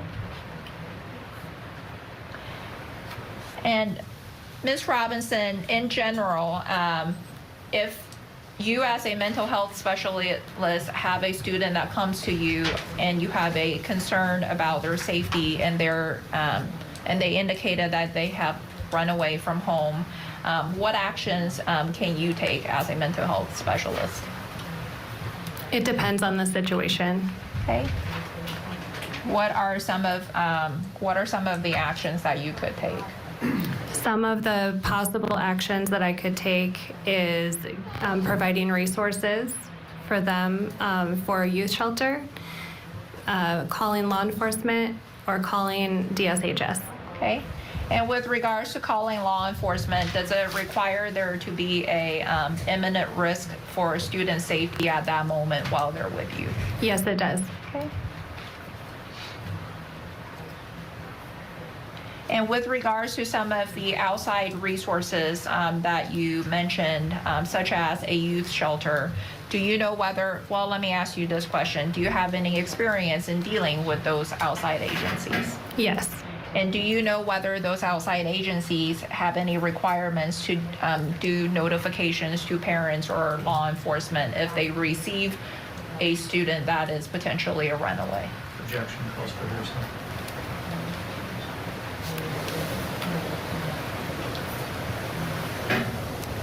Overruled. And do you know whether those outside agencies have any requirements requiring them to do notifications? Yes, they do. Okay, and is it required by law? It is required by law. They have 72 hours to notify parents, and usually they do so within 24. Okay. And do you know a student by the name of Isaiah? He's a student at Timberline High School. Okay. And you already testified that you know Fatima Ali. The times that you also testified that Fatima, while she was attending Timberline High School, went to speak with you on more than one occasion. Without going into the specifics of what Fatima discussed with you, did she, when she sought out your services, did she speak to you about her family? Yes. And did she also speak to you about the dynamics within her family? Yes. Okay. And based on your interactions with Fatima, did you yourself develop any concerns for her safety? Yes. Okay. And October 18th of 2024, I want to ask you a few questions about that day. Did you have contact with Fatima on that day? Yes, I did. Okay, and do you remember approximately when you first had contact with her? She came in around 9:30 a.m.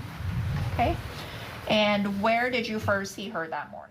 All right, we need to step aside for just a moment. On the other side of the break, we will have more testimony in the attempted honor killing trial, and we want to know what you think. Join the discussion on our YouTube page, and we will share some of your comments or questions.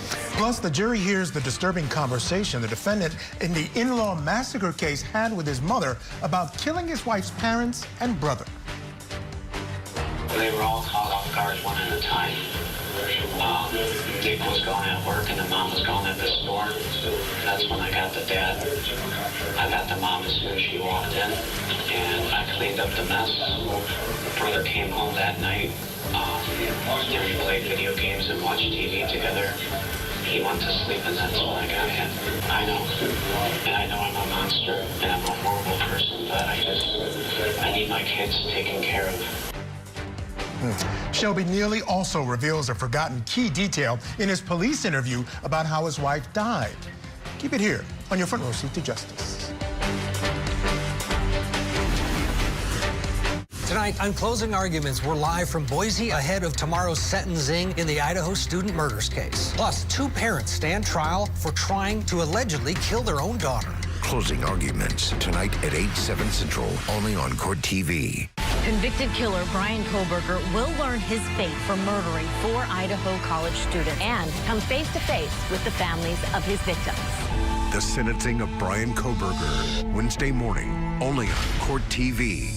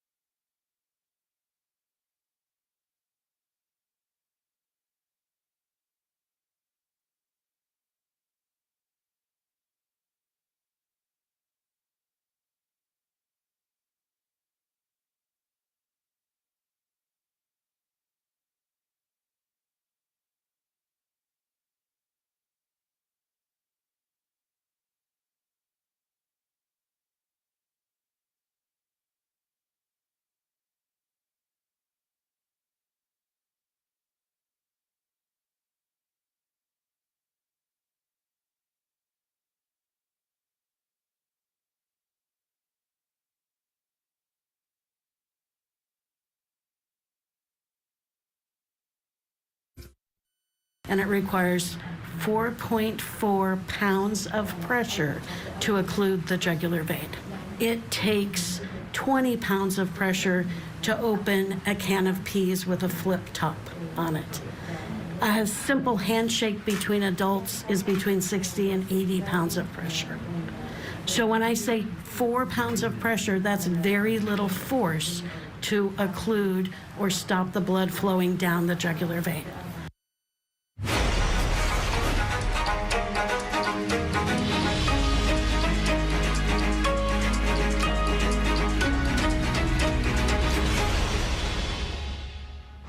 Before we get you back inside that courtroom, here are a few other cases that Court TV is tracking. In Idaho, Court TV will be live in Boise for the Bryan Kohberger sentencing hearing tomorrow. President Donald Trump took to social media yesterday to discuss the sentencing. President Trump posted that he hopes the judge makes Kohberger explain why he committed these horrible murders. And remember, Court TV anchor Ted Rowlands, along with Crime and Justice correspondent Matt Johnson, will be in Boise for that sentencing beginning at 11 a.m. Eastern tomorrow. Also in Idaho, beginning tomorrow, Court TV will be following the sentencing hearing of defendant Jeremy Best. He avoided the death penalty by pleading guilty to the murders of his pregnant wife, unborn child, and his 10-month-old son. And in Florida, the state rested its case in the penalty phase for Shelby Neely today.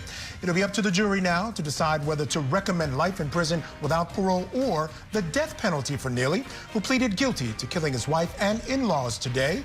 Today, jurors watched Neely's second police interview where he speaks very casually about how he killed his wife, Jamie. Approximately how long do you think you were choking her? Like 3 to 4 minutes. 3 to 4 minutes total choking her? Yes. Okay. And I remember the big detail that I forgot about yesterday. I do apologize. After that happened, I did grab a hammer and I hit her just to make sure that she was dead. Okay. I'm sorry. I forgot about that. That's fine. It just came to me because, like I said, I blocked that. And when you hit her, that was still in the living room with the hammer? Yes. Try to kill your children. We want to head back to Washington State now for more testimony in the attempted honor-killing trial of Ihsan and Zahraa Ali. The witness is testifying about putting the victim in contact with a runaway hotline. A reminder, this was a mental health specialist who worked at Timberline High School. Outside of my office. Okay. And Ms. Robinson, do you know what time school starts each morning? It starts at 7:30 a.m. Okay. And when you saw Fatima sitting outside your office, did you speak with her? I did. Okay. And where did you speak with her? In the counseling center. Okay. And where is the counseling center located? It is right next to our front office in the front of the school. Okay. And did you at some point also speak with Fatima inside your office? Yes, I did. And where is your office in relationship to the front office? It is also in the counseling center. Okay.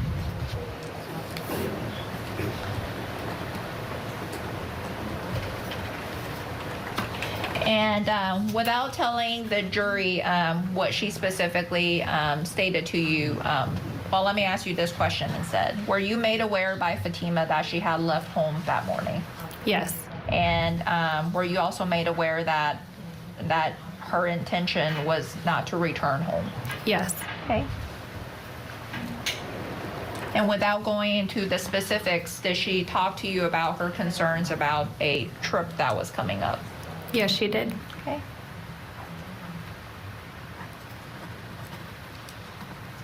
And while Fatima was inside your office, did you connect her with any outside agencies?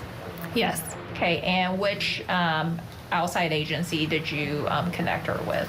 I gave her the phone number for the 1-800 runaway hotline. Okay, and did you in fact call the national runaway hotline number for her? We called together. Okay. And was there a conversation with that hotline? Yes. Okay.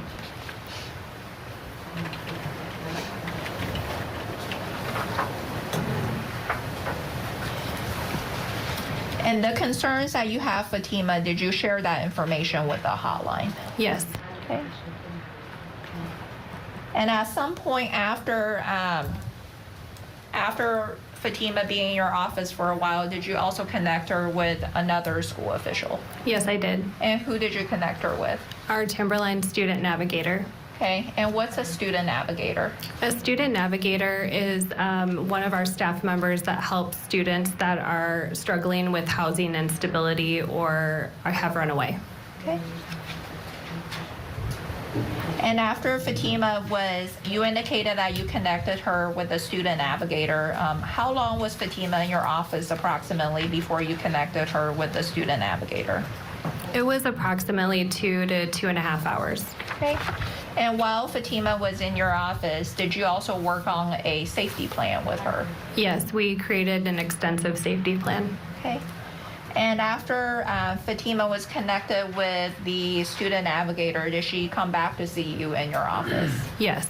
And during the course of your contact with her that day, did you and other school employees provide her with any items? Yes. And what kind of items did you provide for her?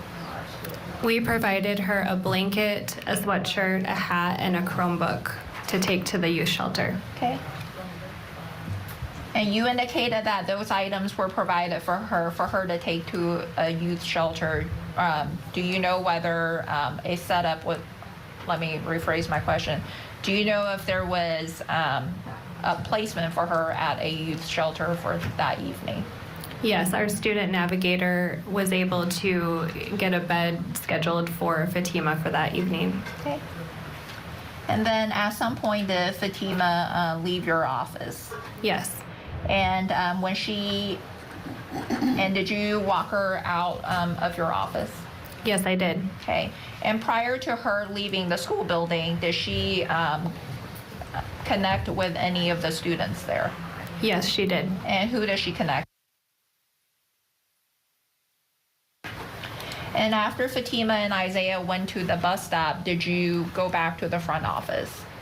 I did. Okay. And when you went back to the office, All right, I want to bring in our guest joining us this hour is criminal defense attorney and former head prosecutor Bob Bianchi. Bob, always a pleasure to have you on the show. Great to see you today. And I just want to say, I think this is extremely important testimony. This particular witness is an uninterested third party, a professional looking at the situation. And I thought the prosecutor really navigated some of the minefield here very, very well. She got across what she wanted to get across, the idea that the victim in this case, Fatima, was afraid, and she had talked about issues in her family before, and whatever she was afraid of led this woman to make the decision to send her to a shelter. I think that's where we wanted to go, given the idea that they can't talk about these honor killings, arranged marriage, etc. Michael, you just said it. Sometimes this is such a nuanced tactical error. There's so much beautiful and robust law about hearsay and 404 and what can be testified to and limiting instructions. So the judge is essentially allowing this witness to do what we call res gestae. In other words, why did you do what you did? Now, I'm telling you as a former prosecutor who's been exactly in this situation, sometimes not letting the information out because the defense doesn't want it out even works better for me. The way this prosecutor is doing it is so clear to the jury that whatever she's not, the prosecutor, allowed to say must be really, really bad. That's what I think this jury is speculating. And to your point, it was so bad that it caused her not to call her parents for reconciliation or social services, but to rather call the runaway hotline. So you're leaving in the jury's mind this huge speculation. And sometimes I've said to myself as a prosecutor who has to abide by what's going on here, like this prosecutor does, wow, the testimony even was more powerful to the jury because they know something's being hidden from them and I'm dancing around it. They know exactly what's going on. I'm wondering if I had the file in front of me as a defense lawyer, whether I would have waived those objections and not made it look like there's such a big mystery going on here. Interesting, powerful testimony for sure. And Bob, we love having our YouTube streamers joining us on the linear feed today. And there was a really great question from Miss Anderson just posed. In America, can a minor ask law enforcement to intervene if they don't want to travel or move to a foreign country with their parents? If there is no evidence that the child is not safe, of course I started jumping up and down and said, Michael, I want this question with Bob, because the really key is the end of that language. If there's no danger posed. Of course, if the child's at imminent risk, then they can intervene. But absent that, Bob, no, I don't think law enforcement can do a darn thing about it. Yeah, let's not forget where we've come in the last 3 decades, at least. Is it 3 decades already? I've been practicing law, whatever. We've gone to a place where law enforcement rarely question corporal punishment and parental decisions, and parents were notified about everything, especially in the schools, because they're wards of the parents in locus parentis when they're in the schools. Now we're getting to a point where that question is so prescient. Has the pendulum swung to such a place right now where if there's no abuse to the child, there's no violation of criminal law, that the parents no longer have the custody, care, and capability of making decisions on behalf of the children? And I do not believe the law has gone that far at this point, nor do I think it should, because like the defense is going to raise here, this is not something, children can't make all these decisions on their own. Yeah, you're right. You're right. All right, on a lighter note, I think the YouTube stream should share with us which anchor they would like to hear more from, Michael. Not really. All right. Really. I know we need a break. We know that's your specialty area, which is why you really wanted to talk about thank it. you. All right. And when we come back, mental health specialist Elizabeth Robinson wraps up her testimony for the day. You don't want to miss it. Stay here with us.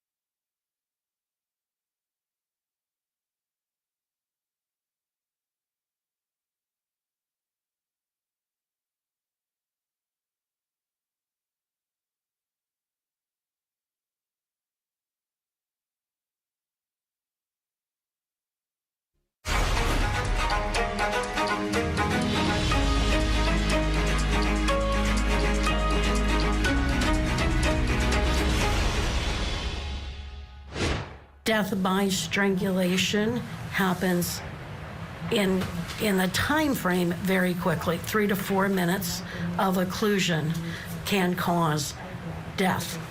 So it doesn't take very long to occlude those veins and arteries to then cause death.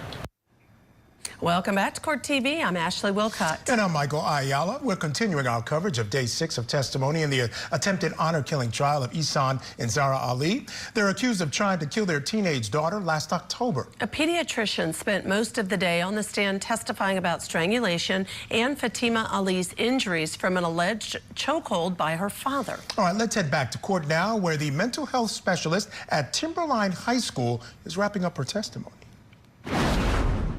Speak to anybody. I spoke to Tracy Arnold. Okay. And what, if anything, happened while you were speaking to Tracy at the front office? I was talking to Tracy Arnold, and Fatima came in through the door of the front office and said, "He tried to kill me." I can ask some additional questions. All right, I'll sustain at this point. Okay. And Ms. Robinson, when Fatima first came in through the front office, based on your observations of her, did she appear calm to you? No. Okay. And what was her demeanor like? She was staggering, and her demeanor was scared or anxious. Okay. And what did you observe that made you think that she was scared and anxious? It was the way she was walking. Okay. And then with regards to when she made that comment, what did her voice sound like? She sounded really upset. Okay. And what comment did she make when she staggered into the front office? He tried to kill me. Okay. You indicated that the way she was walking, you described it as staggering. Can you sort of expand on that a little bit? How was she walking? It almost looked like she had a limp or something, because she wasn't walking like she would normally walk. She was having like trouble getting into the office. Okay. And prior to you walking her, well, let me ask you this question. Prior to her leaving the school building with Isaiah, during your contact with her on October 18th, did you see the way that she was walking? Yes, I did. And the way that she was walking prior to leaving the school building with Isaiah, the way she walked into the front office after they got to the bus stop, was there a difference? It was completely different. Okay. And after Fatima indicated he tried to kill me, where did you end up taking her to? Tracy Arnold said get her to a locked room. Okay. And did you, in fact, take Fatima to a locked room? Yes. And whose room or office did you take her to? My office. Okay. And when she first staggered into the front office, was Isaiah? He was. Okay. And when you took Fatima into your office, did Isaiah take him into your office? Yes. Okay. And after you took Fatima and Isaiah's office, what did you do with the door?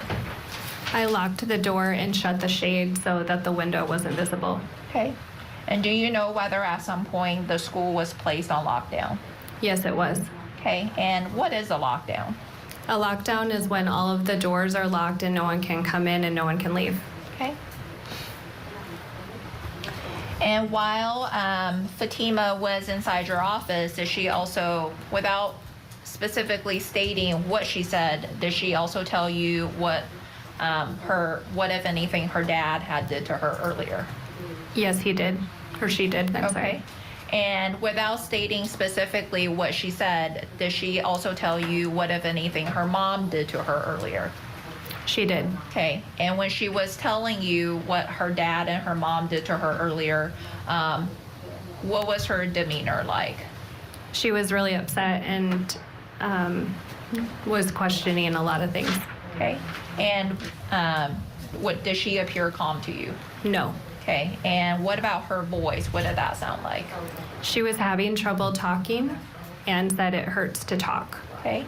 And what did she say while she was upset? What did she say that her dad did to her?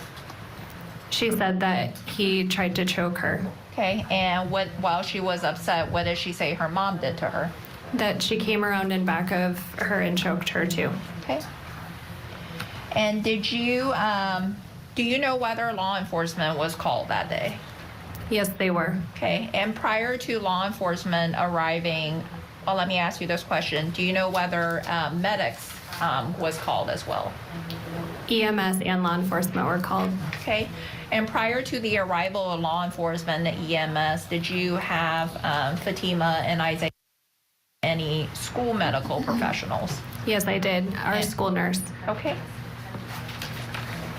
And then did you yourself, after Fatima staggered into the front office and during your contact with her, did you observe any injuries on her body? Yes, I did. And what did you observe? She had marks on her neck. Okay. And then what about Isaiah? Injuries on his body? Yes. And what did you observe? His hand was swollen and he had a mark on his head. Okay.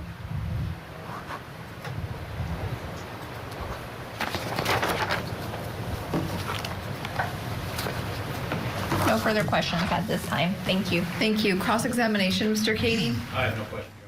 All right, we need to hit the pause button. When we come back, the witness does testify on cross-examination. Let's see how the defense tackles her. We'll be right back on the other side.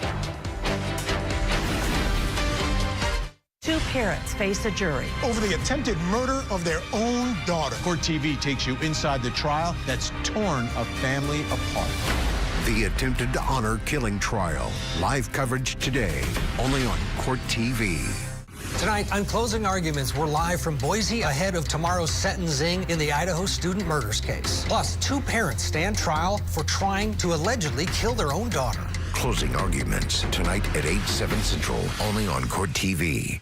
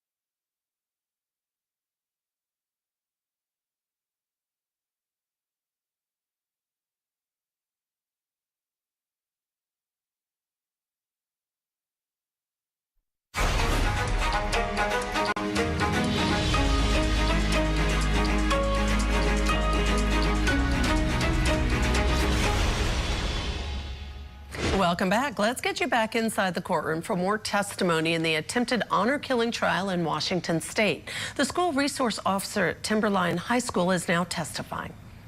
The various interventions, education, support. Is that accurate? Yes, it is. Okay. And so when a student comes and says that they have left home and run away, I assume that over the 9 years, this was not the first time that that had happened. Is that fair? That's true. Okay. And so your role is to support that student in the moment, correct? Correct. And moving forward, right? Yes. And so you're not kind of taking an investigatory role in terms of trying to get to the bottom of it. Is that fair? That's true. And so kind of trying to triage what's going to happen when that 2 o'clock bell rings. Where's this student headed, correct? Correct. And it's fair to say that you don't want the kid to not have a place to go, right? Absolutely. And so one of the goals is the student navigator. So if a student navigator isn't available, do you sometimes assume that role? I can assume that role. Okay. And the student navigator is kind of the last piece in terms of figuring out housing, with a shelter being one of the options, correct? It depends on the situation. Okay.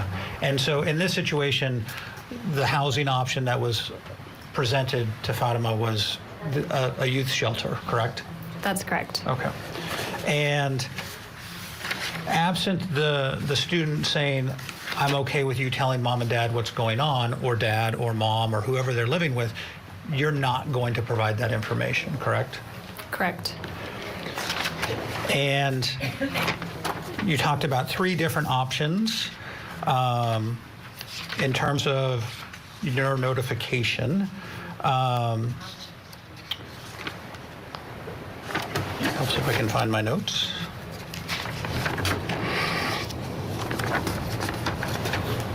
So one is kind of connecting and identifying resources for the student, which you did, and then also the navigator, correct?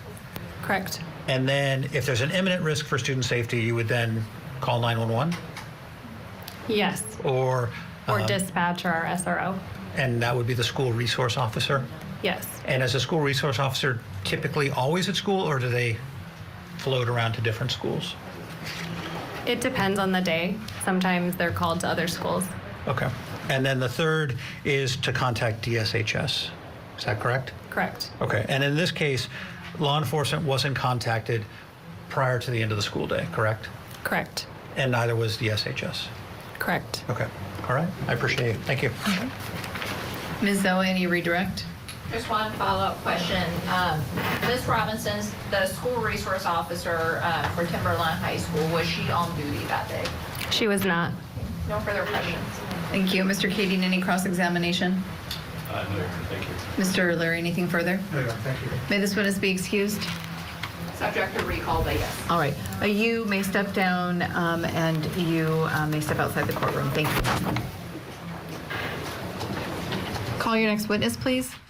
Let's bring back criminal defense attorney, former head prosecutor Bob Bianchi to discuss. Listen, I thought the best part of the testimony for the state was when there was testimony that Fatima said he tried to kill me, referencing her father, and then saying, and the mother came around and choked me too. But then when you hear on cross, but they didn't call law enforcement, Bob. I think that's a point for the defense. Yeah, I mean, I don't know the laws of that state, but in most states, I know certainly in New Jersey, you have an affirmative obligation to report immediately to law enforcement. So if that is the same kind of rule or procedure there, you can be assured the defense is going to bring it out. But I will say this, I got to give the prosecutor props. I love the way this prosecutor asked questions. Tight, to the point, and she does a thing called looping, where she's using these great words like staggered. I started counting at 3. I think it may have been like 6 times she used that word, staggered in the room, and choked so many times that she mentioned that. With each question, she was placing that word in there, drawing a very vivid picture. She did a really tremendous job, and I think it was effective. But, Judge, to your point, in the end of the day, why didn't they do something like that if it was so bad? Yeah. Yeah, I agree. Let's check out on a comment from one of our viewers on our YouTube feed. This is Karen Hall. She says, I still think without the honor-killing aspect, the prosecution has an uphill battle.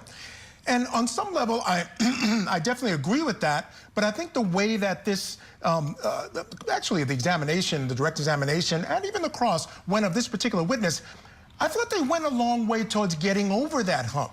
Bob? Yeah, I don't know. I don't disagree with the viewer that's putting that in there. And I do believe that started to drive the scenario in this case. But these are just words. These are concepts. It doesn't necessarily mean that that was what the intention was. Again, keeping in mind that some of these crimes require a purposeful mental state, which means that that was their actual intention to commit that crime. Not that they said certain words. I mean, words can be used, but not in this particular instance. So it's hard for me to say. In the end, I'm going to come down to the same thing. If the people believe culturally there's some differences there and that these parents did not want to purposefully harm this child and that they were looking out, the judge's question before, to the safety, health, and welfare of their child, they're going to give some liberality to maybe even some excessive force in this particular situation. In my humble opinion, as a prosecutor, I'm worried about that one juror that may feel that way. Well, let me ask you about the specific charges as to the father, Bob. And the charges are on the first count, second-degree attempted murder only carries up to 15 years. But the second count, first-degree assault, carries up to life. And I think the first-degree assault is, at this point, for me, clear in terms of the evidence presented. Yeah, Judge, I always tell people, this is a truism. The attempted murder charges, to me, have been the most difficult to prove as a prosecutor of any charge I've ever had. And that's because the attempt requires itself to have a purpose, which means you have to infer it from the state of mind and circumstances of an individual. But to your point, the evidence is much more direct here and the charge is much higher. So that's where prosecutors want to go, that this was something that could have caused, or that there was an intention to cause, serious bodily injury. And that's why this testimony about how easy it is to, to choke somebody out and things of that nature is being introduced here. But again, they're going to have to really go to a high burden here that that's what the parents were really trying to do, really trying to harm their child. They may have harmed their child, but in the end, the defense is like, but they didn't, in the end, really harm their child. It's a really nuanced case. And it's a tough sell for a jury to believe that two parents who, I guess you would think they obviously love their children, would be out to kill their child unless you have this cultural aspect. I think that's what Karen Hall was speaking to. And I feel like with the way the evidence is in this case, Bob, if the husband, for instance, the father takes the stand and simply looks at this jury, I don't know if he's capable of this, but looks at this jury and in a sympathetic way say, look, there was no way I was trying to kill my own child. The situation escalated. It was escalated by all these things going on around me, and I never would kill my own child. I think that's more than enough. Well, that's a really great thought, Michael, because essentially what you're saying is, would you as a defense lawyer ask your client, based upon the strength of the evidence that's been produced by the state, to get on the witness stand and testify? Because we know that is filled with peril as well and gives the prosecutor, it may not even be on the substance. It may be just the way the person is, their personality, how they answer questions.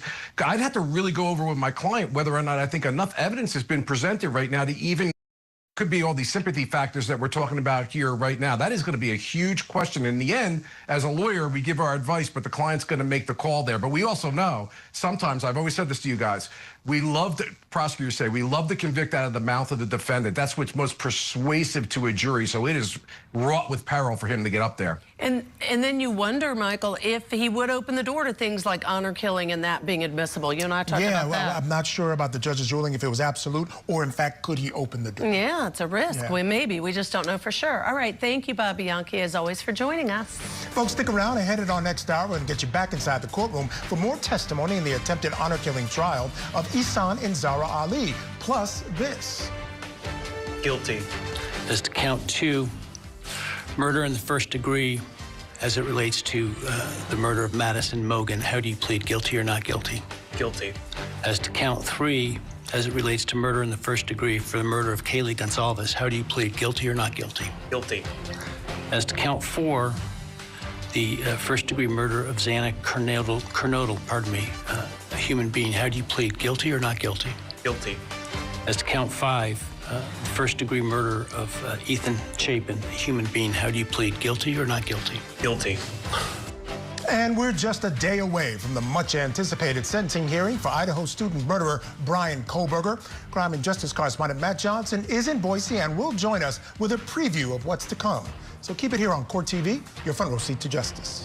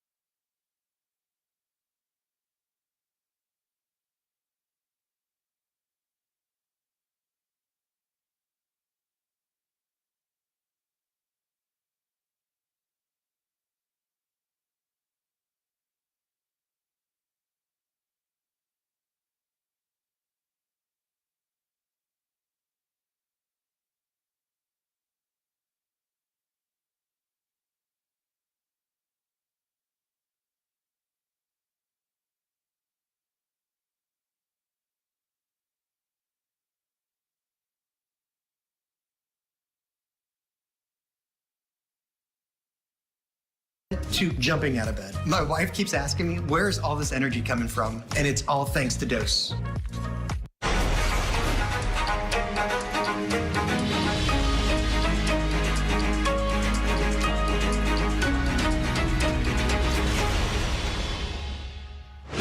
Welcome back to Court TV Live. I'm Michael Ayala. We're going to go back to court in Washington State in just a moment. But first, prosecutors in the Idaho student murders case filed a motion today seeking to extend the no-contact order between Brian Kohberger and the victim's family beyond the January 5th, 2027 deadline.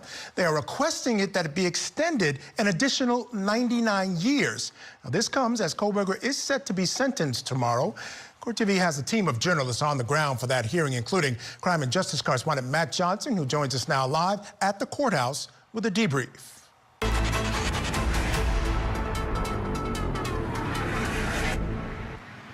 Michael, good evening. That's right. It's the eve of sentencing here at the Ada County Courthouse, and those victims' families making their way here to Boise, Idaho. And now, new today, President Trump also weighing in. Did you, on November 13th, 2022, in Latah County, state of Idaho,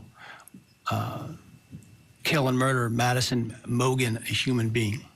Yes. Did you, on or about that same date in Moscow, Idaho, kill and murder Kaylee Gonzalez, a human being? Yes. And did you, on that same date in Moscow, Idaho, kill and murder Zahraa Kernodle, a human being? Yes. And then on or about November 13th, 2022, again in Latah County, Idaho, did you kill and murder Ethan Chapin, a human being? Yes. Families of the victims remain split over the plea deal that takes the death penalty off the table. Earlier this month, Brian Kohberger pleaded guilty to the murders of Ethan Chapin, Zahraa Kernodle, Madison Mogen, and Kaylee Gonzalez, in exchange for life behind bars without the possibility of parole or appeal. Ethan and Maddie's family support the deal, but Kaylee's family does not, and said this on News Nation. Take a listen. This is the opposite of our will. There was no majority believing that this was acceptable. I want to honor all the police officers, the FBI, and all the people that work their tail off. The failure is at the court level, 100%.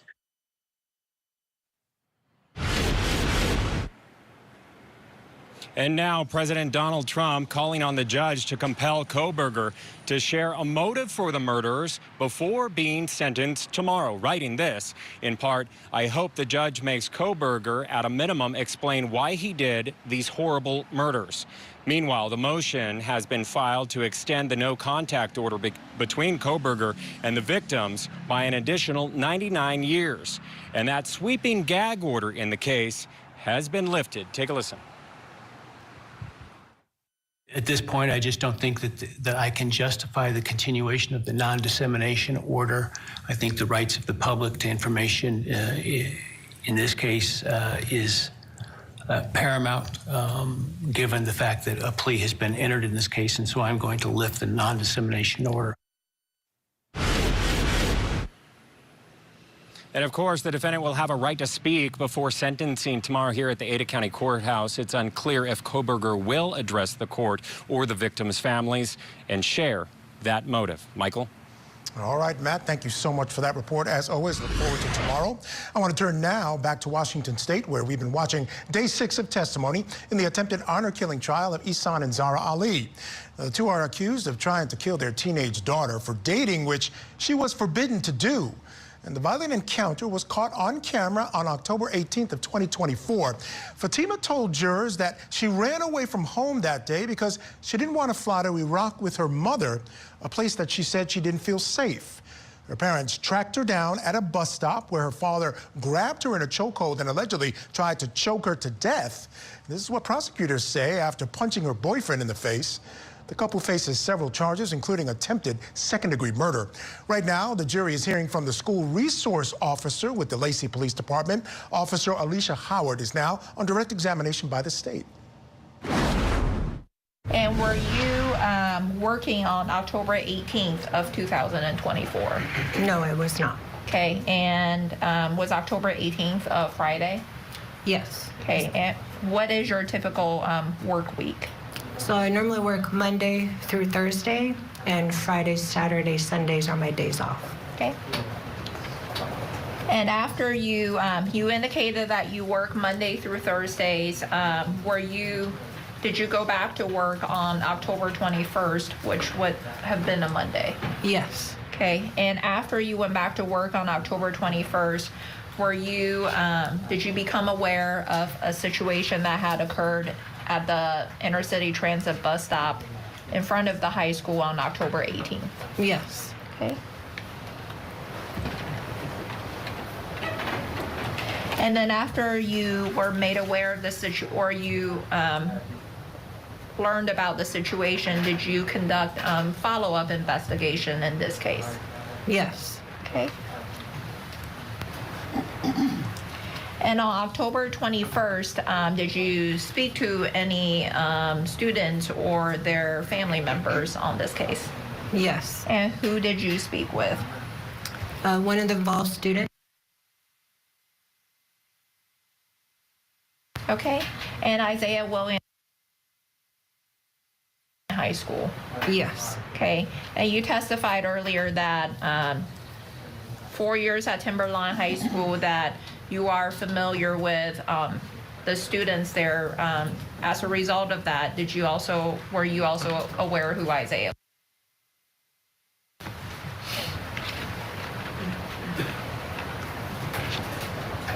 And after speaking with Isaiah, did you at some point make contact with Fatima?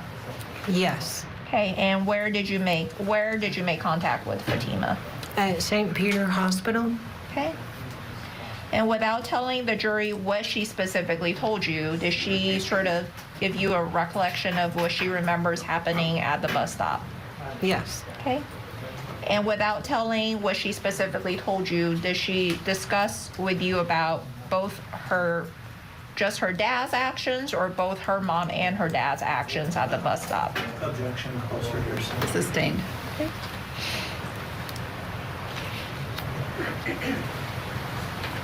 And after speaking with Fatima, did you at some point make contact with Isaiah?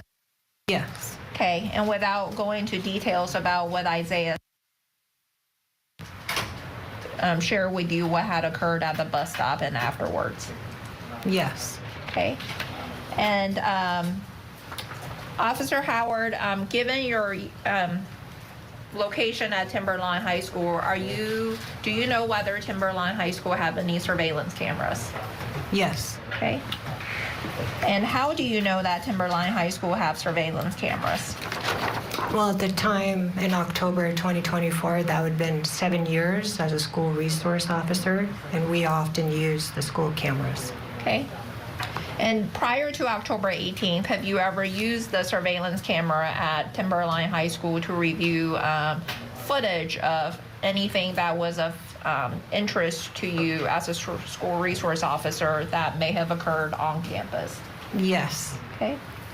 Have you only used the surveillance camera to review footage once or more than once? More than once. Okay. And do you know where the cameras are located? Yes, generally speaking. Okay. And where are some of the locations of the cameras? In the school, coming into the entrance, the school parking lot, gymnasium, the back of the school, the property. Okay. And after speaking with Fatima and I had occurred at the bus stop, did you try to locate surveillance footage of the incident at the school through the surveillance cameras? Yes. Okay. And was there a time frame that you were specifically looking at in the surveillance cameras? Yes. And what was that time frame? October 18, 2024, around 2 p.m. Okay. And when reviewing the camera footage, did you at any point see Isaiah on the camera? Yes. Okay, and what about Zahraa Ali? Did you ever see her being captured on the cameras? Yes. Okay.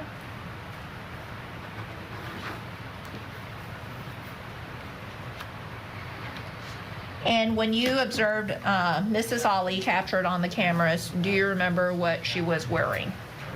Yes. And what was she wearing? A greenish colored headdress, a long sleeve black top, and it appeared to be like a long black skirt. Okay. And then what about what the camera captured him wearing? Yes. And what was that? A long sleeve, it looked like black or dark colored top and light colored pants. Okay. And what about Fatima? Did the cameras also capture Fatima? Yes. And what was she wearing? A long sleeve dark colored top and dark colored bottoms. Okay. And prior to October 18th, had you had contact with Zahraa Ali at the school? Yes. And was that contact in September of 2024? Yes. And what day in September of 2024? September 17th of 2024. Okay.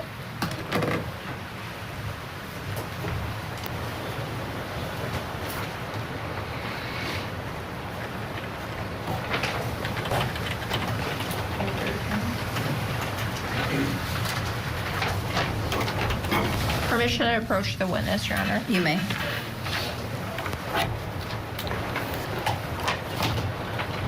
Officer Howard, I've handed you what's been marked as State's Exhibit 113. Do you recognize that exhibit? Yes. And what is that exhibit of? It's the trespass letter. Okay.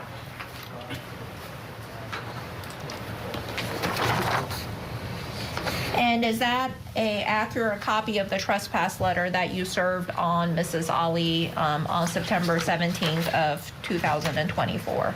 Yes. Okay. And when you served the trespass letter, where did that occur? At the Timberline High School. Okay. Did it occur out in the hallways, the front office, or someone's office? That occurred in Vice Principal Celeste Waltermeyer's office. Okay. And was Miss Waltermeyer also present when you served the Mrs. Ali the trespass letter? Yes. Okay.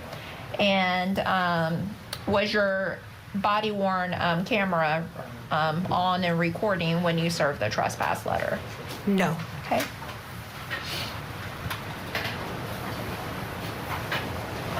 And at the time when you served the trespass letter, well, let me ask you this question. Inside Ms. Waltermeyer's office, was your role simply just providing that letter to Mrs. Ali on behalf of the school? At the time, yes. Okay.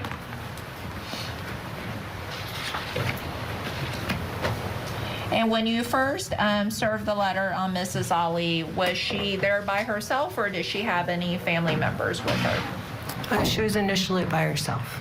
Okay. And when she was by herself, did you speak with her? Yes. And was that communication in English or a different language? In English. Okay. And based on did she appear to have any confusion on what you were talking to her about? No. Okay. And at some point, did you offer her an interpreter service? Yes, we use a language line. And did you offer her a language line? Yes. And what is a language line? A language line is a number that we can call when we're dealing with folks if they have difficulty with English. So they provide a lot of different languages on the language line. Okay. And to your knowledge, is Arabic one of the languages that is offered as a service on the language line? I believe so. Okay. And when you offered Mrs. Ali the assistance of the language line, did she accept your offer? No.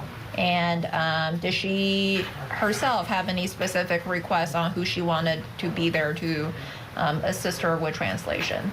Yes. And who does she want there herself? It was her oldest daughter, Haneen Ali. Okay. All right, we'll step aside here to squeeze in a short break. But before we do, I'd like to welcome our viewers who are joining us today on our YouTube channel. Now, we're going to be monitoring that page live throughout the show today into our next hour as well. And we're going to answer a few of your questions. So join the chat, send us your questions for a chance to have them answered live on the air. Again, that's youtube.com/CourtTV. And stay tuned. We'll be right back.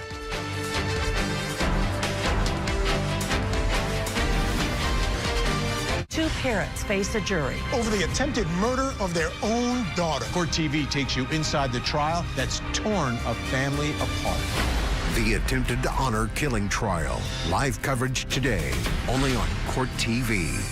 Tonight, on closing arguments, we're live from Boise ahead of tomorrow's sentencing in the Idaho student murders case. Plus, two parents stand trial for trying to allegedly kill their own daughter. Closing arguments tonight at 8/7 Central, only on Court TV.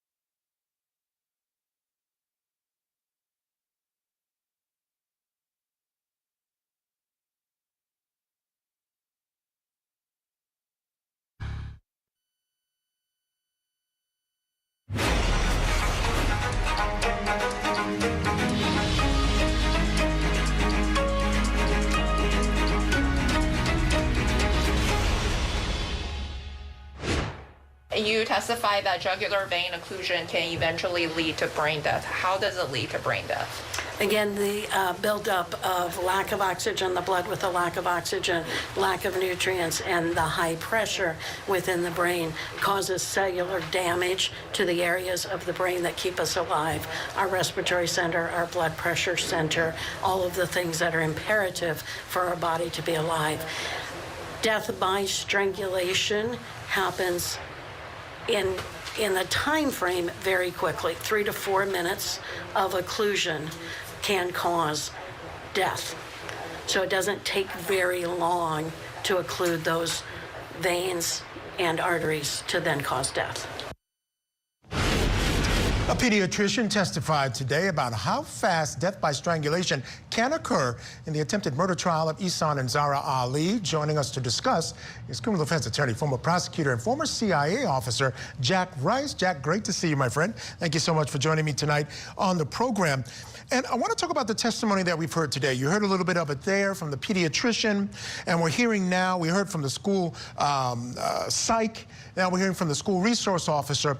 And I want to say, I think today, it's coming towards the end of the state's case, but I think it's an extremely important day for prosecutors. And I say that because what they're doing now is I think they're trying to establish, number one, there was some harm going on or something going on in that home that led the school psych officer to act the way she acted, or the psych person to act the way she acted by sending her to a shelter.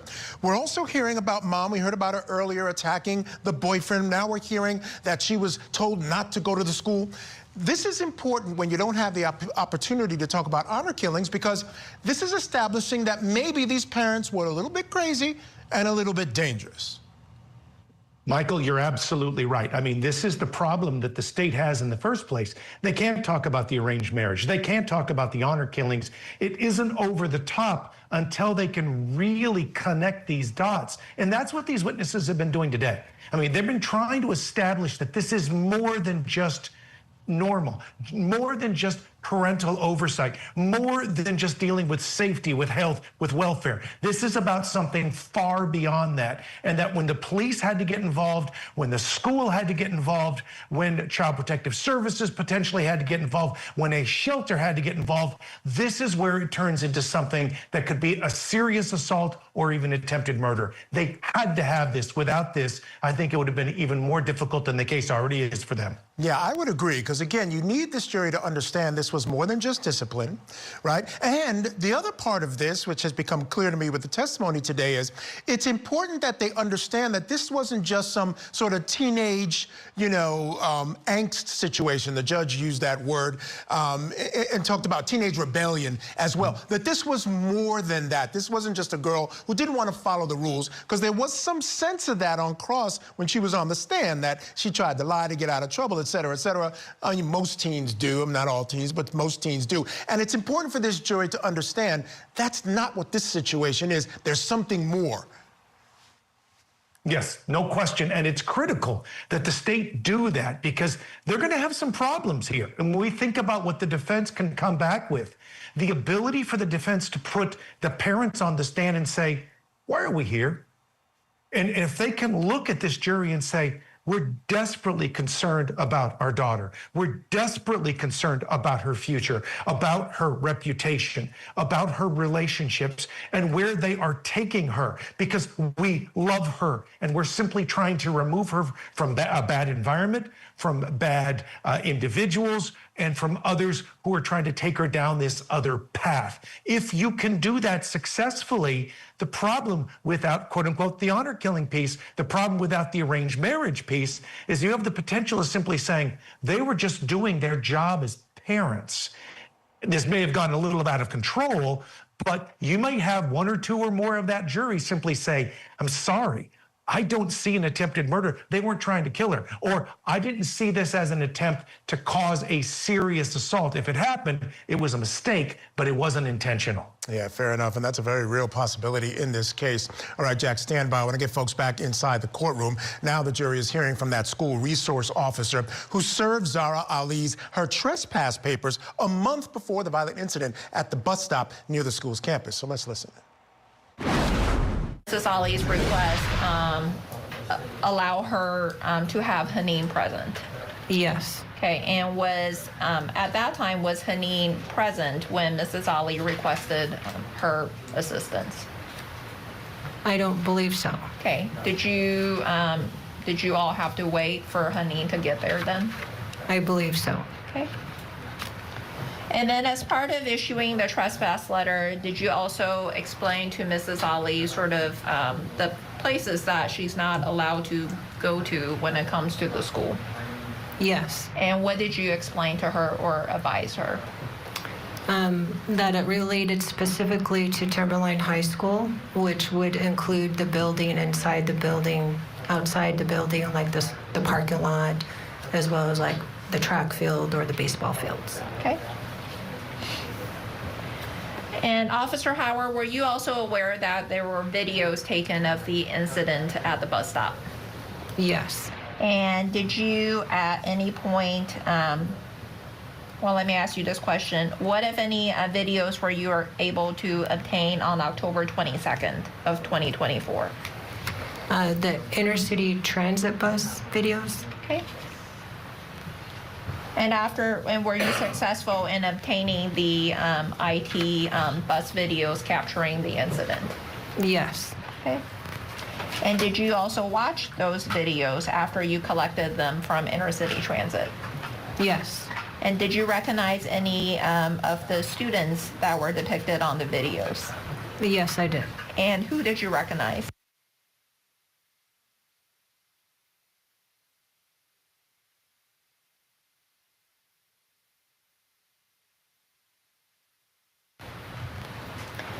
And besides obtaining the inner-city transit bus videos, did you obtain any other videos?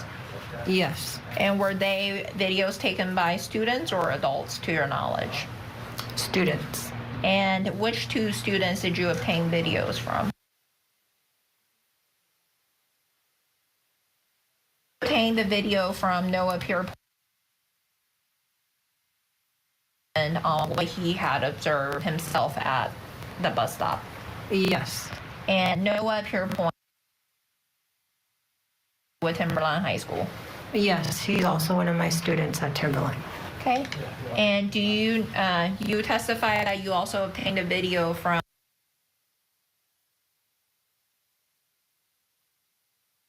He's also one of my students at Timberline. Okay. And when you made contact with Elijah on what his observations were of the incident at the bus stop? Yes. Okay. And Officer Howard, you, when describing the relationship of Noah and you testified that they're your students. Is it fair to say that you sort of view all the students at Timberline High School as your students? Yes. Okay. And besides obtaining statements from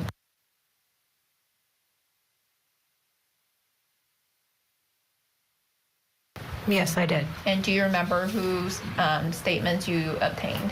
Yes. Okay. And who were they?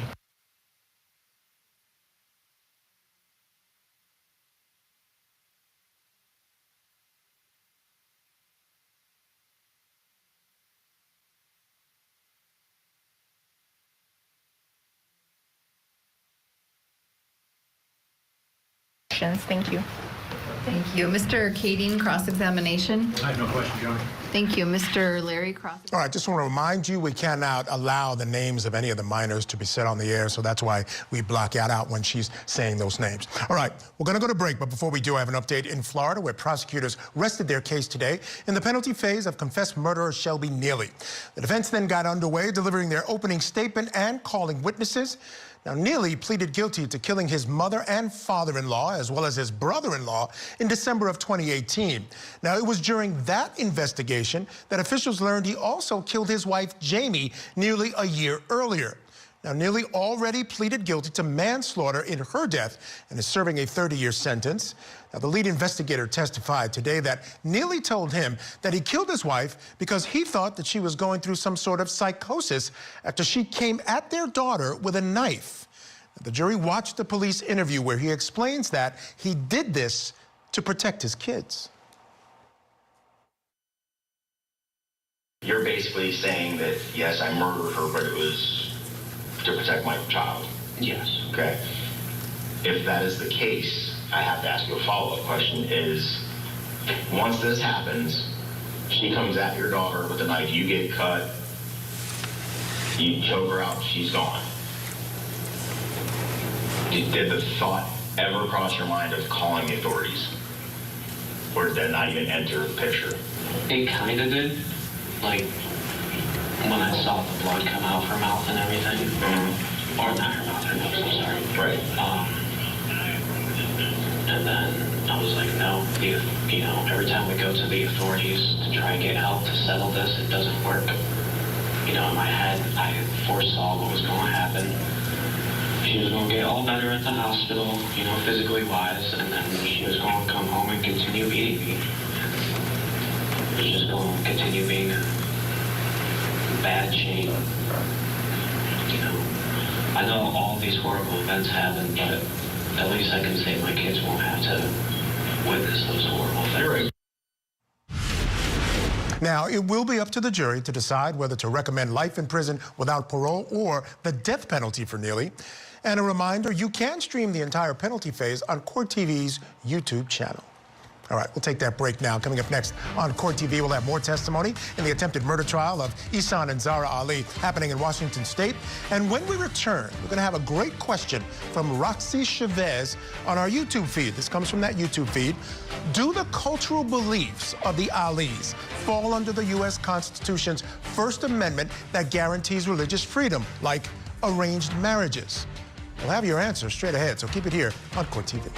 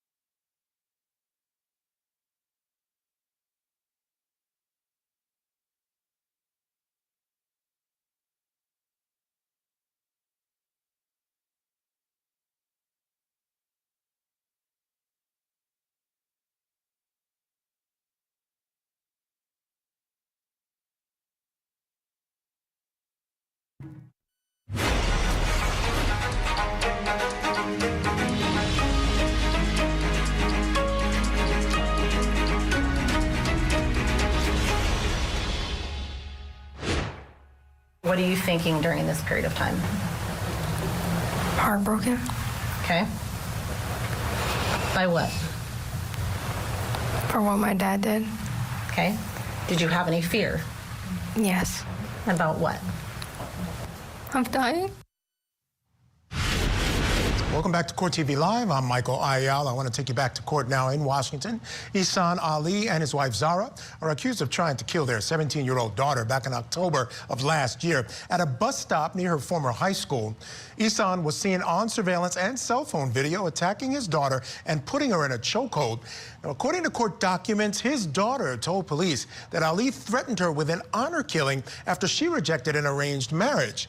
Neither side is allowed to mention honor killing because the judge ruled that it is too prejudicial. I want to head back to court now where Officer Howard is on the stand. She's the school resource officer. She's now on cross-examination by Zahraa Ali's defense. Do you normally have body-worn video when you're in the school? I normally wear a body-worn camera, yes. Fair enough. Okay, so, and so are you in a, so you're, is that dress blues? Is that your uniform that you wear to school, or do you have more of a duty belt with a vest and other accoutrements? So this is my Class A uniform, so like special occasions or court. The uniform I normally wear is a jumpsuit, which is black in color, an outer-worn vest, which has my body-worn camera attached. Okay, and so then how often do you turn on your body-worn camera in an average week?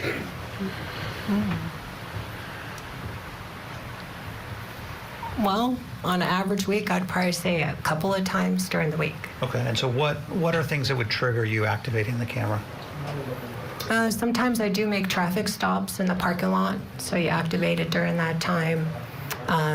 When there's like a disturbance that actually happens inside the school where kids are fighting or arguing. Sometimes when you do an interview at the school. And so, and then what causes you to generate a report? Often normal reports are like in reference to like criminal events or behaviors that are occurring in the school. And so from the September 17th transmission of the letter to Zahraa Ali, so you didn't activate your body-worn camera, correct? Correct. And didn't generate a report, correct? Not specifically with the issuance of the letter, no. Okay. And so were you a part of generating the letter that was handed to her? No.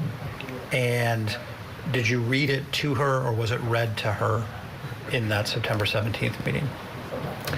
I believe I went over what the letter had stated in reference to specifically relating to Timberline High School. Okay. And so, and you testified on direct, the points that you made is that she wasn't allowed, Mrs. Ali wasn't allowed to be at Timberline High School, and you said the buildings, track and field, the complex. Yes, and the parking lots too. Okay. Was she precluded from being anywhere else? Well, anywhere that was what it stated, the North Thurston School District properties. Did you say that, or did you just say did you just say Timberline High School?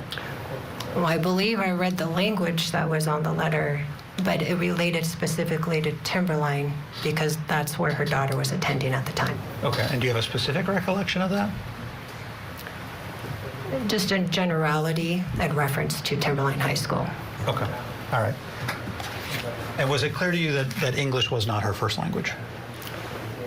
Well, when I initially spoke with her, it was in English, but out of respect for her request that her daughter respond to help with translation, that's why her daughter was contacted to respond. Okay, so was it clear to you that English wasn't her first language, though?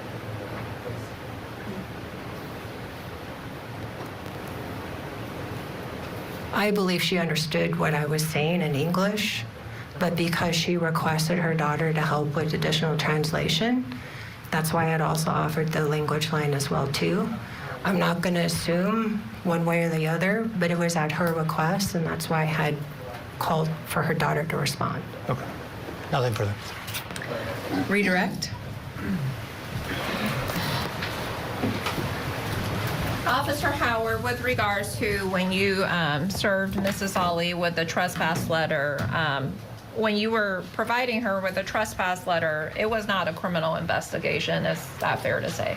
That is correct. Okay, and this may seem like a silly question, but it was not a traffic stop either? No, it was not. Okay, and is it fair to say you were simply assisting the school in providing a parent with a, in this case, a no trespass letter? Yes. And when you spoke with Mrs. Ali, you testified earlier about, you also told her about the prohibited places as it relates to Timberline High School. Did you share that information with her orally? Yes. Okay, and were you very specific as to Timberline High School? Yes, because that's where her daughter was attending. Okay, and her daughter, which daughter are you referring to? Fatima. Okay, and when you explained to her you mentioned the track course and then also the parking lot and the gymnasium, when you referred to all those areas, were you specific that it was associated with Timberline High School? Yes. Okay, and when you shared that information with her, did it appear to you that she had any difficulty understanding what you had told her? Objection calls for speculation. Sustained. Okay. When you share that information with her, does she say anything along the lines of, I don't understand, I'm confused? No. Okay. No further questions. Mr. Katie. All right, remember, one of the things that Zahraa is charged with is violating that very order. All right, we'll pause it right there for a quick break. Now, when we come back, we'll be outside the jury's presence as they proffer a potential witness in the attempted murder trial. All that and more is up next, so keep it here on Court TV.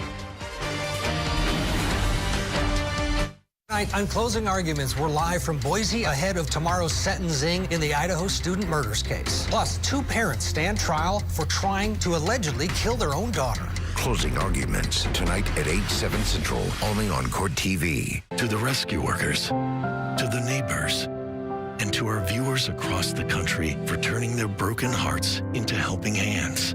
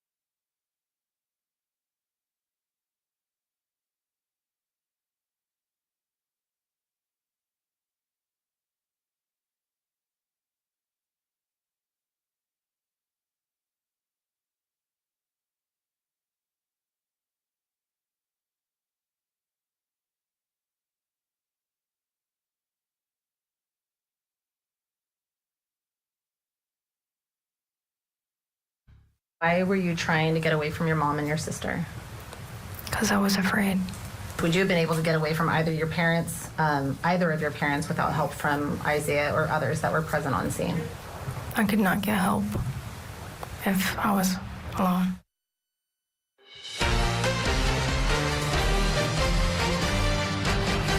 Last week, Fatima recalled the chaotic scene that unfolded at a bus stop last October when, according to prosecutors, her parents tried to kill her. I want to get you back into court now. This is happening outside the jury's presence. A potential witness is being proffered. The judge is hearing from Sergeant Jeremy Knight with the Lacey Police Department. Unit for which agency? City of Lacey. Okay. And can you tell me a little bit of your training and experience background? Relatively briefly in this format, please. Thank you.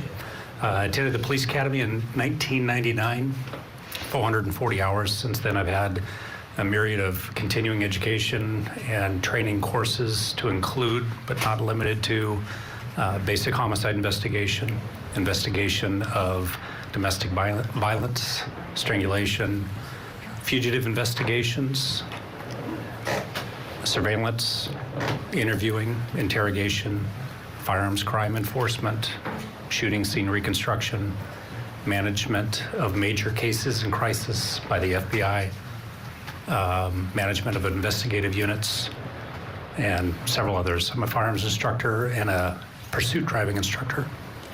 Pursuit what? Excuse me. Pursuit driving instructor. Well, thank you. And were you employed by the Lacey Police Department in October of 2024? I was. And are you familiar with an event that occurred at Timberline High School on or about October 18th of 2024? I am. Were you actually at the scene of that event? No. How did you become involved in that event? The following Monday, I was briefed on the case on October 21st. And October 21st, who briefed you on that case? School Resource Officer Alicia Howard. Okay. Were detectives involved in that case at that time? No. Okay. After being briefed by Detective Howard, did detectives become involved in that case? Yes. And who, if anyone, did you assign to become involved in that case? Detective Julie Mullen. Okay. And what did you direct Detective Mullen to do?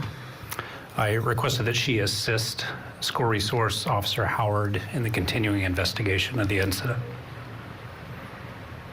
Did you yourself become involved in the investigation or coordination with that case? I did. And based on your role in that investigation, did you take any initial efforts associated with that case? I did.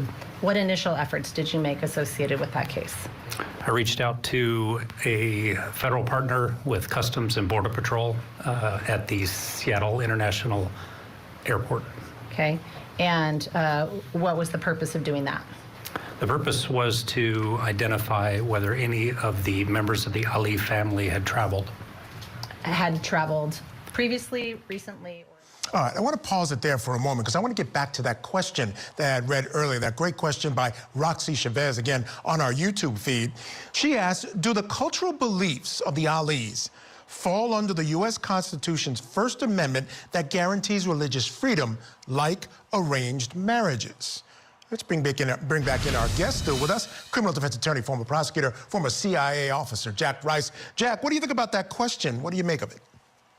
Relevance. Michael, I mean, that's really the question in a case like this. And so it isn't so much about the First Amendment, the idea to speak about this, but it always comes down to this. And this is always sort of a rule in every case at all times. Does it make any sense to allow this in? And sometimes the magic words are more prejudicial than probative. In other words, is it more helpful or does it just so bad that a jury will just discount everything else and go straight at that? And I think that's what the judge did when they decided to exclude the honor killing reference, the arranged marriage reference, out of fear that a jury might say, oh, it's an honor killing, they're guilty. Yeah, exactly. And I think that's absolutely the case. I also think, that question might have been referring to the idea of, can arranged marriages happen in the United States? And I looked it up, little quick internet research, Jack, and essentially no states actually ban arranged marriages between consenting adults. But There's a difference between an arranged marriage and a forced marriage. If you try to force someone into marriage, that can be brought under a number of crimes, including domestic abuse. And as far as child marriages are concerned, I looked that up as well. 16 states ban it outright. 34 states actually allow child marriages, okay, under certain circumstances, including pregnancy, parental consent, and also emancipation of the child at that point. Your thoughts on that? Yeah, no question about it. See, this is the interesting aspect. When you think about the power of language, and as prosecutors and defense attorneys, we're always conscious of this because it can drive people to think about something a certain way. When you say arranged marriage, what does that mean? Forced marriage, what does that mean? How does that change the perception of it? And so you'll regularly see this issue of a gatekeeper, meaning the judge, saying, do we allow this in, or is this just over the top? And again, back to that phrase, more prejudicial than probative. Yeah, no doubt. I want to talk about Zahraa. The testimony that we're hearing here, Jack, or I just heard from that school resource officer involved, that ruling or that protective order that she wasn't supposed to go to the school. And my question for you is, the fact that she was going to the school was not necessarily to violate the order, right? The idea was she was going after a child. There was some suggestion by the defense that, again, it wasn't in her language. Maybe she didn't fully understand it. Number one, is that a defense to a violation of that order? And number two, do you think this jury might give her leave with the idea that she was there to try to get her daughter to come home who had just run away that day? Yes, I think they will, meaning to the last piece of this. If there's a perception amongst this jury that this is a mother doing her motherly duties, her obligations to protect her child, if you get some ridiculous, and I'll use that term, ridiculous order that says, oh, we're keeping you away from this school, and my response is, I'm taking care of my child, and I don't care what happens otherwise, this is my #1 priority. I think you could get a jury, if they believe that, to actually simply say, we disagree with what the school did. And if the school took this so seriously, then why didn't she ever vest cam mom? Why didn't the police officer actually draft a report? And why didn't she write a report after the fact stating that she did? This is another example where the police simply didn't do as much as they could have, if it was that big of a deal. Yeah, fair enough. All right, Jack Rice, thank you so much, as always, for being with me tonight. Always good to see you, my friend. Folks, coming up, the proffer of that potential witness in the attempted murder trial of Ihsan and Zahraa Ali continues in our extended coverage. So keep it here on Court TV, your original true crime session.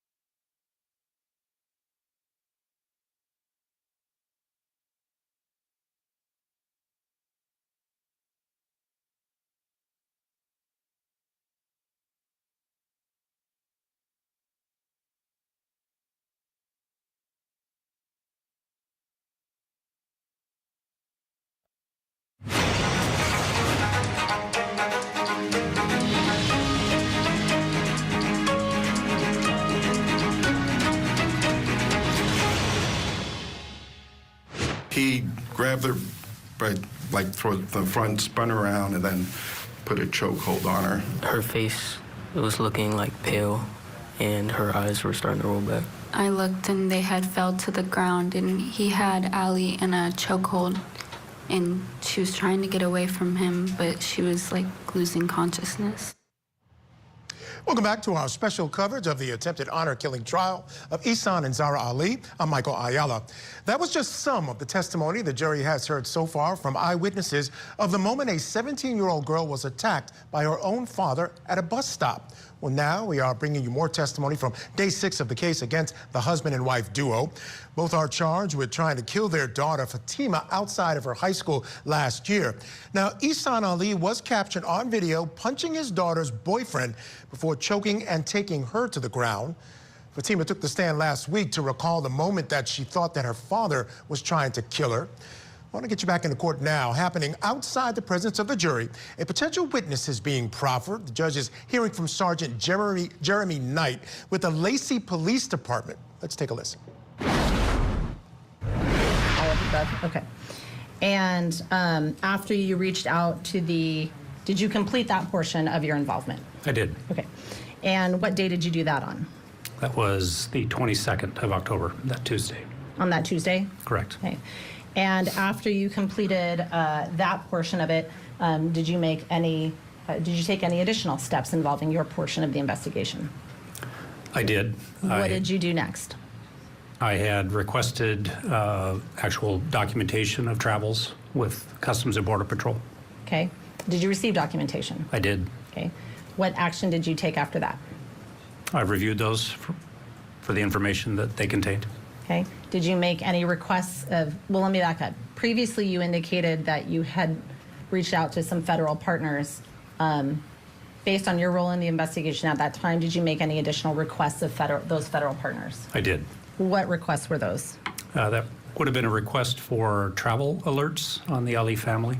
And can you tell me what you mean by a travel alert? What is a travel alert? I can. With Customs and Border Patrol, they're able to place an alert on their computer databases to any attempt to travel in or out of the country by land, sea, or air on an individual. Okay, and is that a system that Lacey Police Department is able to access, or is that something where you rely on a notification back from those federal partners? The latter. We rely on contact from the federal partner. Okay. And if there is a notification associated with the alert that you've requested, is that something you would get via an automated system, or something that someone would have to verbally or email-wise communicate with you? I don't receive them directly from an automated system. It is through a third party. Okay. And when you said you put out an alert, is there a particular name for that? Is there an area where that alert goes? What does that system look like? I haven't seen the system myself, but it's at the ports of entry, again, land, sea, and air, and it's called a travel alert. What is a National Target Training Center? What is that? It's a federal entity that monitors travel. Okay. Is that travel alert that you've identified connected to that National Target Training Center? I don't believe the word training is part of the acronym, but okay. It is, yes. Okay, what is the acronym? I believe it's TECS, Treasury Enforcement Communication System, if I'm not mistaken. Okay. And so did you engage any other, outside of those federal partners and setting that alert, did you engage any other systems associated with tracking travel of the family that you recall? No. Okay. And did you engage with CPS in this case? I did. Okay. At some point during the course of this, were you aware of Miss Ali's, Zahraa Ali's location? Yes. Okay. At some point, did you have to make any coordinations with any agencies regarding Mrs. Ali's location? I did. Okay. Where or who did you make those communications or coordinations with? With the Whatcom County Sheriff's Office. Okay. And where is Whatcom County? On a northern border of the state of Washington, And what do you mean by a northern border? bordering the country of Canada. Okay. And when you made coordinations with the Whatcom County, what was your intent in making that coordination? To arrange for custody transfer, And transfer to where? Thurston County. Okay. And were you able to complete that coordination? I was. Okay. Did you specifically retrieve or do the collection of Miss Ali? No, Okay. Do you know if she was returned to Thurston County? I do. Okay. Sergeant Knight, what other, outside of that flight notification, the coordination regarding Miss Ali with Whatcom County, and I believe the initial travel confirmation that you've testified to, did you take any other acts associated with this case or have any other involvement? I did. And what involvement was that? I assisted in the service of a search warrant on the Ali residence in November. Okay, in November of 2024? Correct. Do you remember what the date of that was? I believe it was the 20th. The 20th of November? Correct. Okay. So by November 2024, would that have been approximately a month after the initial incident? Correct. Okay. And based on that execution, was there anything of evidentiary value located at that time based on your involvement? No.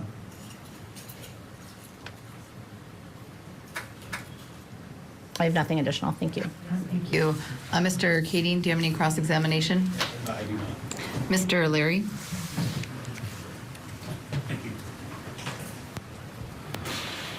Good afternoon, Sergeant. Good afternoon. All right, so you had requested of a federal partner to have basically alert for travel of any of the Ali family members, correct? Correct. And you said land, air, or sea, correct? Correct. So if they got on a plane, you would, let's say they flew to Spokane, would you have known? That I'm not sure. That was focused on out of the country. Okay. So if they got on a plane to leave the country, you would be alerted? Correct. Took, the Victoria Clipper up to Canada by Correct. sea, or crossed a land border crossing either on foot or by car, correct? Correct. Okay. And so, so they necessarily would have had contact with Border Patrol, correct? Is your understanding? If done properly, yes. I'm sorry, would you? If done properly. Okay. And so if they had crossed illegally, this travel alert would not have told you, correct? Unless they were captured. Correct. Okay. So if they're doing it legally by buying a plane ticket, buying a boat ticket, buying a pass on a boat, or driving or walking through a port of entry, they're going to get flagged and you're going to be notified. That's correct. Okay. And that is by Homeland Security or Immigration Customs Enforcement? All under Homeland Security umbrella, I believe. Okay. And you're not aware of how the system works, correct? Not in detail, no. Okay. But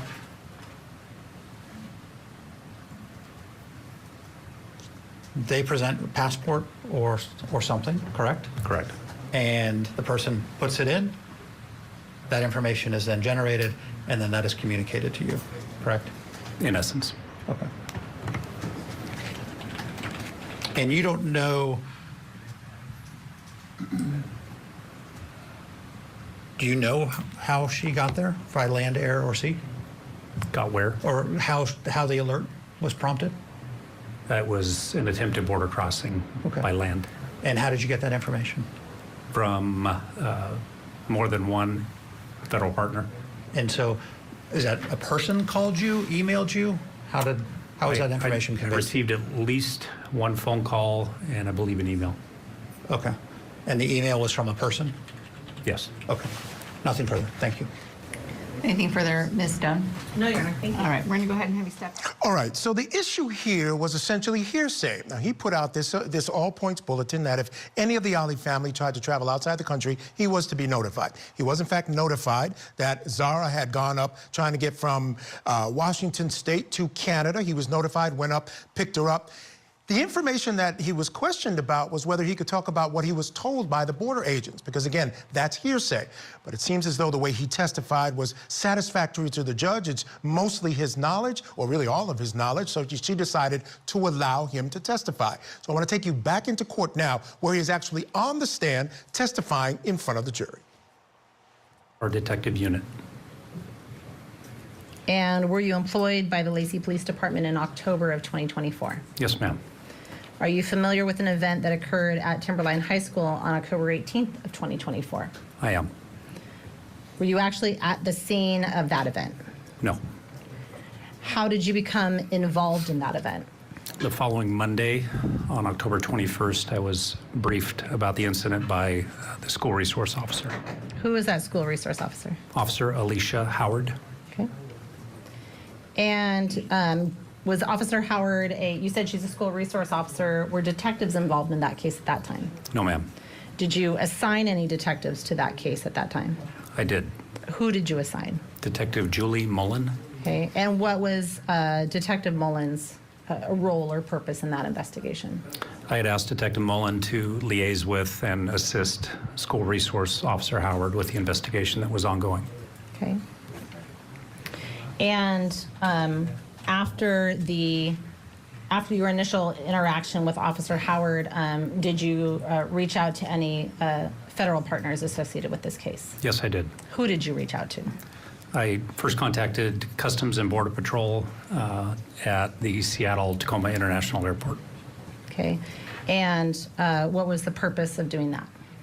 I inquired if any international travel had occurred involving any of the Ali family. Okay.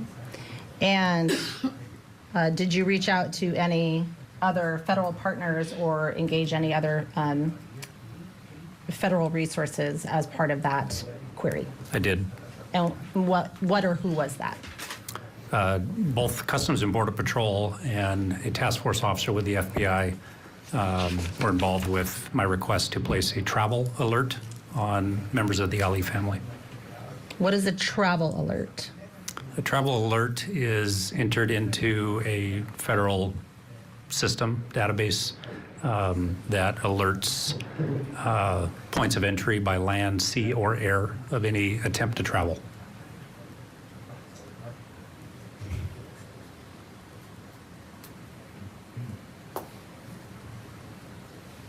And how does that work? How do you do that? Does that question make sense? Meaning,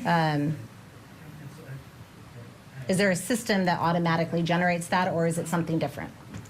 There is a system when you check in for travel at, say, an airport, and they're scanning your passport or other ID.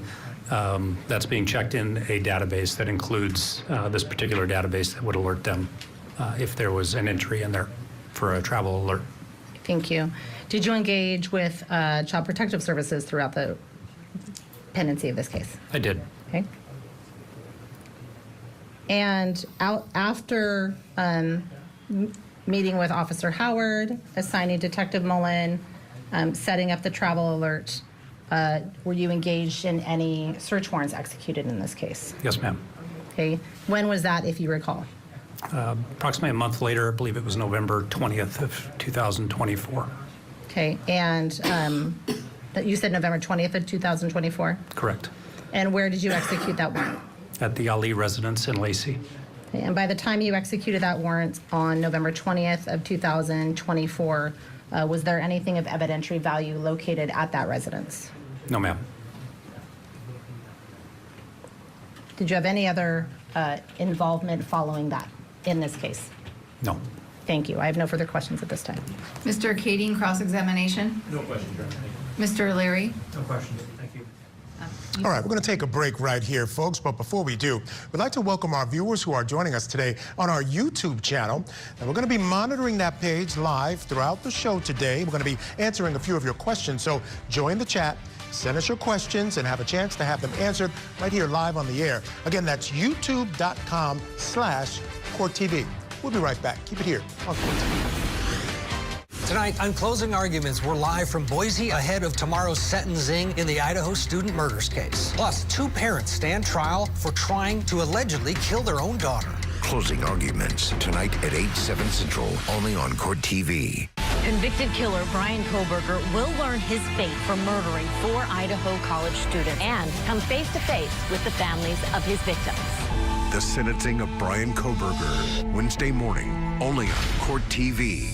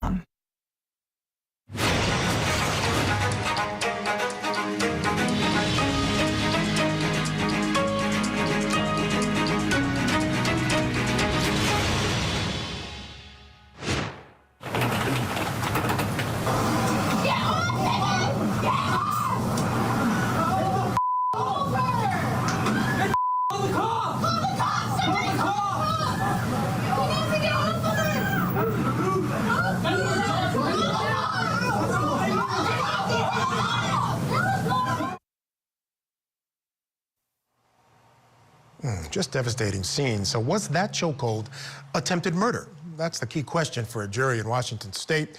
Who will they ultimately decide? They will ultimately decide the fate of two parents accused of trying to kill their own daughter. I want to bring back in our guest, or bring in our guest for this hour. Joining us to discuss, criminal defense attorney, former prosecutor Noah Pines. Noah, great to see you. Thank you so much for joining me here tonight on the program. And again, you know, I want to talk about the witness that was just on the stand, Jeremy Knight. The idea there was essentially, again, as I mentioned, he had put out this alert that if any of the Alis tried to cross the border, he was to be notified. In fact, that did happen. The Alis, or Zahraa Ali, had an explanation. She had gone up to Vancouver, British Columbia, or tried to get over to Vancouver, British Columbia, to pick up some of her kids who were staying with family. And that really never came out during his testimony, just the idea that he put out this all points alert just in case they crossed the border, and he got some warrants to search their home, even though no evidence of value was found. I think both of those bits of information, even without the rest, still important for this jury and important to the prosecution's case. Yeah, well, the search warrant, I wouldn't expect that they would find anything at the house. You know, this wasn't a place where the crime or alleged crime happened, but you know, they're just being thorough. So lots of times jurors want to know, did you do this? Did you do that? So searching the house is checking a box. Getting in the testimony about the border crossing, I think, is important because it infers to a lot of people, hey, she was trying to run, and now the defense may have to explain that. And when I say they might have to explain that, that means they might have to call the defendant or another witness to come in and explain what was going on. So I think that was a pretty smart tactical decision by the prosecution in this case. Yeah, and I think they didn't actually get to hear, Noah, the idea that she had tried to cross the border. They may call one of the border agents later who detained her there to bring that information in. But to this witness, all it was that he put out this bulletin or this alert if they tried to. And I think what the point is that this case was serious enough, again, without that honor killing stuff, without the arranged marriage, you've got to convince this jury that what they were doing was very serious to amount to attempted murder. That helps in that vein to say, look, this was serious enough for them to put out an alert just in case they tried to cross the border. Yeah, I don't know that that's going to sway a jury. And, you know, the question is how hard is it to prove attempted murder? You know, it's easy and hard, and I hate to answer it like that. You know, this is clearly a case from what you see where there's, you know, a battery and probably an aggravated assault for choking. There's choking, strangulation. The question is that attempted murder? And, you know, that's hard to prove. I mean, I've handled trial-wise close to 200 cases, and on appeal, you know, probably another 150. And attempted murder maybe is in, you know, one of those cases or two. It's just not, it's either you kill somebody or you don't. So attempted murder is typically when you shoot somebody and you don't succeed. In this case, it's not that easy to prove. That doesn't mean they can't prove other things. It's just that charge itself. Yeah, I would agree. And it's difficult under normal circumstances. When you have a father and a child, I think it gets even more difficult to believe that that would be his intent under the circumstances. All right, Noah, stand by. All right, stand by, brother. I'm going to go back to court now. The jury is hearing from a new witness, Celeste Waltermeyer. She is the assistant principal of Timberline High School. So let's go back in. Too far or too close, okay? All right. Were you employed by Timberline High School on October 18th of 2024? Yes. Were you working on that day? No. Do you know, are you familiar with the students at your high school? I am. Okay. Do you know a student by the name of Fatima? Ew. And how long have you known Fatima? Since she started at this school, I believe she started the middle of her freshman year, and this was the beginning of her junior year in 2024. So approximately 3 years, as you recall, or 2 years, give or take? Yeah. And are you familiar with another student? Do you know how long you've known Isaiah? Since he started at Timberline High School. Okay. Are you aware of anything of significance that occurred on October 18th, 2024 as it related to those two students at your high school? I am aware that there was. Just a yes or no? Oh, yes. Okay. And without repeating what you've heard, how did you become aware of these events? Well, I was alerted on my phone originally that there was a lockdown at the school. Okay. As the assistant principal, do you get those notices? Are you responsible for getting those notices when they come up? Yes. Okay. Based on your education, well, have you ever had experience with runaways at your school? Yes. Okay. Based on your education, training, and experience, are there situations where the school may not immediately notify law enforcement or immediately notify parents if contact with that child is made?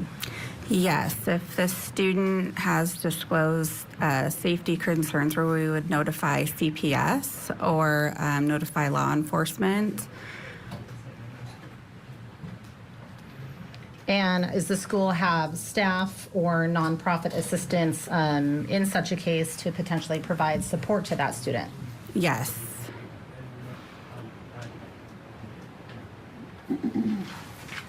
Do you know if on October 18th, 2024, whether that student, Fatima Ali, was enrolled in your school? Fatima was not enrolled in our school on October 18th. And you indicated that she had previously been enrolled in your school. When had she become unenrolled at your school? My recollection is it was the end of September. I believe it was like September 27th. Okay. And about how long, well, was she still a student of the North Thurston School District? Yes, she was. She had been at an online school. What was the name of that online school, if you know? Summit.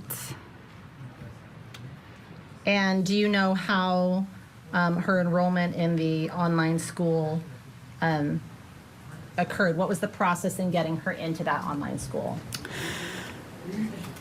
So, I believe it was September 17th or 18th. Mrs. Ali had met with North Thurston High School and or had her transfer to Fatima's transfer to North Thurston High School denied. And she reached out to appeal that to our assistant superintendent, Nikki Grubbs, who handles that. From that point, we worked with Mrs. Ali and the other schools to see where would be a good fit for Fatima. I was involved in those meetings as well as some other district and other high school staff. And was Summit Online, as an educator, was that your first choice for Fatima? No. Whose choice was that? That was one of the choices, but that was the choice that Mrs. Ali wanted for Fatima.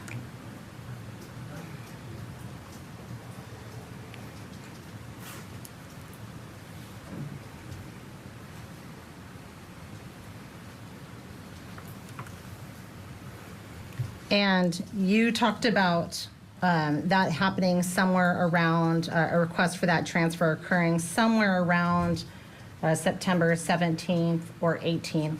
Are you familiar whether there was an incident at school prior to that regarding Mrs. Ali? Yes, there was an incident prior to that regarding Mrs. Ali on September 16th. Okay. And as a result, well, who, without relaying any details, who was that incident between Mrs. Ali with? With Isaiah. Incident with Isaiah.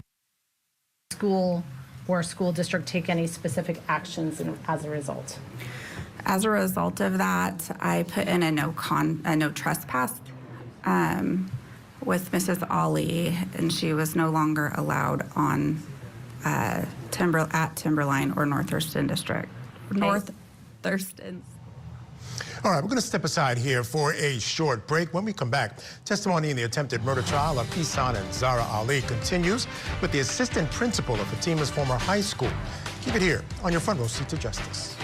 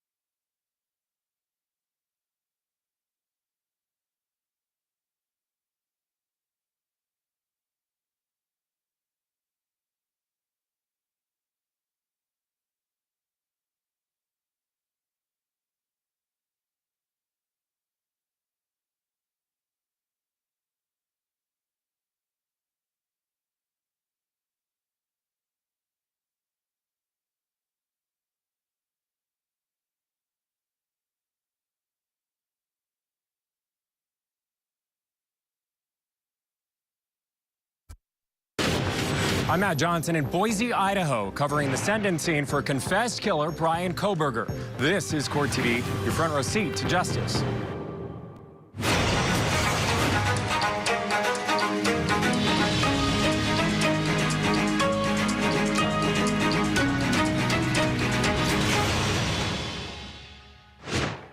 Death by strangulation happens in the time frame very quickly. 3 to 4 minutes of occlusion can cause death.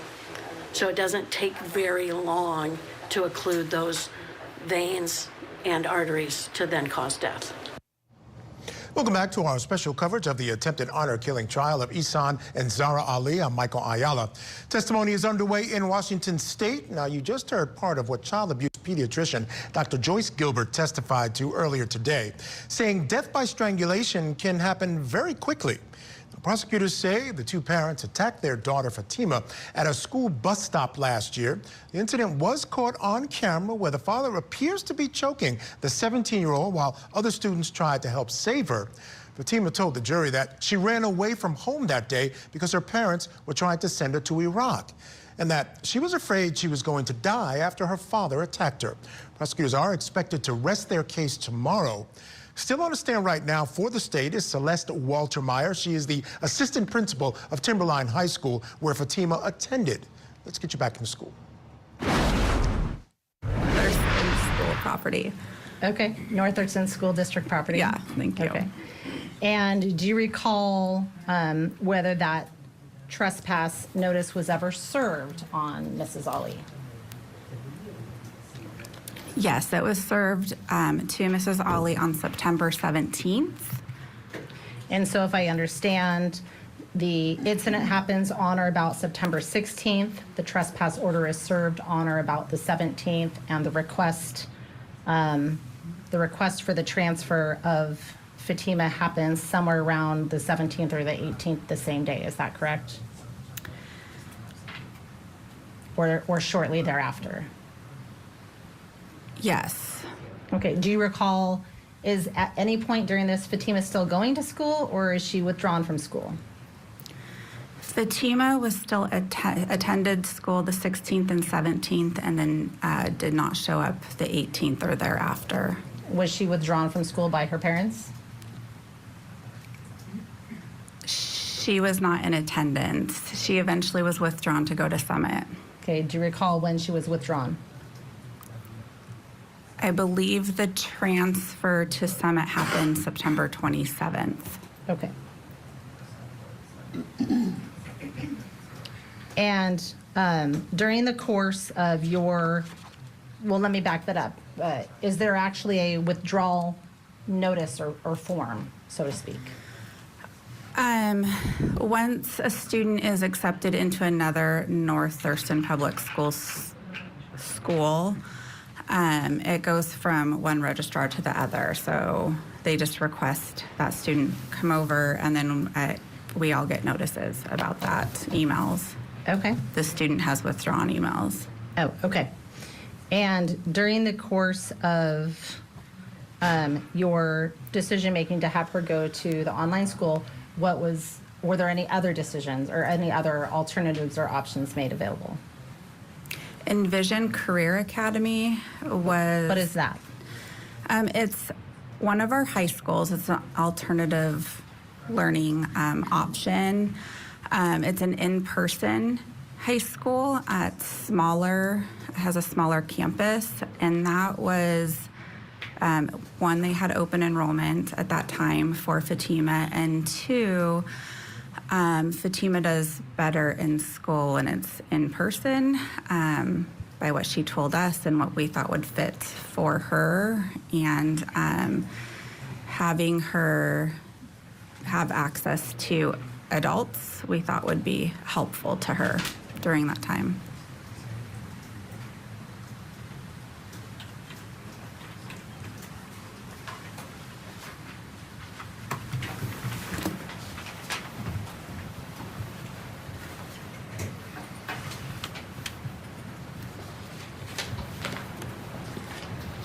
May I approach her? You may. Ms. Waltermeyer, I'm going to ask you to look at what's been marked as State's Exhibit 113 as well as what's been marked as State's Exhibit 121. Can you please look at those silently to yourself and then look up at me when you're done?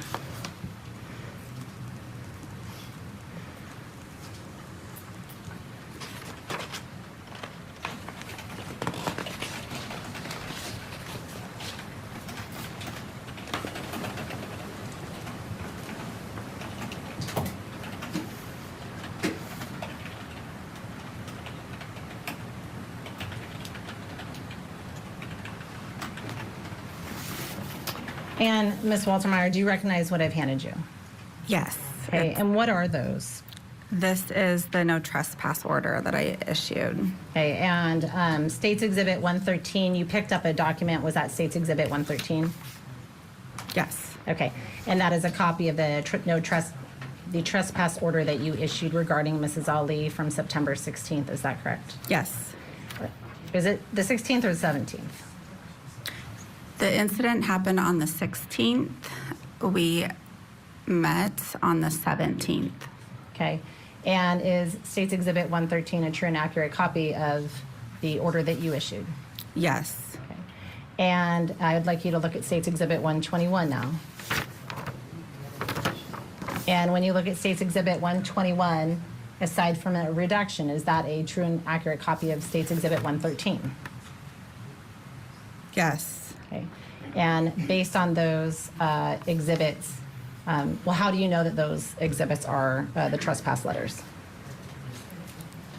I know it sounds like a silly question. Because I have a copy, because that's my signature. Okay, thank you. Your Honor, at this time the state would move to admit States Exhibit 113 and 121. Or excuse me, 121 only. 121 only. Mr. Kading? No objection. Mr. Larry? No objection. 121 shall be admitted. May I retrieve those, Your Honor? You may.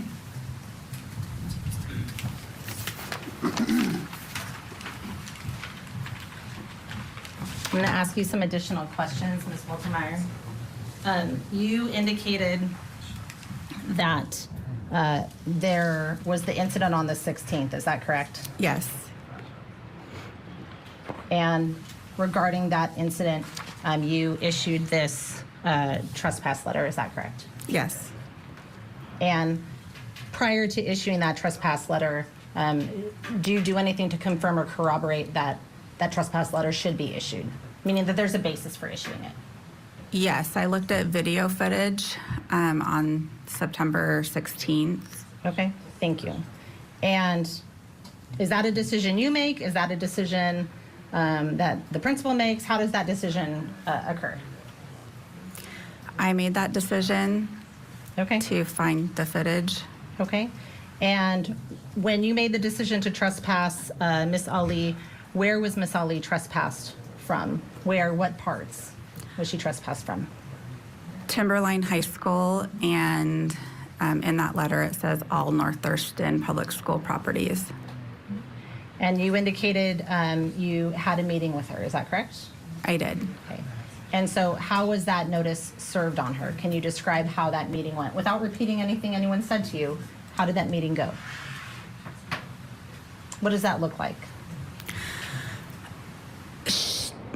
We met in person that day, and so it was Mrs. Ali, Officer Howard, and I, and Haneen came in, the daughter. Okay, and where did you meet? In my office. And you said initially, well, Mrs. Ali's daughter, do you know what Mrs. Ali's daughter's name is? Haneen. Okay. It's not a test. Okay. When Haneen came, was Haneen there at the beginning of the meeting, in the middle of the meeting, at the end of the meeting, or something else?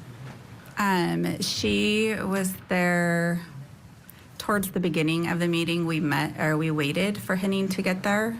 Okay. So at Mom's initially, request. I'm sorry? At Mrs. Ali's request. All right, we're going to take a break here, and on the other side, the assistant principal describes her interaction with Zahraa and her other daughter, Haneen.